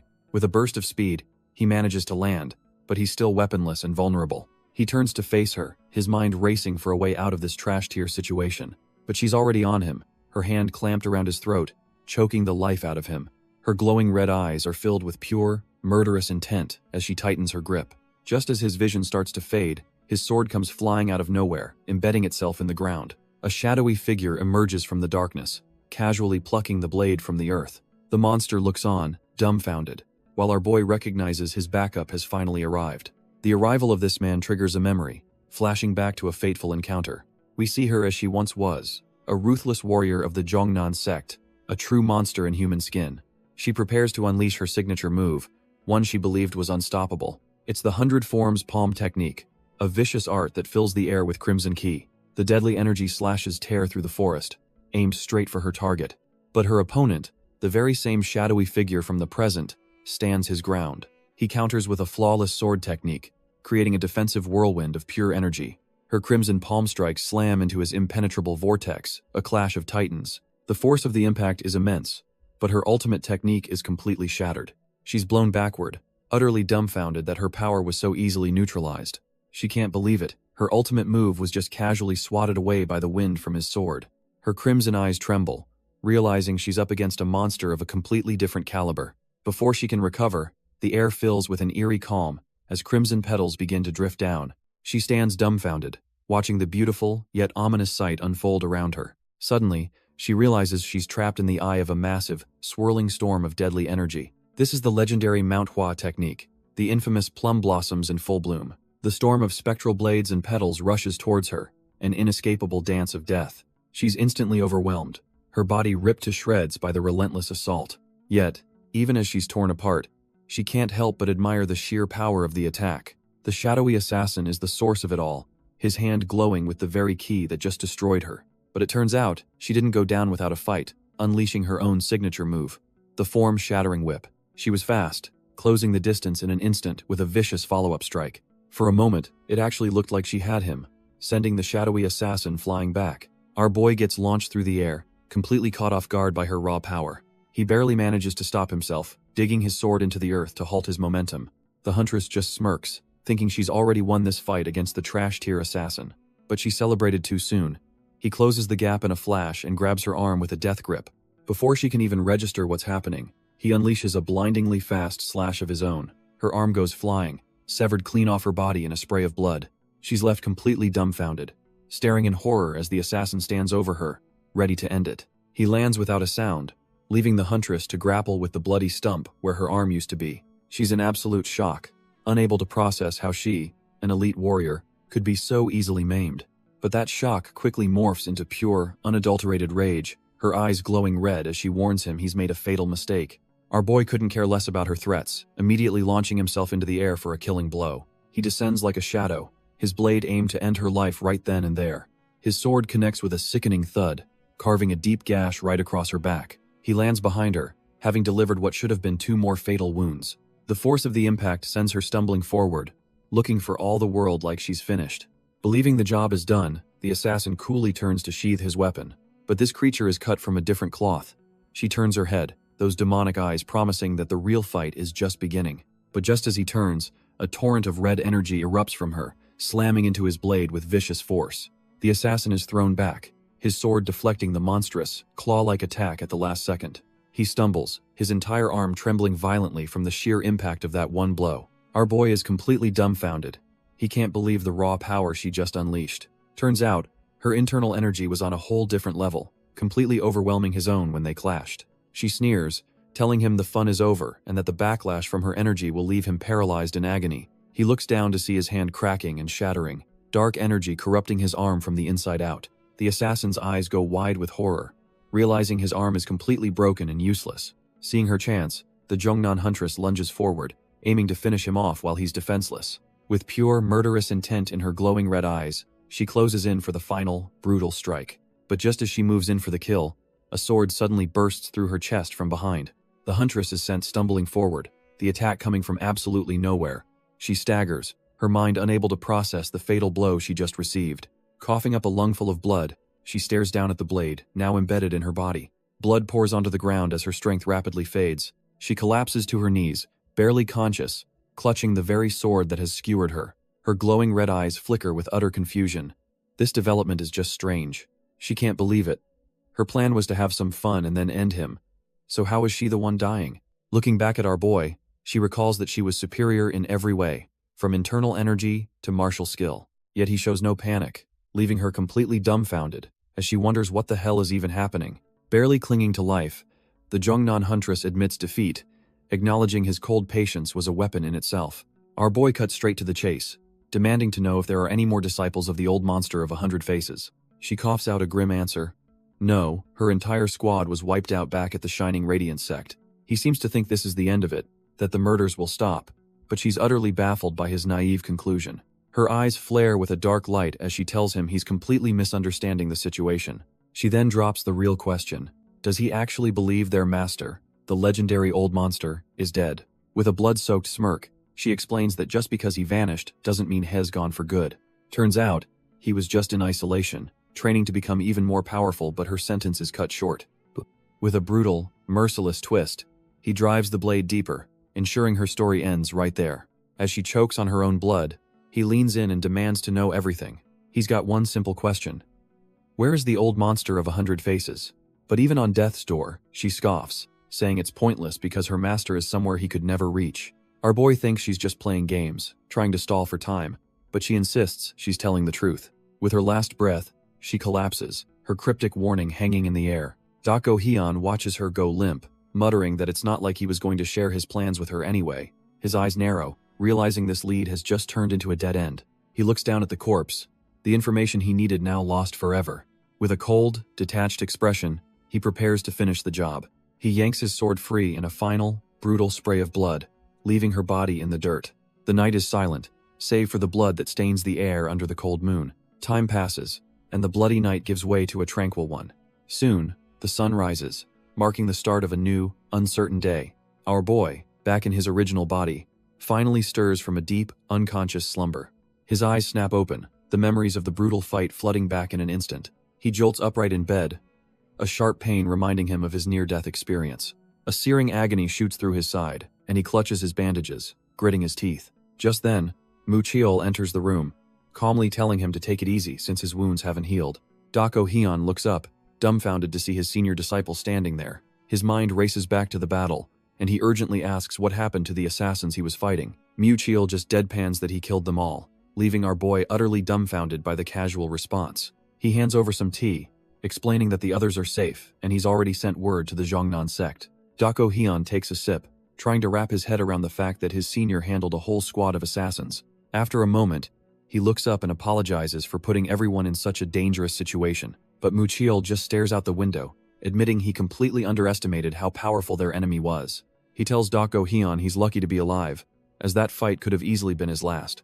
The senior disciple acknowledges that they all made their own choices, and aren't just some trash-tier pawns to be sacrificed. But as their leader, he declares he's taking full responsibility and will step down from his position when they get back. Our boy is completely blindsided, but Mu Cheol informs him the decision is final, and he's already told the others. As he turns to leave, he reveals that he heard Dako Hyun was the only one who actually managed to land a solid hit on the killer. Dako Hyun is stunned, questioning if it was really him, but Mu Cheol just says he heard it from the others. The scene snaps back to the night of the attack, where the Jongnon huntress, Il-mu, had already taken down one disciple. As a Manhwa disciple flies in for an attack, her eyes blaze with a demonic red light. She counters instantly, slamming her opponent with a brutal, bone-shattering strike. The disciple is sent flying back, coughing up blood from the overwhelming force of the blow. His sword falls from his numb fingers, clattering onto the cold stone floor. He collapses in a heap, utterly defeated, and unable to move a single muscle. The huntress looms over his broken form, her expression completely devoid of emotion. She then casually slings his unconscious body over her shoulder, ready to depart.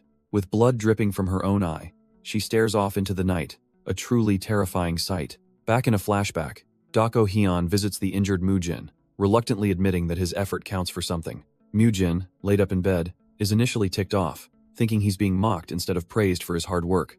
But Dako Hyun clarifies that the wound is irrelevant. What truly matters is that Mu-jin has finally grown. He explains that breaking through a wall isn't always some grand epiphany, but often just a small shift in one's attitude. While this wound was just a scratch against a powerful foe, the experience itself was invaluable. He promises that the next time Mu-jin is in a similar fight, he'll realize has finally overcome his past self. Cutting himself off, Dako Hyun announces it's time for them to go. Mu-jin is dumbfounded, asking where they could possibly be going when he's supposed to be recovering. Dako Hyun just says this is also a form of training, and that everyone is waiting, especially because he's hurt. A strange, determined smile spreads across Mujin's face as he seems to understand the brutal lesson. Dako Hyun calmly enjoys a drink, completely unbothered. Turns out his grand training plan was a trip to a hot spring, leaving Mujin utterly baffled. Mucheol explains that proper rest is the best form of recovery, but Mujin is still thinking this is some kind of joke. Sinking into the warm water, Mucheol feels they should brought his sister Manhwa, who had been begging to come. He imagines she's probably having fun somewhere else, just as relaxed as they are. As the sun begins to set, the disciples enjoy a rare moment of peace. But the quiet doesn't last long as the conversation inevitably circles back to the recent incident. Mucheol cuts straight to the point, asking Dako Hyun how in the world he managed to kill that monstrous assassin. Our boy is caught off guard, genuinely surprised by the blunt question. He just plays it cool, brushing it off by saying he was just lucky, a total lie that fools no one. Mujin admits the assassin was a beast, even stronger than Dako Hyun. The others are stunned to learn she was the one who wiped out the Jongnan sect's first-generation disciples. Our boy confesses he wouldn't have won a straight fight. She was powerful but lacked refined skill. He flashes back to the brutal moment she overwhelmed him on the battlefield. In that instant, he was facing an opponent whose raw power was on another level entirely. Her attacks were relentless, a storm of pure, unadulterated strength. Mujin reflects that her power wasn't just martial might. She had the born instincts of a predator. He finally reveals the secret to his victory. She got cocky and let her guard down. When their swords clashed, her internal energy was so immense it completely twisted his arm. But in that split second she thought she'd won. He grabbed his own broken hand and plunged his sword into her. Mujin explains that neither of them were fighting just to win. If she wanted him dead, she'd have gone for the head. He admits her arrogance was his only ticket out of that fight. Without that lucky break, he'd be a corpse right now. Dako Hyun finally understands, realizing that brutal clash is what completely mangled Mujin's arm. With the story finished, Mujin lectures his juniors, telling them power means nothing if they're dead and to always be humble. While they agree, our boy has a grim thought, admitting he's learned that very lesson himself. He looks down at his own hands, realizing that in his current state, he's pathetically weak. His mind flashes back to his past self, a true monster on the battlefield, the standard he can no longer meet. He tries to make excuses, a new sword, untested techniques, but knows deep down it doesn't change the outcome. He was just as arrogant as she was, and now his injury is holding him back from training, a truly frustrating reality. Suddenly, a hand reaches out towards him through the steam. Our boy is snapped out of his thoughts by the sudden voice. It's two strangers, a mountain of a man and his younger companion, who politely ask if they can join. The imposing figures stand over him, their sheer presence dominating the steamy air. The older man offers a friendly smile, completely unfazed despite the massive scar across his face. Dako Hyun agrees out loud, but his mind is racing. He recognizes this old monster and can't believe he's here. The elder steps into the water, his physique looking like it was carved from solid rock. He settles in with a sigh, his body a roadmap of old battles, completely at ease. The two newcomers find their spots, the initial tension giving way to the calm of the spring. Our boy watches them from across the water, this unexpected encounter breaking his gloomy mood. The hot spring is now shared between the Manhwa disciples and these two mysterious masters, an unspoken standoff hanging in the steam. The old man breaks the silence, correctly guessing they're from Manhwa just by looking at their well-trained muscles. Our boy introduces himself as Mu Shui, but he's internally dumbfounded, realizing this old monster is on a completely different level. The elder gives a nod of approval, impressed that they haven't neglected their physical conditioning like so many other young martial artists. Suddenly, the old man's eyes narrow. He recognizes the name Mu Hui and correctly identifies him as Hyunja's disciple. But he pauses, a strange look on his face as he stares intently at our boy. He then drops a bombshell, saying that for some reason, Mu Shui's eyes remind him of the infamous Phantom Swordsman. The other disciples are completely lost, wondering who this guy is to speak so casually about two legendary figures. Thinking fast, Dako Hyun claims he once received training advice from the Phantom Swordsman and simply took it to heart. The elder looks completely stunned by this explanation, his mind trying to process the unbelievable statement. And then he just explodes with laughter, the idea of the Phantom Swordsman giving out friendly advice being the funniest thing he's ever heard. The elder keeps laughing, musing how the Phantom Swordsman was a trash-tier student but is now egotistical enough to give others advice. He quickly apologizes for his sudden outburst, trying to play it cool, but then he drops the real bombshell. Turns out, he was the one who taught the Phantom Swordsman his training methods. Dako Hyun's mind short-circuits, flashing back to his past life as the red-eyed demon swordsman. He realizes that if this old man taught someone like him, he must be an absolute legend in the Murim. Suddenly, Mujin shoots up out of the water, his face dead serious. He immediately performs a deep martial arts salute, apologizing for not recognizing the man sooner. Then he reveals the elder's true title, formally greeting him as the Iron Mountain Fist King. Mu-cheol is left completely dumbfounded, his jaw practically on the floor. But our boy Dako Hyun is even more rattled, breaking out in a cold sweat as he realizes who he's been talking to this whole time. The name Iron Mountain Fist King echoes in Dako Hyun's mind, a title belonging to a true monster of the Murim. He remembers the legends, tales of a man who pursued pure physical power through brutal, inhuman training. This guy literally hung from trees, lifting boulders, all to build a body that was a weapon in itself. Back in the present, Mu-jin holds his respectful salute, completely humbled by the living legend before him. The Fist King seems amused, noting it's an honor for someone to still recognize his old title. He formally introduces himself as Ma Yonho and tells everyone to relax, trying to ease the sudden tension. He then points to the red-haired youth, introducing him as his disciple, Wu Taekang. Dako Hyun is stunned. He never imagined a lone wolf like the Fist King would take on a student. Just by looking at him, our boy can tell this disciple is already strong enough to wipe the floor with most martial artists. Ma Yonho explains they're traveling for the kids' training, prompting Mu-jin to politely ask about their journey. Wu Taekang proudly declares his perfect record, boasting he's fought 43 duels and won every single one. The Manhwa disciples are dumbfounded by his skill, though Mu-jin figures it's only natural for the Fist King's student. The kid admits his last fight was a close call, saying he only won because his opponent's sword broke. But Dako Hyun isn't having it. Our boy coldly explains that a broken sword is a reflection of the owner's trash-tier skill, not an excuse. Mu-jin, intrigued, asks who this formidable opponent was that pushed the Fist King's disciple to his limit. Wu Taekang hesitates, deciding it's easier to describe the person rather than remember their name. He reveals his opponent was the disciple of the Phantom Swordsman, a title that makes Dako Hyun's ears perk up. Trying to recall the name, he guesses it was something like Dako Yul, causing Ma Yonho to muse that the name sounds rustic, just like the sword demon. Ma Yonho tells his disciple to get over it. A loss is a loss, but he agrees with the juniors that mastering your weapon is part of a warrior's duty. He tells Wu Taekang not to consider it a tainted victory, as Mu-jin laughs, realizing the kid just wanted a perfectly clean win. Wu Taekang is more than happy to spill the details of the duel, seeing how curious everyone is. In a flashback, we see the showdown. Dako Yul, the sword demon's disciple, versus Wu Taekang, the Iron Mountain Fist, King's pride and joy. The fight was a brutal war of attrition, and after 100 clashes, Dako Yul's sword simply couldn't handle Wu Taekang's iron fists and shattered. Dako Hyun can't help but crack a smug grin, thinking to himself that the guy simply lost, plain and simple. He's internally celebrating that the damned bastard Dako Yul finally admitted defeat, and to the disciple of that old man of all people, our boy vows to give him a proper thrashing the next time they meet. But his thoughts are interrupted by Ma Yonho. The Fist King recalls an old promise he made with two of his juniors to raise their disciples and see who was the strongest, remembering how cocky the sword demon was. He lets out a hearty laugh, wondering what kind of face the sword demon would make now that his prized student got his weapon broken. Mu-cheol, ever the sharp one, realizes he must be talking about the legendary sword demon and the sword saint, Master Hyunjo. He points out that, while the sword demon's disciple lost the duel, the sword saint's disciple is still an unknown variable in their old bet. The whole group is left dumbfounded, realizing our boy is now the representative for the legendary sword saint. Ma Yonho's mood turns somber. He says it's a pity he can't even gloat, since his old rivals died so tragically. He cuts to the chase, his sharp gaze locking onto Dako Hyun, as he asks him what he thinks. The Fist King proposes a match between their disciples to finally settle the old bet, and our boy agrees on the spot. Dako Hyun thanks him for being so agreeable, but his face is a mask of tension, knowing this is no simple request.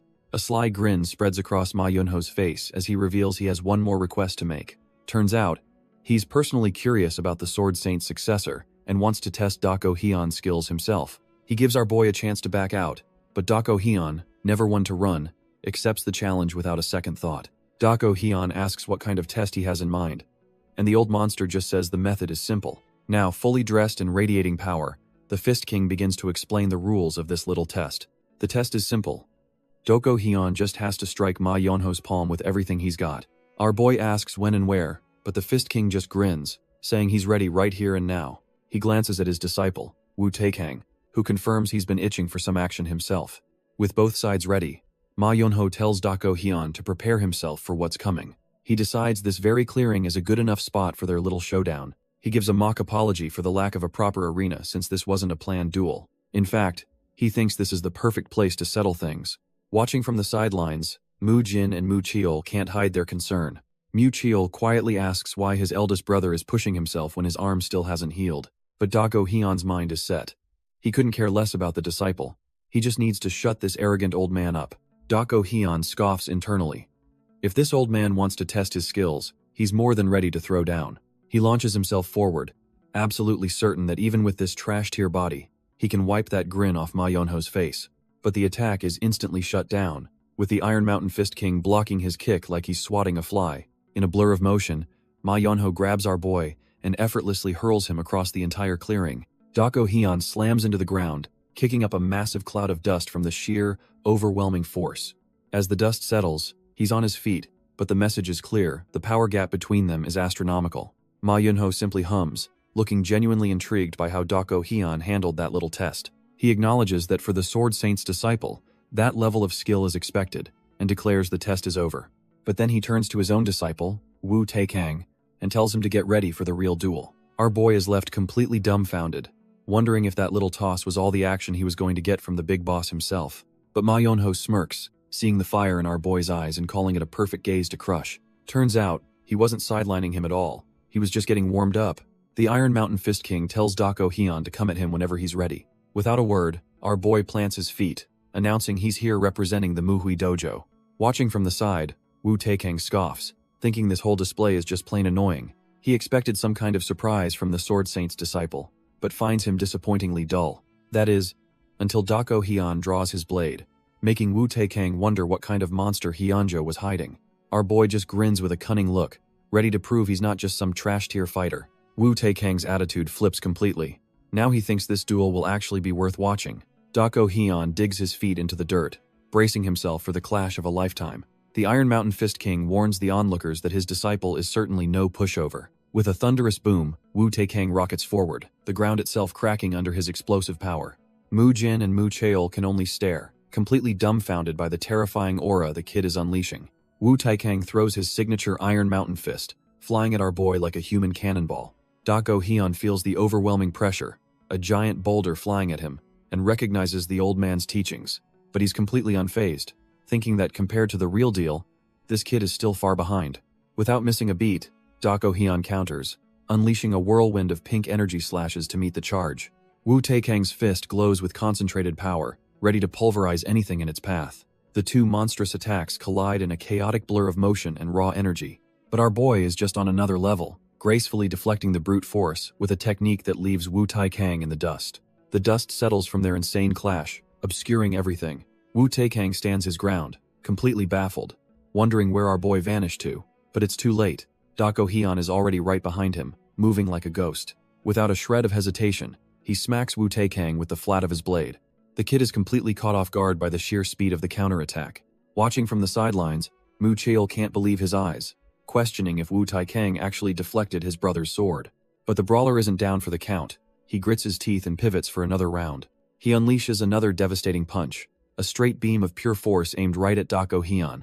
Our boy calmly meets the attack, thinking it's an impressive move, but still not enough to take him down. He parries the blow with ease, but suddenly his expression changes to one of shock. Turns out, the force of that last blow sent a nasty jolt through our boy's injured hand. Dako Hyun is completely dumbfounded. The pain is far worse than he anticipated. He's forced to retreat, creating some much-needed distance from the brawler. With his stance reset, he prepares for the next onslaught, but he's already on the back foot. Wu Taekang closes the distance in a flash, throwing another punch that Dako Hyun barely dodges. Our boy realizes his plan to toy with them is shot. His left hand is so busted he can't afford to block anything head-on. But Wu Taekang is no fool. He noticed Dako Hyun deliberately hid his left hand and suspects an injury. The kid decides to test his theory, announcing he's aiming for that very hand and launching a vicious swing. Dako Hyun is forced into a desperate duck, using his sword to stabilize himself on the ground. Seeing his opponent cornered, Wu Taekang prepares to bring down a devastating two-handed strike to end it all. With a roar, Wu Taekang brings his fists down like a meteor, aiming to pulverize our boy into dust. But he feels something is wrong. The impact isn't what he expected, and he's suddenly dumbfounded. His attack misses completely, smashing into the empty ground where Dako Hyun was just a split second ago. The sheer force of the blow shatters the earth, creating a massive crater and kicking up a huge cloud of dust. For a moment, the entire battlefield is completely obscured, leaving the brawler blind. Wu Taekang stands up, scanning the dust cloud, wondering if he actually managed to obliterate his opponent. But as the dust settles, a silhouette appears right behind him, and it's not a friendly one. Turns out, Dako Hyun used the attack's momentum to slip past him, now looking colder than ever. The red-haired kid's eyes go wide with shock as he realizes he's been completely outplayed. Before he can even flinch, he feels the cold steel of a sword pressed against his throat. It's game over. But it's not a blade to the throat. Wu Taekang's sword arm is stopped dead in its tracks. Our boy Dako Hyun has caught his fist, completely neutralizing the attack with one hand. The brawler is utterly dumbfounded, finding himself completely at his opponent's mercy. Dako Hyun stares at the arm he's grabbed, a sudden realization dawning on him. He thinks to himself that the kid was specifically aiming for his left arm the whole time. It clicks. This brawler somehow saw through his ruse and realized he was hiding a weakness.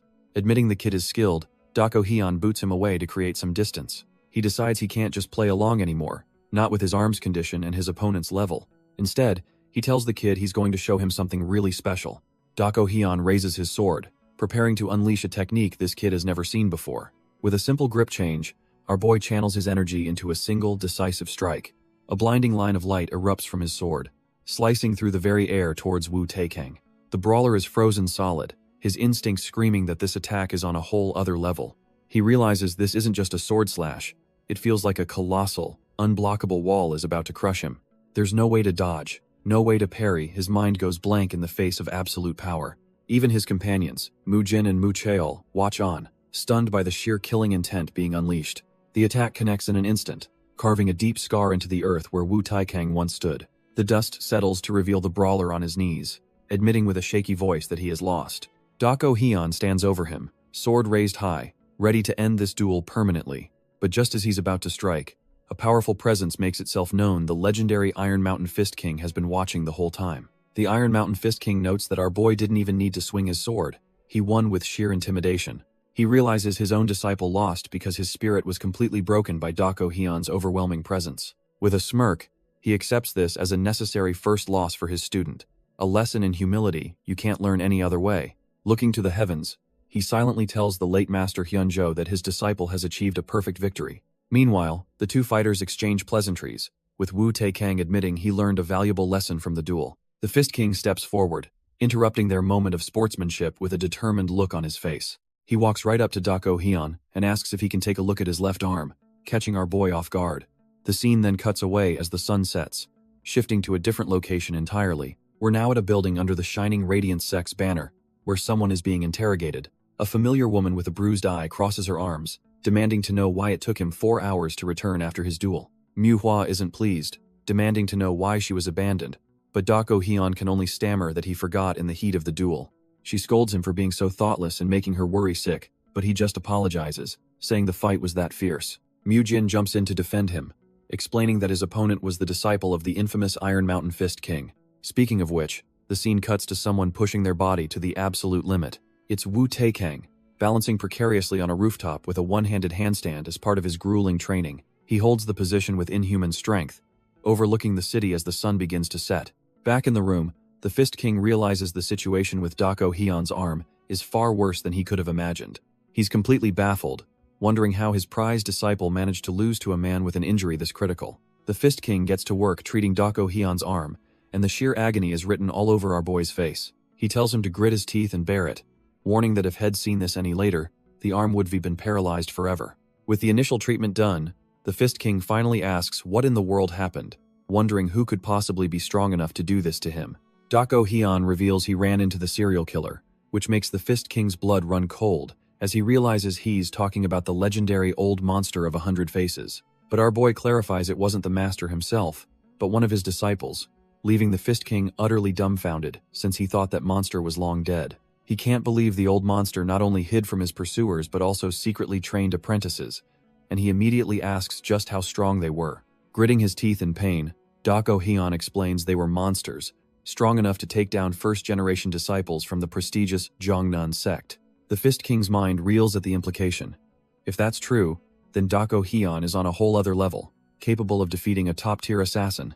Dako Hyun tries to downplay his victory, insisting he only won through sheer luck by striking when his opponent let her guard down for a split second. But the Fist King knows better, retorting that exploiting an opening like that requires immense skill, and he's amazed our boy got away with just one major injury. He's deeply impressed that even in this state, Dako Hyun agreed to a duel with his disciple, and he feels a sudden urge to help this warrior out. In a stunning turn of events, the Fist King offers to teach him a few things, leaving Dako Hyun completely shocked by the proposal. But Dako Hyun knows that in the world of martial arts, just having knowledge gets you nowhere. True power comes from training until it's ingrained in your very soul and amassing real experience. And he knows all too well that the most potent experience is the kind that brings you to the brink of death. Our boy's mind flashes back to the fight that nearly claimed his life, a trial by fire he barely survived. He remembers the overwhelming power of the assassin, a monster from the old monster's hidden school. He tells himself not to get arrogant. He's still not fully in sync with the Manhwa sword style. What he needs isn't some fancy new technique, but the brutal learning that only combat can provide. He realizes the Fist King standing before him is the perfect opportunity to gain that exact experience. The Fist King warns him to be sure, mentioning that even the famed Sword Phantom couldn't handle one round of his teaching. But seeing the look in our boy's eyes, he understands. This kid isn't here for a lesson, he's here for a real fight. The Fist King cracks his knuckles, deciding he won't question our boy's death wish any further. To make it a fair lesson, he even promises to only use martial arts at our boy's current level. With a challenging smirk, he simply tells him to bring it on. Not needing a second invitation, our boy explodes off the ground in a flash. He lunges forward, aiming a deadly fast sword thrust straight at the old man's heart. But his all-out attack is met with a casual, almost insulting defense. The Fist King stops the razor-sharp blade cold with just 2 fingers, completely dumbfounded. With a simple twist of his wrist, he effortlessly redirects the sword, throwing our boy off balance. Before he can even think to recover, a fist built like a boulder is already flying at his face. The old man's expression says it all. This isn't a spar, it's a genuine beatdown. The punch comes flying in with enough force to shatter bone, a blur of pure power. But our boy manages to slide back just in time, narrowly avoiding the devastating blow. He stares with cold focus, realizing this old monster is the real deal. The Fist King gives him no time to recover, lunging forward with another haymaker. This time, instead of dodging, our boy raises a single hand to meet the attack. A strange, swirling red energy begins to gather in his palm, a technique the old man has never seen. In a shocking move, he catches the powerhouse's fist with his open hand. The raw force of the punch is immense, but our boy's technique seems to be absorbing it all. The Fist King is completely caught off guard, feeling his own power being neutralized. He's left dumbfounded, realizing the kid somehow twisted the very trajectory of his fist. Enraged, the Fist King decides fists aren't enough, and unleashes his true power with a massive sword. He swings with enough force to split the sky, clearly done playing around. Our boy has to use every ounce of his agility just to dodge the monstrous slash. The attack carves a massive trench in the ground, showing the insane power he's up against. Dako Hyun manages to parry the next strike, the impact rattling him to the bone. He holds his ground, his eyes locked on the old monster reflected in his blade. But defending won't win this. He explodes forward, creating afterimages with his footwork. It's a dance of death as he weaves between the Fist King's relentless, overpowering attacks. He can't help but curse the old man internally for lying about holding back. This is a full-blown slaughter attempt. Suddenly, he jolts awake in his bed, the terrifying thought echoing in his mind that he almost just died. He slowly comes to, the morning light feeling a little too real after that nightmare. His eyes snap open as he tries to shake off the lingering dread, wondering what just happened. Our boy bolts upright, his heart still pounding from the phantom duel. He sits there for a moment, collecting his thoughts and taking in his surroundings. His gaze lands on some papers left beside his bedding, piquing his curiosity. He reaches over, realizing it's a letter left specifically for him. The note is from the Fist King, starting with a simple, unexpected apology. Turns out the old monster got a bit too excited and accidentally went all out, so he treated our boy's wounds as a mea culpa. The letter explains he had to leave to find a new sparring partner for his disciple, Wu Taekang. The Fist King ends by praising his unique technique, comparing it to a formless flower, and demands to know its name next time they meet. The letter continues, with the Fist King offering to break down his technique's flaws and even providing a new training method he devised. Our boy is left dumbfounded, staring at the pages filled with notes and a rather crude diagram of a training device. He notes it's just 1 page on flaws but 9 on training, though he admits the old man's insights are incredibly sharp. A smirk crosses his face as he realizes the old monster must have genuinely taken a liking to him. He knows Ma Yonho doesn't hand out advice like this. This was for him, recognizing his talent, not just his master's name.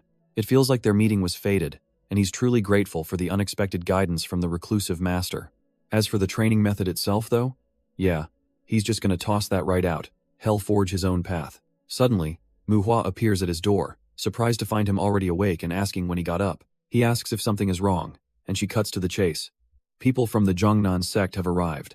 Dako Hyun immediately understands it must be about the murderers, and tells her he'll be right there. Meanwhile, somewhere else in the Serene Mountains, another duo is on the move. The sun beats down as they walk through the lush forest. It's the Iron Mountain Fist King, Ma Yonho, and his disciple. Wu Taekang finally speaks up, noting his master has been strangely pensive since their time at the hot springs. Ma Yonho asks if it's that obvious, and his disciple confirms he's definitely not his usual self. But the old monster deflects, saying it's Wu Taekang who's been thinking about Mu Hui and his humiliating loss. He scoffs, telling the dumbfounded kid it's obvious to anyone who's known him this long. He advises his disciple not to get hung up on it. Defeat simply reveals what you need to train next. Wu Taekang accepts the lesson but presses again, asking what's really on his master's mind. Ma Yunho just looks away, claiming it's nothing, but his expression tells a completely different story. Ma Yunho finally admits he's been thinking about his old friends, leaving his disciple dumbfounded that the old monster even has any. The scene shifts, revealing the grim belongings of fallen warriors, their swords and blood-soaked uniforms laid out in a box. A hand lifts a collar, revealing a unique emblem embroidered inside the Big Dipper and 3 swords. Kang Boim confirms the worst, identifying the items as belonging to Il Mu, Il Sun, and Il Hun of the Jongnan sect. Their surviving comrade, the one-armed man Il Hyun, can only stare with a heavy heart, the loss etched on his face.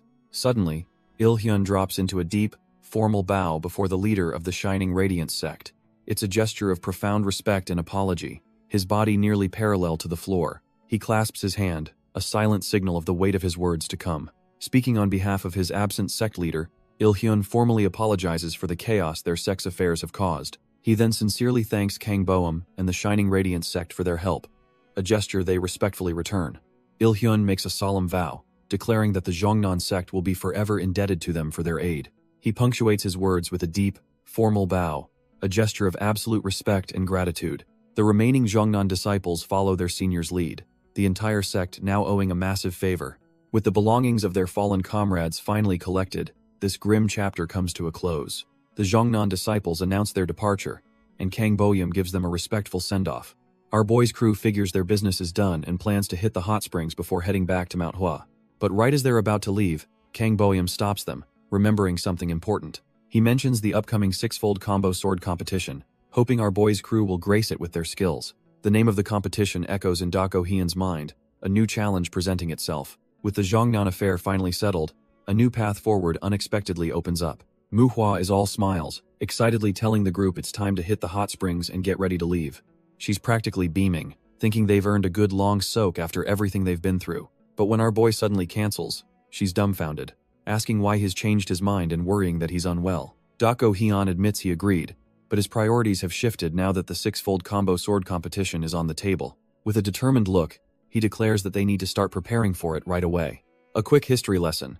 This competition is supposed to be a friendly event to reinforce the bond between the Jongnan and Manhwa sects. It gets its name because, believe it or not, the foundational martial art for both sects is the 6-fold combo sword technique. This is a huge deal, as a sect's basic techniques are considered the very essence of its philosophy and values. So the million-dollar question is how these two rival sects ended up sharing the exact same core sword style. Whispers from the past suggest a shocking possibility, that the two sects were originally one single entity. Another legend claims 2 disciples, taught by the same master, went on to found the 2 different sects, but since nothing was ever written down, the real truth is lost to history. Thankfully, instead of becoming bitter rivals, the 2 founders chose to cooperate. This spirit of mutual improvement gave birth to the competition, allowing both sects to flourish. Back in the present, Manhwa is completely lost, wondering why he's so fired up for a friendly match. She rushes over, reminding him the hot springs are waiting and asking why he's preparing so early. Dako Hyun just turns with a dead serious look and gives a simple answer, because he likes to win. Manhwa is left completely dumbfounded by his sheer intensity. Seeing there's no changing his mind, she just sighs and says she has nothing more to say. And with that, the group heads off, their fun trip officially cancelled for some hardcore training. As they travel, Mu Cheol casually mentions something he overheard from the other sects. Turns out, their little group has already earned a nickname in the Jianghu. They're being called the Manhwa's 4 Flowers, a title Manhwa finds pretty cool, but Dako Hyun warns her it just means they're a bigger target. Suddenly, our boy Dako Hyun stops dead in his tracks. The others are completely clueless, wondering why their senior disciple has halted their journey. He stands there silently, his back to them, sensing something is deeply wrong with the atmosphere. Manhwa asks him what's going on, but he just stays quiet, laser-focused. His eyes narrow as he finally pieces together the unsettling truth. He reveals that there's a path up ahead, which shouldn't be there. Dako Hyun explains he deliberately chose a secluded route to avoid attention, but this path has been far too easy, a sure sign of a trap. He states his grim conclusion. This whole path feels like they're being deliberately lured into a trap. Our boy tries to figure out when this unsettling feeling started, but he can't pinpoint the exact moment. What's worse, he hasn't sensed a single hostile presence, which makes the situation even more suspicious. He explains that the best way to manipulate someone is to limit their options, forcing them down a predetermined route. He considers that he might just be paranoid, or perhaps the one setting this trap is a complete amateur. But after their last near-death encounter, he decides to trust his gut. There's no room for error. Without another word, he orders everyone to turn back, leaving Manhwa completely baffled by the sudden command. She immediately questions his logic, reminding him he was the one in a hurry, but he flatly denies feeling unwell. Dako Hyun cuts her off, stating that with sunset approaching, they need to move quickly if they're backtracking. Manhwa lets out a sigh of frustration, realizing she has no choice but to follow her senior's orders. Somewhere in the shadows, their enemy smirks, thinking it's much better this way if they just give in. Having retreated, our boys' group sets up camp for the night deep within the eerie forest. They light a fire, hoping to rest after the tense and confusing change of plans. While the others sleep, Dako Hyun remains wide awake, his instincts still screaming that something is wrong. He stares into the flames, his mind racing, unable to shake the feeling that they're being watched. Suddenly, his eyes snap open as a faint rustle from the darkness catches his attention. He turns his head, his senses on high alert, confirming that they are not alone. Without a sound, his hand immediately grips the hilt of his sword, ready for whatever comes next. From the pitch-black woods, a monstrous boar with glowing eyes emerges, staring them down. This is no ordinary beast. Its demonic gaze promises a bloody confrontation is about to begin. Our boy is still processing the demonic boar when he realizes it was just a distraction, because out of nowhere, a shadowy figure appears high in the trees, ready to strike. The hooded assassin leaps down, blade glinting, aiming to end this silently. But Dako Hyun's senses are already screaming, his eyes tracking the killer's descent. The assassin comes down hard, a blade aimed right for his head. With lightning speed, Dako Hyun kicks the campfire to create chaos and parries the blow. The sharp clang of steel jolts Manhwa awake from her sleep. She scrambles up, completely disoriented, and asking what that sudden noise was. Dako Hyun calmly tells everyone to get up, announcing they've got company. Manhwa is left dumbfounded, barely able to process that assassins are here for them. The whole group is now awake and on guard, with the first attacker's gear lying discarded nearby. Dako Hyun's mind is already working overtime, piecing together the clues. He realizes this wasn't a chance encounter. These killers were sent specifically for them. Using a secret technique, he mentally tells the others that they're completely surrounded. He gives them a grim crash course, explaining he can't protect them all and that assassins will even self-destruct to take them down. With no time to waste, our boy decides to go straight for the enemy's main force. Mew, San, and the others draw their swords without a second thought, ready to follow his command. The silence of the night is broken by the rustling of leaves, as the enemy finally makes their move. A storm of blades suddenly erupts from the darkness, flying straight for our heroes. Mew San screams a warning to Mew Chaeol as the first wave of assassins closes in for the kill. But Mew Chaeol is no rookie. He slams his sword straight into the ground with all his might. The impact kicks up a massive cloud of dirt and debris, creating an instant smokescreen. A volley of what turns out to be poison needles harmlessly pings off the newly formed earth wall. The assassins are completely thrown off by this unconventional defensive maneuver. As the dust settles, they're left wondering what just happened. One of the hooded killers, watching from a distance, is dumbfounded that he blocked the attack by just striking the dirt. But his confusion turns to panic as he realizes one of the targets has vanished from the group. Before his brain can even process it, our boy Dako Hyun has already appeared behind another assassin and sliced him down. The first assassin hears the sickening crunch and whips his head around in shock. He's just in time to see Dako Hyun standing over the fresh corpse of his comrade, not even breaking a sweat. While the first assassin is still processing his loss, Mew Chaeol leaps into action against another. With a clean, brutal slice, a second assassin is sent flying through the trees. His body hits the ground with a wet thud, painting the forest floor red. Mew Chaeol lands gracefully, not a single wasted motion in his assault. He immediately pivots, his blade ready as another hooded killer comes at him. Their weapons clash as he effortlessly parries the desperate attack. But his senses suddenly scream danger, and he glances up at the night sky. A tiny, gleaming object is hurtling straight towards him at incredible speed. The assassin thinks he's got him, a perfect shot with a poison needle. But Mew Chaeol just smirks, catching the deadly projectile between his fingers like it's nothing. The assassin is left dumbfounded as Mu Chiol calmly holds the deadly needle. With a flick of his wrist, he sends it flying right back. A perfect return to sender. The needle finds its mark, and the hooded killer collapses without a sound. Elsewhere in the forest, another blade slices through the night air with brutal force. It's Dako Hyun, wielding his signature massive sword and carving his own path of destruction. He brings the cleaver down in a vicious arc, tearing straight through another attacker. Blood erupts into the air as the assassin's body is nearly split in two. Another trash-tier killer hits the dirt, throat slit wide open. Watching the bodies pile up, Manhwa realizes something disturbing. These attackers are all just kids. Mu Chiol coldly agrees, but tells her their age is irrelevant since they came here to kill. He lays down the cold, hard truth. An assassin is an assassin, and they would have died if they hadn't killed them first. Mu Chiol tells her to get used to it, because as a sword wielder, she's always at risk of being killed. Just as the grim lesson sinks in, he warns the group that the fight is far from over. The full moon hangs in the sky, casting a pale light over the bloody forest clearing. Turns out, the mastermind behind this whole ambush is the notorious Dark Flame Pavilion Master. One of his hooded subordinates reports that fewer than 20 assassins are left, asking if he should intervene. The master just scoffs, remarking that these so-called killers are even more pathetic than he imagined. He doesn't care if they all die, but he's annoyed they couldn't even take out a few Manhwa kids. Having seen enough of this failure, he gives a single, chilling command: kill them all.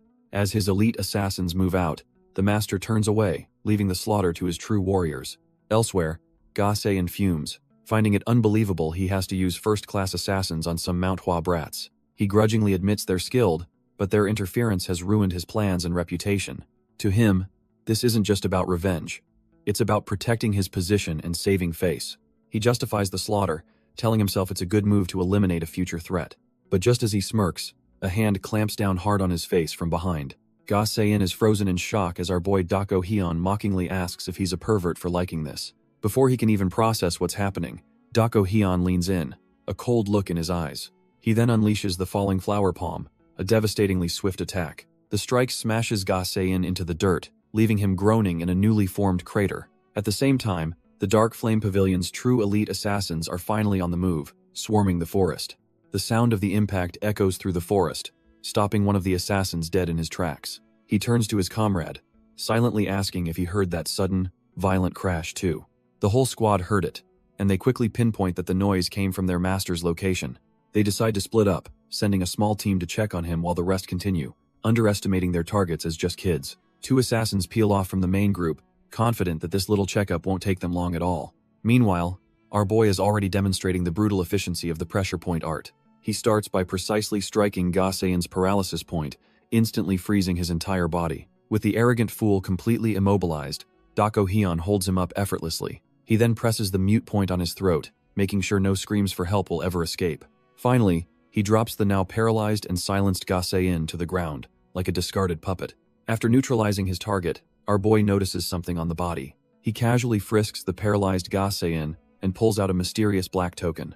The token is engraved with the words Overlord Fortress, a name that carries some serious weight. Flipping it over, he sees it also identifies the owner as the Dark Flame Pavilion Master. The pieces of the puzzle start clicking into place in his mind. He scoffs, realizing this is the powerhouse that gave the Great Truth Sect its unearned confidence. Without a care in the world, he picks up Gasein's body and starts counting the approaching assassins. He tells the paralyzed fool that sending just half their forces is pathetic.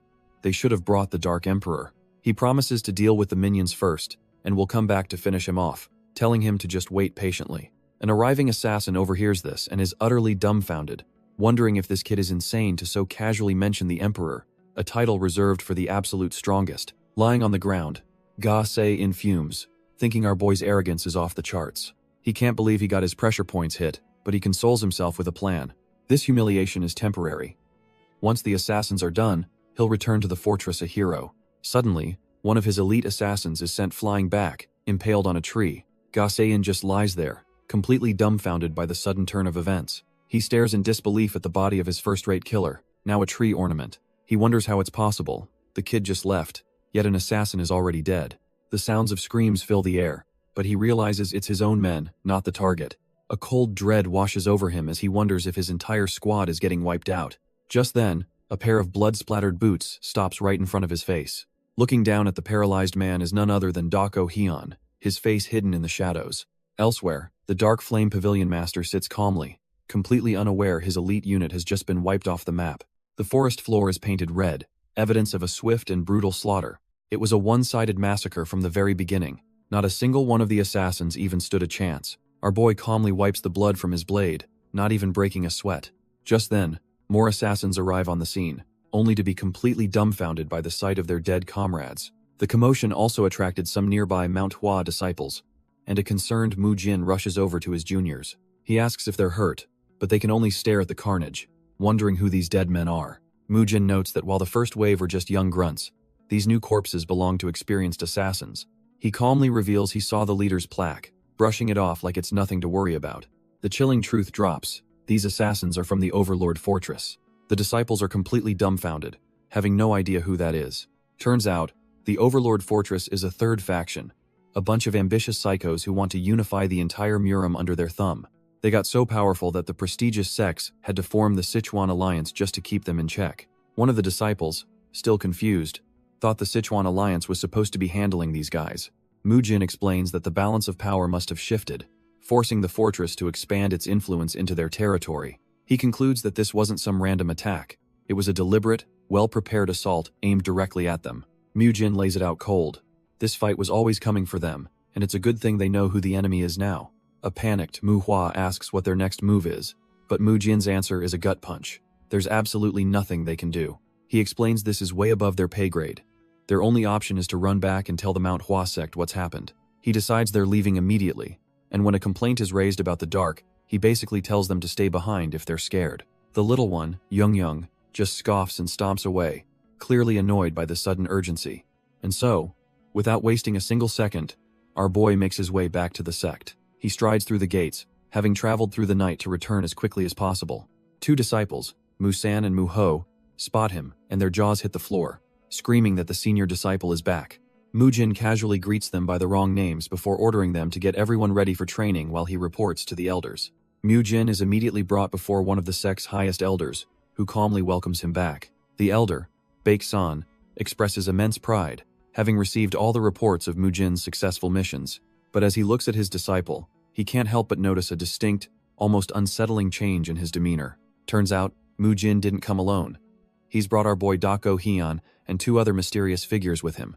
Dako Hyun just stands there stoically, his massive blade a silent testament to the hell they've been through. Baek San's expression shifts to worry, pointing out their tattered clothes and asking if they're really okay. Mu Jin tries to brush it off, assuring the elder that they're all perfectly fine. But Baek San isn't buying it and presses for the truth.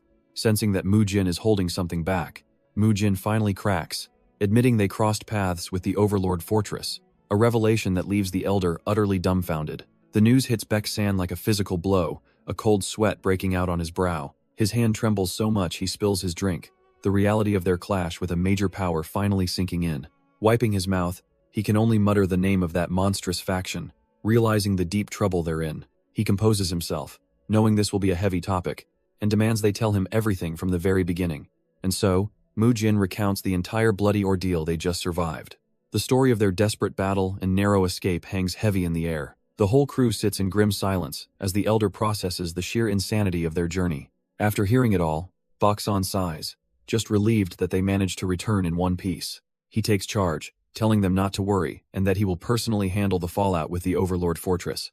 But then he pivots, revealing a letter from the blacksmiths means the plum blossom swords are being made, and the ending flower ceremony is almost here. Baek San begins, confirming they all know how the selection process for the ceremony works. He's talking about the legendary plum blossom sword, the ultimate symbol of a true Manhwa swordsman. The only way to earn it is brutally simple.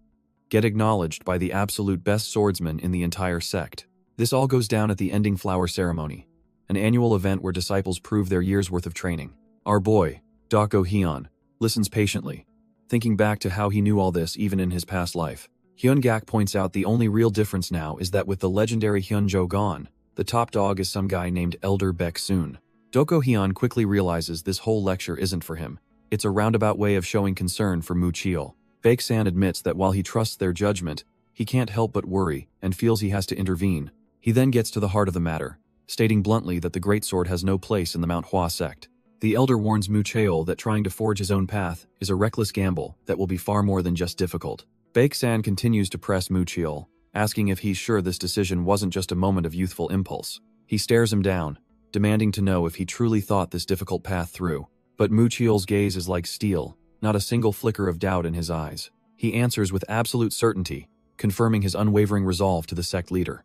Seeing this unwavering determination, a faint smile forms on the elder's lips. Baek-san is impressed by his firm voice and agrees to get the blacksmith started on his new weapon. With that settled, he changes the topic, telling them the Manhwa sect and its 4 flowers are the talk of the town. Their recent fame has caused a massive influx of people hoping to join, some of whom our boys have already met. On top of that, other clans are sending gifts and even their own children to join the outer sects, desperate to forge new alliances. The elder looks at them with genuine pride, making it clear that this incredible shift in the sect's fortune is all thanks to them. With the meeting over, Manhwa is suddenly hyped, saying they need to hurry and see Young, leaving Mu Cheol completely clueless. She reminds him about the girl who wanted to be a swordsman, but he just brushes it off, telling her to go alone because he couldn't care less. Mu Cheol declares He's going to think about training, while Mu-san announces He's just going to rest for the day. Seeing Doko Hyun, Mu Cheol tells him to get some rest too, lamenting that they never made it to the hot springs. As Doko Hyun walks away, he gives a quick, subtle glance over his shoulder. The look is brief, but it's enough to make Mu Cheol pause, a flicker of suspicion crossing his mind. He watches our boy go, realizing he's not heading towards the dorms at all, and wonders just where he's off to. The scene shifts to a serene grove, where pink plum blossoms drift through the air. We're suddenly in a flashback, with a younger Doko Hyun in his original body, yelling at trainees to fix their breathing and posture. He's pushing a group of kids to their limits, and among them is a young Lim Sanha, fiercely practicing his stabbing technique. Doko Hyun shouts that Lim Sanha and Young have perfect posture, telling the other trash-tier trainees to learn from them. Watching from the sidelines is a much younger Manhwa, completely captivated by the intense training regimen. The scene snaps back to the present, where our boy sees Mu-san and the other second-generation disciples just standing around supervising. He scoffs internally, disgusted that while these kids are giving it their all, the so-called senior disciples aren't even breaking a sweat. He's absolutely certain that while his group was fighting for their lives, these guys were just half-assing their training back home. With a dark expression, he decides to whip them into shape, ordering Mu Cheol to inform everyone that morning training starts earlier tomorrow. Mu Cheol can only agree, but a cold sweat runs down his back as he hopes no one gets seriously injured from our boy's brutal methods. As the sun sets, the day of rest officially comes to an end. A new day dawns, signaling the beginning of what's sure to be a hellish training session. The next morning, Doko Hyun stands before the assembled disciples and offers a formal greeting before the beatdown begins. But he's not here to play nice, and he tells the senior disciples that he offers them his greetings. With a dead-eyed stare, he asks them how they've all been, though the question is dripping with sarcasm. Mu-san answers that they've been well, but our boy's curt reply makes it clear he's not buying their trash-tier excuses. He calls them out immediately, stating he saw them just standing around yesterday while the juniors were the only ones actually training.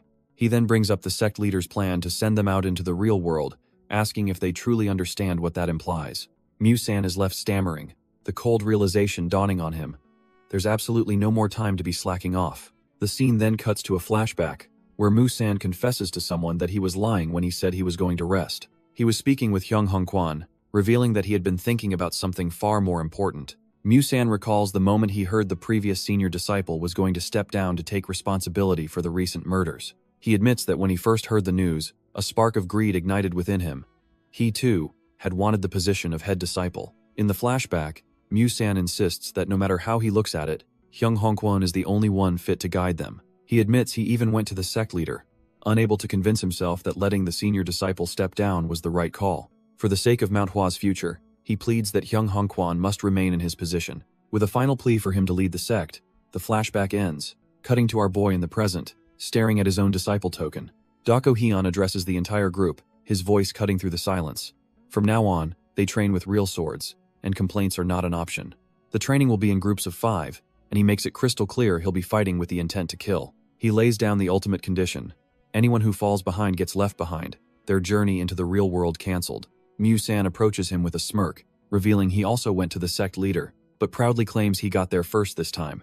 Drawing his own sword, Mu-san says he doesn't care if our boy thinks his actions were unnecessary. He declares they can only grow with Doko Hyun leading them, then steps up to be the very first challenger in this new deathmatch training. Watching from the side, Mu Ryun can't help but be taken aback by Mu-san's attitude. He wonders what kind of hell Mu-san experienced out in the world to be able to smile before a fight with real swords.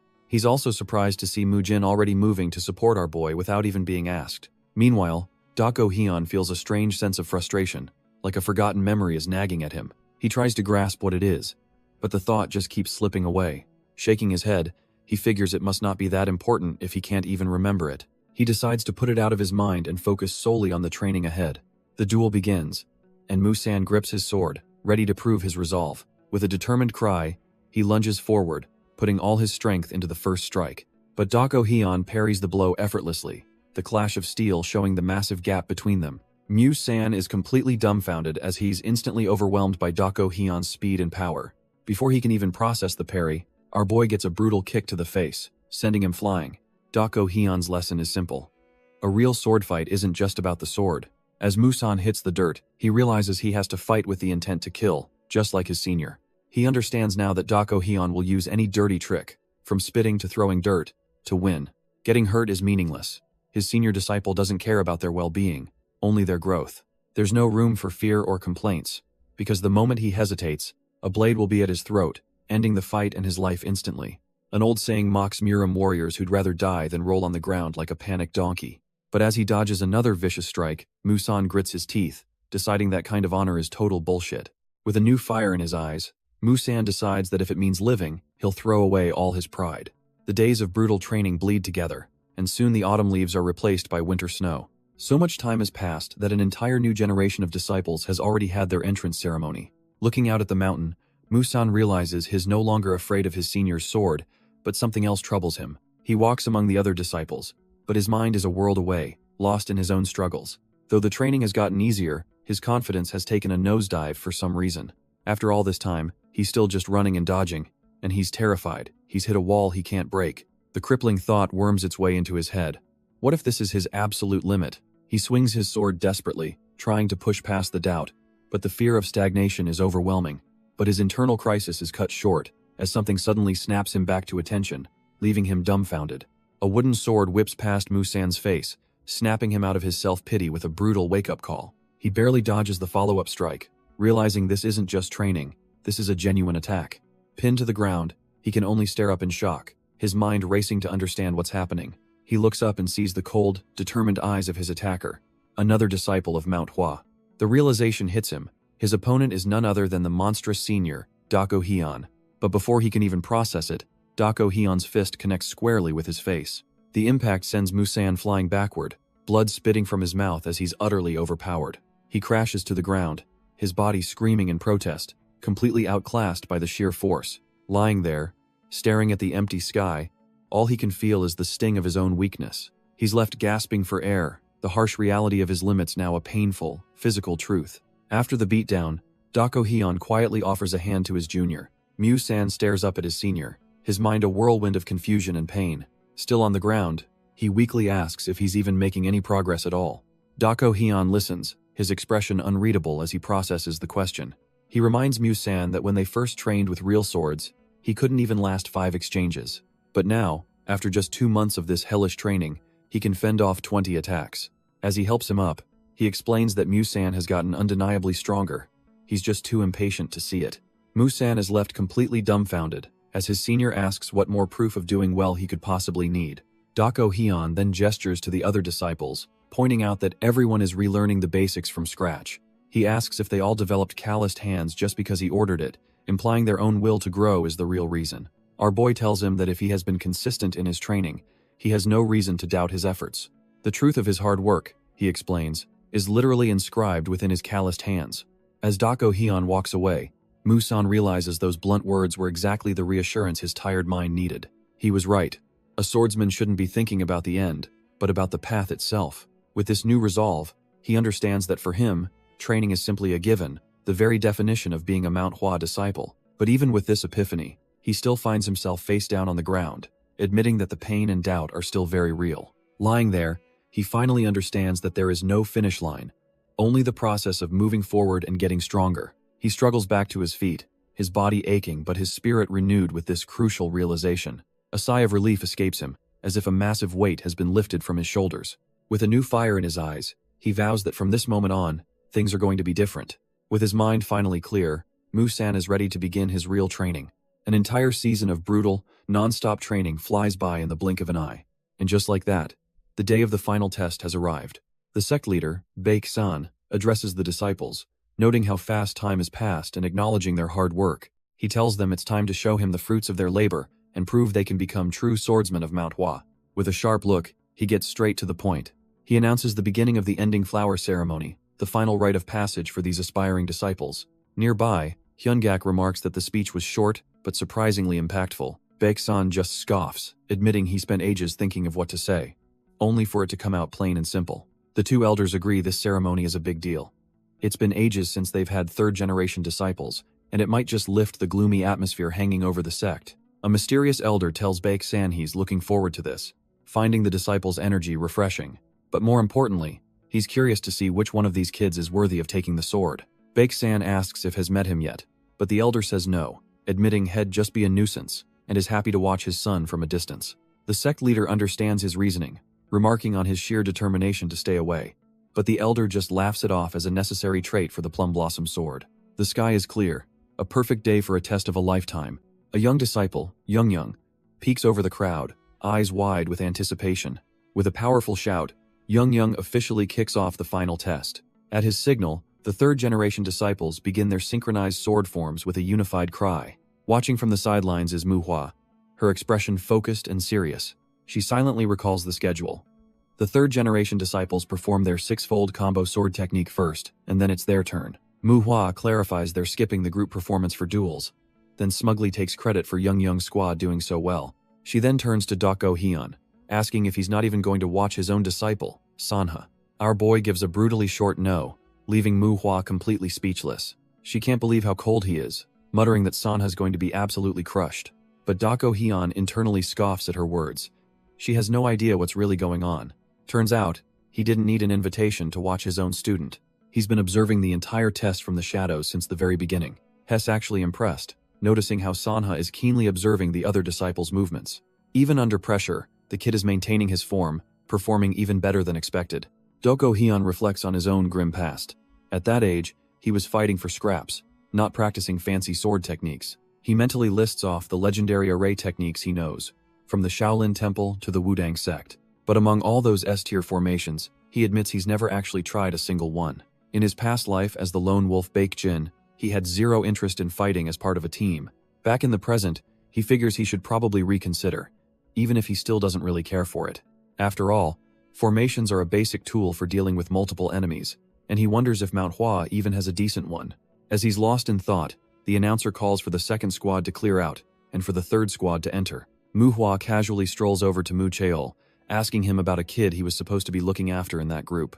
Mu Cheol turns, a little surprised by her sudden interest in his duties. But before he can even answer, she gives him a sly grin, saying she can probably guess who it is. Her eyes land on a kid with some seriously intense eyebrows, looking like he's ready to tear the place down. And there he is, the kid with the killer eyebrows, front and center with his squad, looking ready for war. The third-generation disciples face the elder, waiting for the signal. With a calm expression, the Plum Blossom Sword Elder gives the command to begin. But his mind isn't on the test. It drifts back to a heavy conversation from the past. He recalls asking a young boy if he knew the grim secret behind the sect's most honored weapon, the Plum Blossom Sword. Blacksmiths, he explained, have another name for it. The Dead Sword. A title reserved for a blade made for only one person. Its creation is a monumental task, resulting in a blade of legendary strength and sturdiness. But the real reason for its name is that when its master dies, the sword is buried right alongside them. He was telling this to a younger version of that same thick, eyebrowed kid, admitting he'd rather the boy create swords than die with one. The elder had left the choice to him, saying he had until the final ceremony to decide which path he would walk. Back in the present, the thick, eyebrowed kid looks a bit flustered during his test. The Plum Blossom Sword Elder's mind, however, is still lost in that past conversation. He remembers thinking about how many times he's seen steel, stained with blood, get buried with its owner. As a father figure who's witnessed the brutal end of many swordsmen, he desperately wanted the boy to avoid that fate. He knew the boy wished to walk that dangerous path, a choice no father would ever want for his son. The elder lamented that wielding the Plum Blossom Sword meant facing unavoidable danger, and his heart would sink every time he heard the boy practice. But looking at the sheer passion burning in the kid's eyes, he knew he couldn't possibly stop him. Just as his thoughts reached their peak, an announcer's voice cuts through, declaring the third squad's test is over. The elder's internal prayer continues. He hopes the boy will use his future sword to protect himself above all else. With a gentle clap and a smile, he accepts the boy's decision, praying for the best. The thick-browed kid finishes his demonstration, looking back at the elder who put so much faith in him. With a smug grin, he declares his performance is over, clearly satisfied with his work. The Plum Blossom Sword Elder and his companion applaud, genuinely impressed by the boy's skill. Meanwhile, Manhwa turns to our boy, telling him it's their turn and he should say a few words to the disciples. Manhwa looks completely unbothered as both Manhwa and Mucheol insist he give some kind of speech. He pauses for a moment, trying to dig up some inspiring words from his battle-hardened soul. After all that pressure, he just blurts out a simple, "Do well," leaving everyone dumbfounded. Just then, the imposing figure of Hyungak begins to walk toward the center of the training ground. He strides forward with purpose, his presence silencing the murmuring crowd of disciples. With a booming voice, he calls for anyone who wishes to qualify for the legendary Plum Blossom Sword to step up. Manhwa is completely floored, realizing Hyungak intends to test our boy from the absolute basics. Without a word, Manhwa steps into the arena, ready to face the elder head-on. Hyungak acknowledges his unique path, but warns him that he must prove he embodies the spirit of Manhwa to pass. Our boy just smirks, accepting the terms as he begins to unsheathe his blade. With his sword drawn, Manhwa takes his stance, his eyes locked on his opponent. Hyungak draws his own blade and with a simple gesture, invites him to attack. Manhwa doesn't hesitate for a second, exploding forward and leaping into the air for an overhead strike. He instantly transitions into a low, sweeping attack, moving like a blur across the ground. The elder watches calmly as our boy closes the distance with blinding speed. Their swords finally meet in a sharp clang, the first exchange of the legendary test. Hyungak easily deflects the massive blade, using his experience to nullify the raw power. He pushes our boy back, the sheer force of the impact shaking the ground. Internally, Hyungak analyzes the situation, thinking that the heavier the sword, the bigger the opening. He smirks, ready to exploit the vulnerability he sees, and asks our boy what his next move could possibly be. But instead of recovering, Manhwa drops into a low, impossibly swift stance, pivoting on his heel. Hyungak is momentarily impressed, admitting to himself that moving the body instead of the sword is an efficient trick. He quickly dismisses it as a one-time gimmick, convinced that this posture kills the greatsword's advantages. The elder believes our boy can't create a proper flow with his techniques now, seeing it as the weapon's ultimate limit. But this is exactly what Manhwa discussed with Mucheol before, asking if he saw any such limits when he wielded the sword. Mucheol's answer was a flat no, because our boy's style isn't about swinging wildly, it's a completely different beast. Back in the past, Mucheol sighs, deciding to just spell out the greatsword's secret since our boy nearly got himself killed. He explains the problem is simple. There's way too much tension in Manhwa's arm, killing his precision. Mucheol elaborates that tension is only needed at critical moments, like when changing the sword's direction or stopping its momentum. Our boy is dumbfounded, asking if he's supposed to just let go, thinking he'd lose his balance completely. With a deadpan expression, Mucheol clarifies he said to loosen the arm, not the entire body. He reminds him of a core lesson. Use the entire body as an axis to swing the sword, a power that arm strength can't even compare to. The arms are just for holding the weapon. Otherwise, they should be relaxed to prepare for the next move. By combining body power and the sword's weight, one can achieve strength, speed, and flexibility, the basics of any weapon. Mucheol looks at him, a horrifying realization dawning as he asks if Manhwa has seriously been using only his arms this whole time. And now, in the present, Manhwa plants his feet, ready to show Hyungak exactly what that full-body technique looks like. With a smooth pivot, our boy puts his entire body into the motion, just as he was taught. He unleashes a strike that sends Hyungak reeling, who is completely caught off guard by the sudden power spike. Hyungak is dumbfounded, wondering where this kid suddenly got this kind of strength when he thought they were evenly matched. But our boy is already flowing into his next move, his footwork, a perfect axis for his rotation. A flicker of genuine shock crosses Hyungak's face. This isn't the same clumsy swordsmanship from before. Manhwa remembers his past conversation, finally understanding the lesson he'd been missing. He recalls apologizing to his senior, admitting he'd been relying on arm strength because of his greatsword's weight. He now realizes his senior wasn't hiding his power, but simply using proper technique all along. All that frustration from training the illusionary sword with brute force is now being channeled correctly. The result is a devastating overhead blow that has Hyungak struggling to even keep his sword up. The raw power behind Manhwa's strike sends a massive shockwave across the training ground. Hyungak is forced back, the very earth cracking beneath his feet as his knee nearly gives way. The watching disciples are dumbfounded, whispering that they've never seen the elder so overwhelmed. But Hyungak is actually impressed, acknowledging that our boy is finally using his body to maximize the greatsword's potential. He smirks, telling him this display is good, but it's not nearly enough to pass his test. Done with defense, Hyungak launches a counterattack, showing he's far from finished. His blade suddenly ignites with a brilliant pink aura. Playtime is officially over. He unleashes a fluid, devastating slash, preparing to show Mu Shui a true master's technique. The entire arena is instantly flooded with a storm of energy petals, the legendary Falling Plum Blossom sword art, and he's executing it with a two-finger grip, a casual display of absolute, terrifying control. Hyungak declares the name of his technique, Falling Petals, as his blade glows with overwhelming power. A storm of razor-sharp energy petals fills the air, rushing towards our boy from every direction. The beautiful but deadly petals dance across the training ground, leaving no room for escape. Mu Hui plants his feet, gripping his greatsword, knowing he's completely trapped by this legendary art.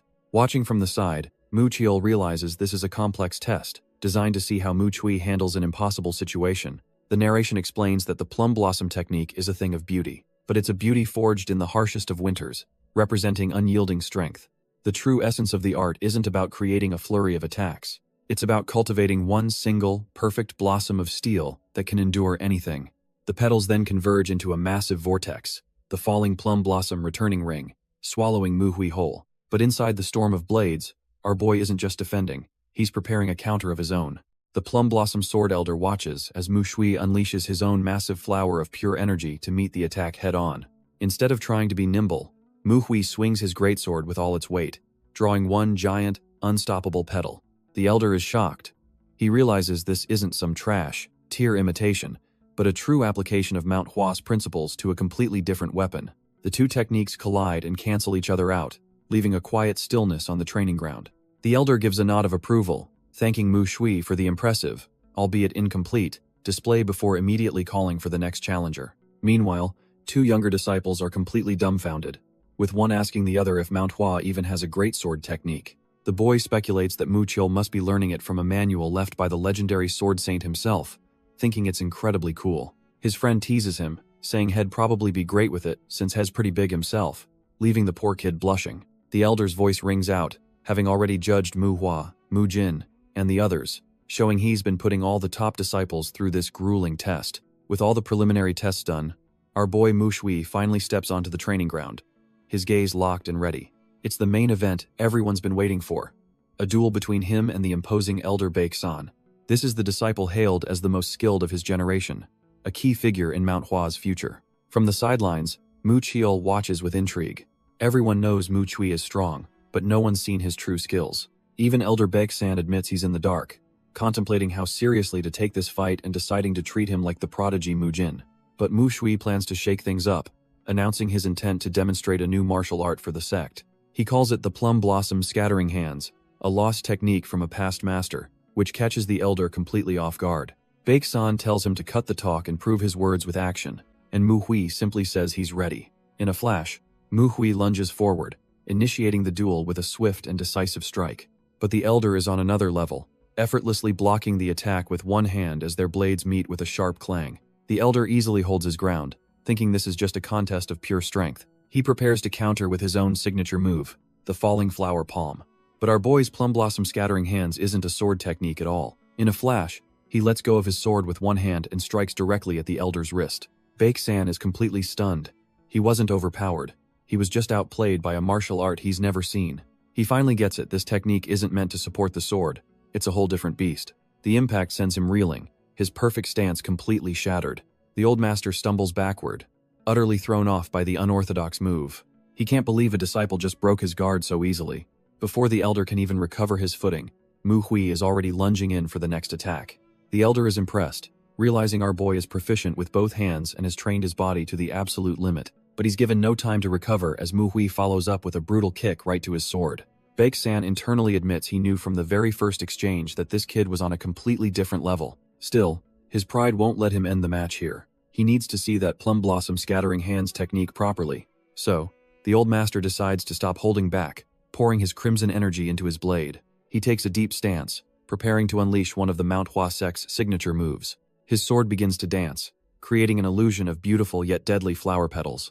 Suddenly, he unleashes the Falling Petals technique, a storm of razor-sharp strikes flying towards Mu Shui. The watching disciples are dumbfounded, realizing this is the same move he used before, but now it's terrifyingly fast. Yet our boy remains completely unfazed, meeting the first deadly petal with a perfect, resounding block. With a flick of his wrist, our boy begins to parry not just one, but every single strike coming his way. He stands calmly in the eye of the storm, effortlessly deflecting the flurry of attacks that were meant to overwhelm him. Baek-san can't believe it. His technique is supposed to be a violent, ever-changing river of steel that's impossible to block. The elder is completely dumbfounded, realizing he used more power than he did against Mu Chiol.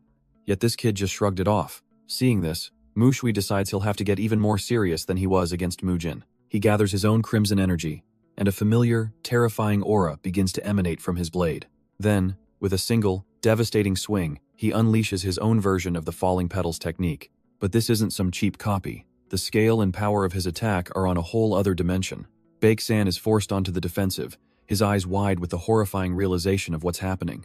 In a stunning display, Mu Hui's perfected technique completely shatters the original, proving he's just built different. The elder tries to defend, but the crimson storm of petals is just too much for him to handle. His guard is instantly shattered, the force of the impact sending him reeling backwards. He's sent skidding across the ground, completely overpowered by a technique he thought was his own. In the blink of an eye, our boy closes the distance, ending the clash before it can even escalate. With a cold blade pressed to his throat, Baek-san is utterly speechless, his mind struggling to process the defeat. He finally admits that he has witnessed the true spirit of a Manhwa swordsman in this kid. The elder is completely baffled, stating that our boy Mu Hui feels like a completely different person now. Mu Shui simply thanks him, calmly asking the elder to just think of it as a bit of growth. Growth? Baek-san can't wrap his head around it, looking down in a daze. He then notices his own sword has been completely shattered, a testament to the absolute gap in their power. Baek-san is left dumbfounded, wondering what kind of hell our boy went through to become such a monster. The scene shifts to a memory of the ending flower ceremony, where 4 ceremonial plum blossom swords are presented. The Manhwa sect leader begins his speech, expressing his pride in the disciples' growth. He then drops a bombshell, saying that unfortunately, not all of them will receive a sword today. The disciples are visibly confused, especially since Baek-san had just called them all swords of the sect. But the sect leader clarifies, calling 4 names to step forward: Mu Hui, Mu Jin, Mu Chiol, and Mu Hua. He tells them they have all shown great accomplishments as they are presented with their blades. The leader hands over a sword, warning them to be careful on their path but expressing his full confidence. With a proud smile, he gives them their final instruction, to unsheathe their new swords. A hand tightens around the hilt, a silent promise of the power about to be unleashed. In perfect unison, the 4 chosen disciples unsheathe their blades, the steel singing in the silent air. Our boy Dako Hyun holds his sword, the weight of it feeling just right, a true extension of his will. The sect leader tells them that receiving these swords makes them official swordsmen, hoping their plum blossoms will one day fill the mountains. The other disciples clap, congratulating them, but their smiles are strained. They realize someone from their generation finally got the plum blossom sword. The forced smiles drop as cold dread sets in. They remember our boy's warning and come to the grim conclusion that they are absolutely screwed. Dako Hyun's mind flashes back to a promise he made. For those who didn't get a sword, he'd give them a choice between endless training or a permanent new job. Later, the disciples who failed are sitting at a meal, their food untouched as they stare nervously at the others. The tension is so thick you could cut it with a knife. They're all watching Dako Hyun, who sits in absolute silence.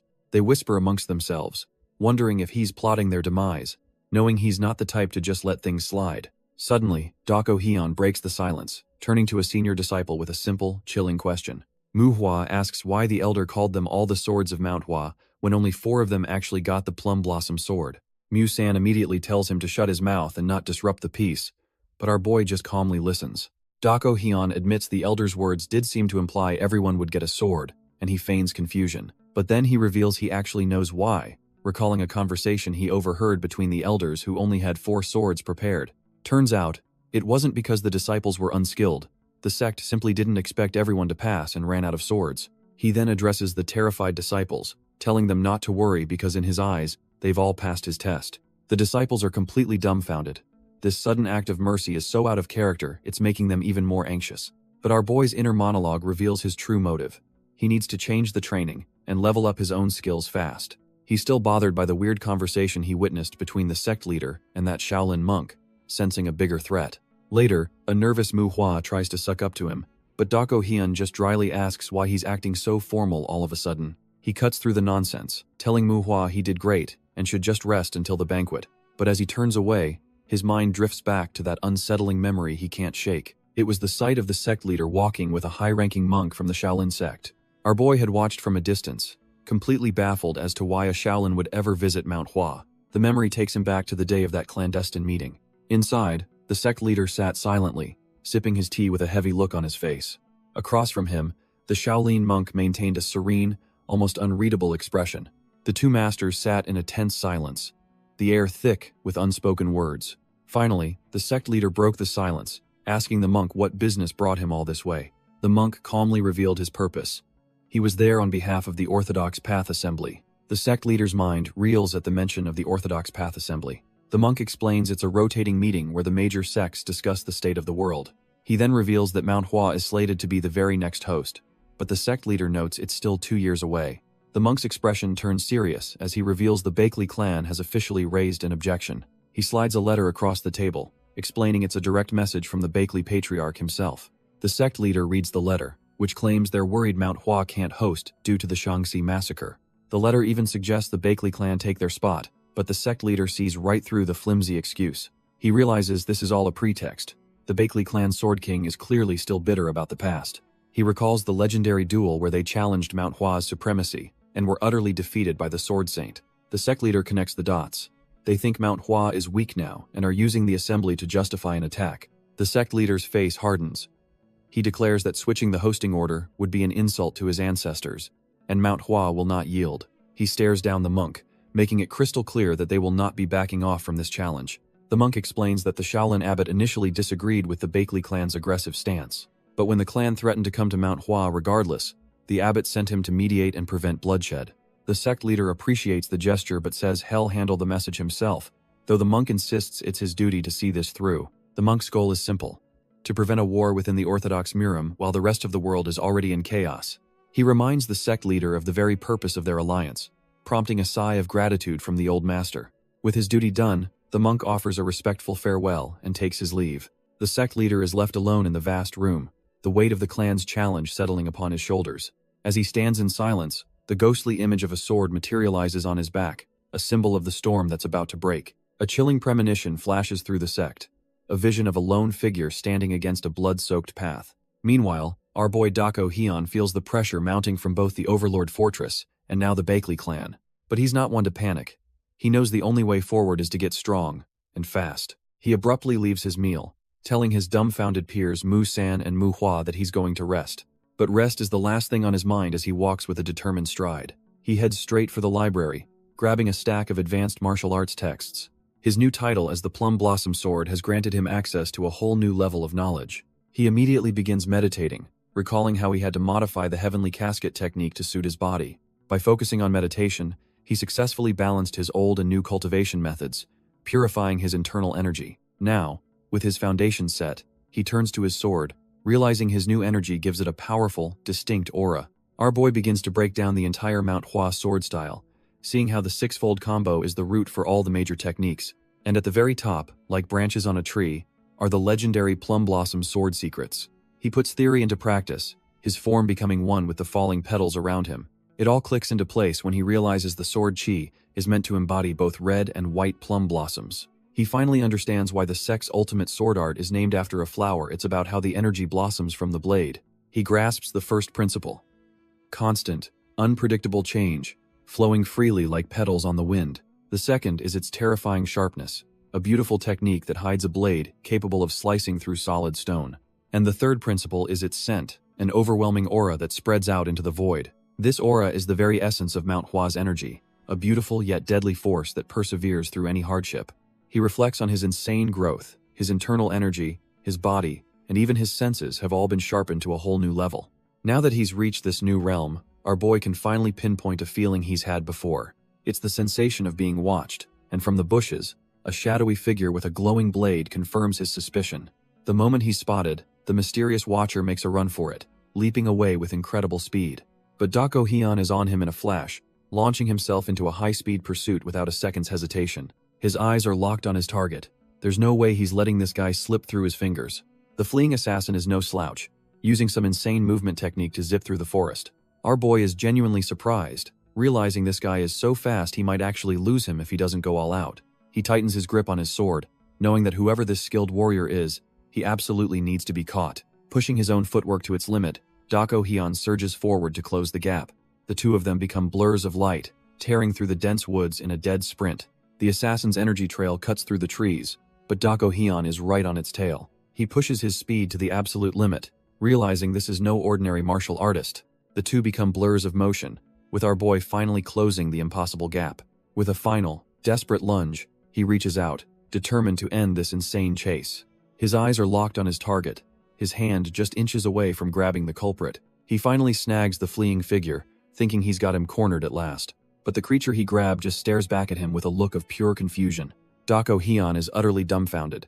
He realizes he's been chasing what looks like a monkey. Before he can react, the little creature lets out a shriek and lands a solid kick right to his face. Stunned and bleeding, our boy is left speechless by the sheer absurdity of the situation. Sent flying by the kick, our boy watches the creature leap away under the pale moonlight. He barely recovers in time to parry a lightning-fast follow-up strike from the little beast, but his own counterattack whiffs as the creature flips through the air with impossible agility. Dako Hyun is just completely floored, unable to process what's happening. The monkey-like thing then casually stops and picks up a sword it dropped during the chase. His eyes widen in shock as he recognizes the blade. It's the legendary Plum Blossom sword.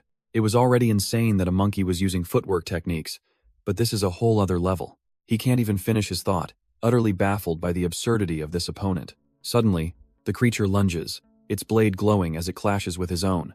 There's no mistaking it. Dako Hyun realizes this thing is using the secret arts of the Manhwa sect. The creature uses its tail to spring back, creating distance between them in an instant. Our boy is completely dumbfounded, wondering if he's fighting some mythical beast that actually learned martial arts. He's heard legends, but a creature wielding a sword with perfect form is something else entirely.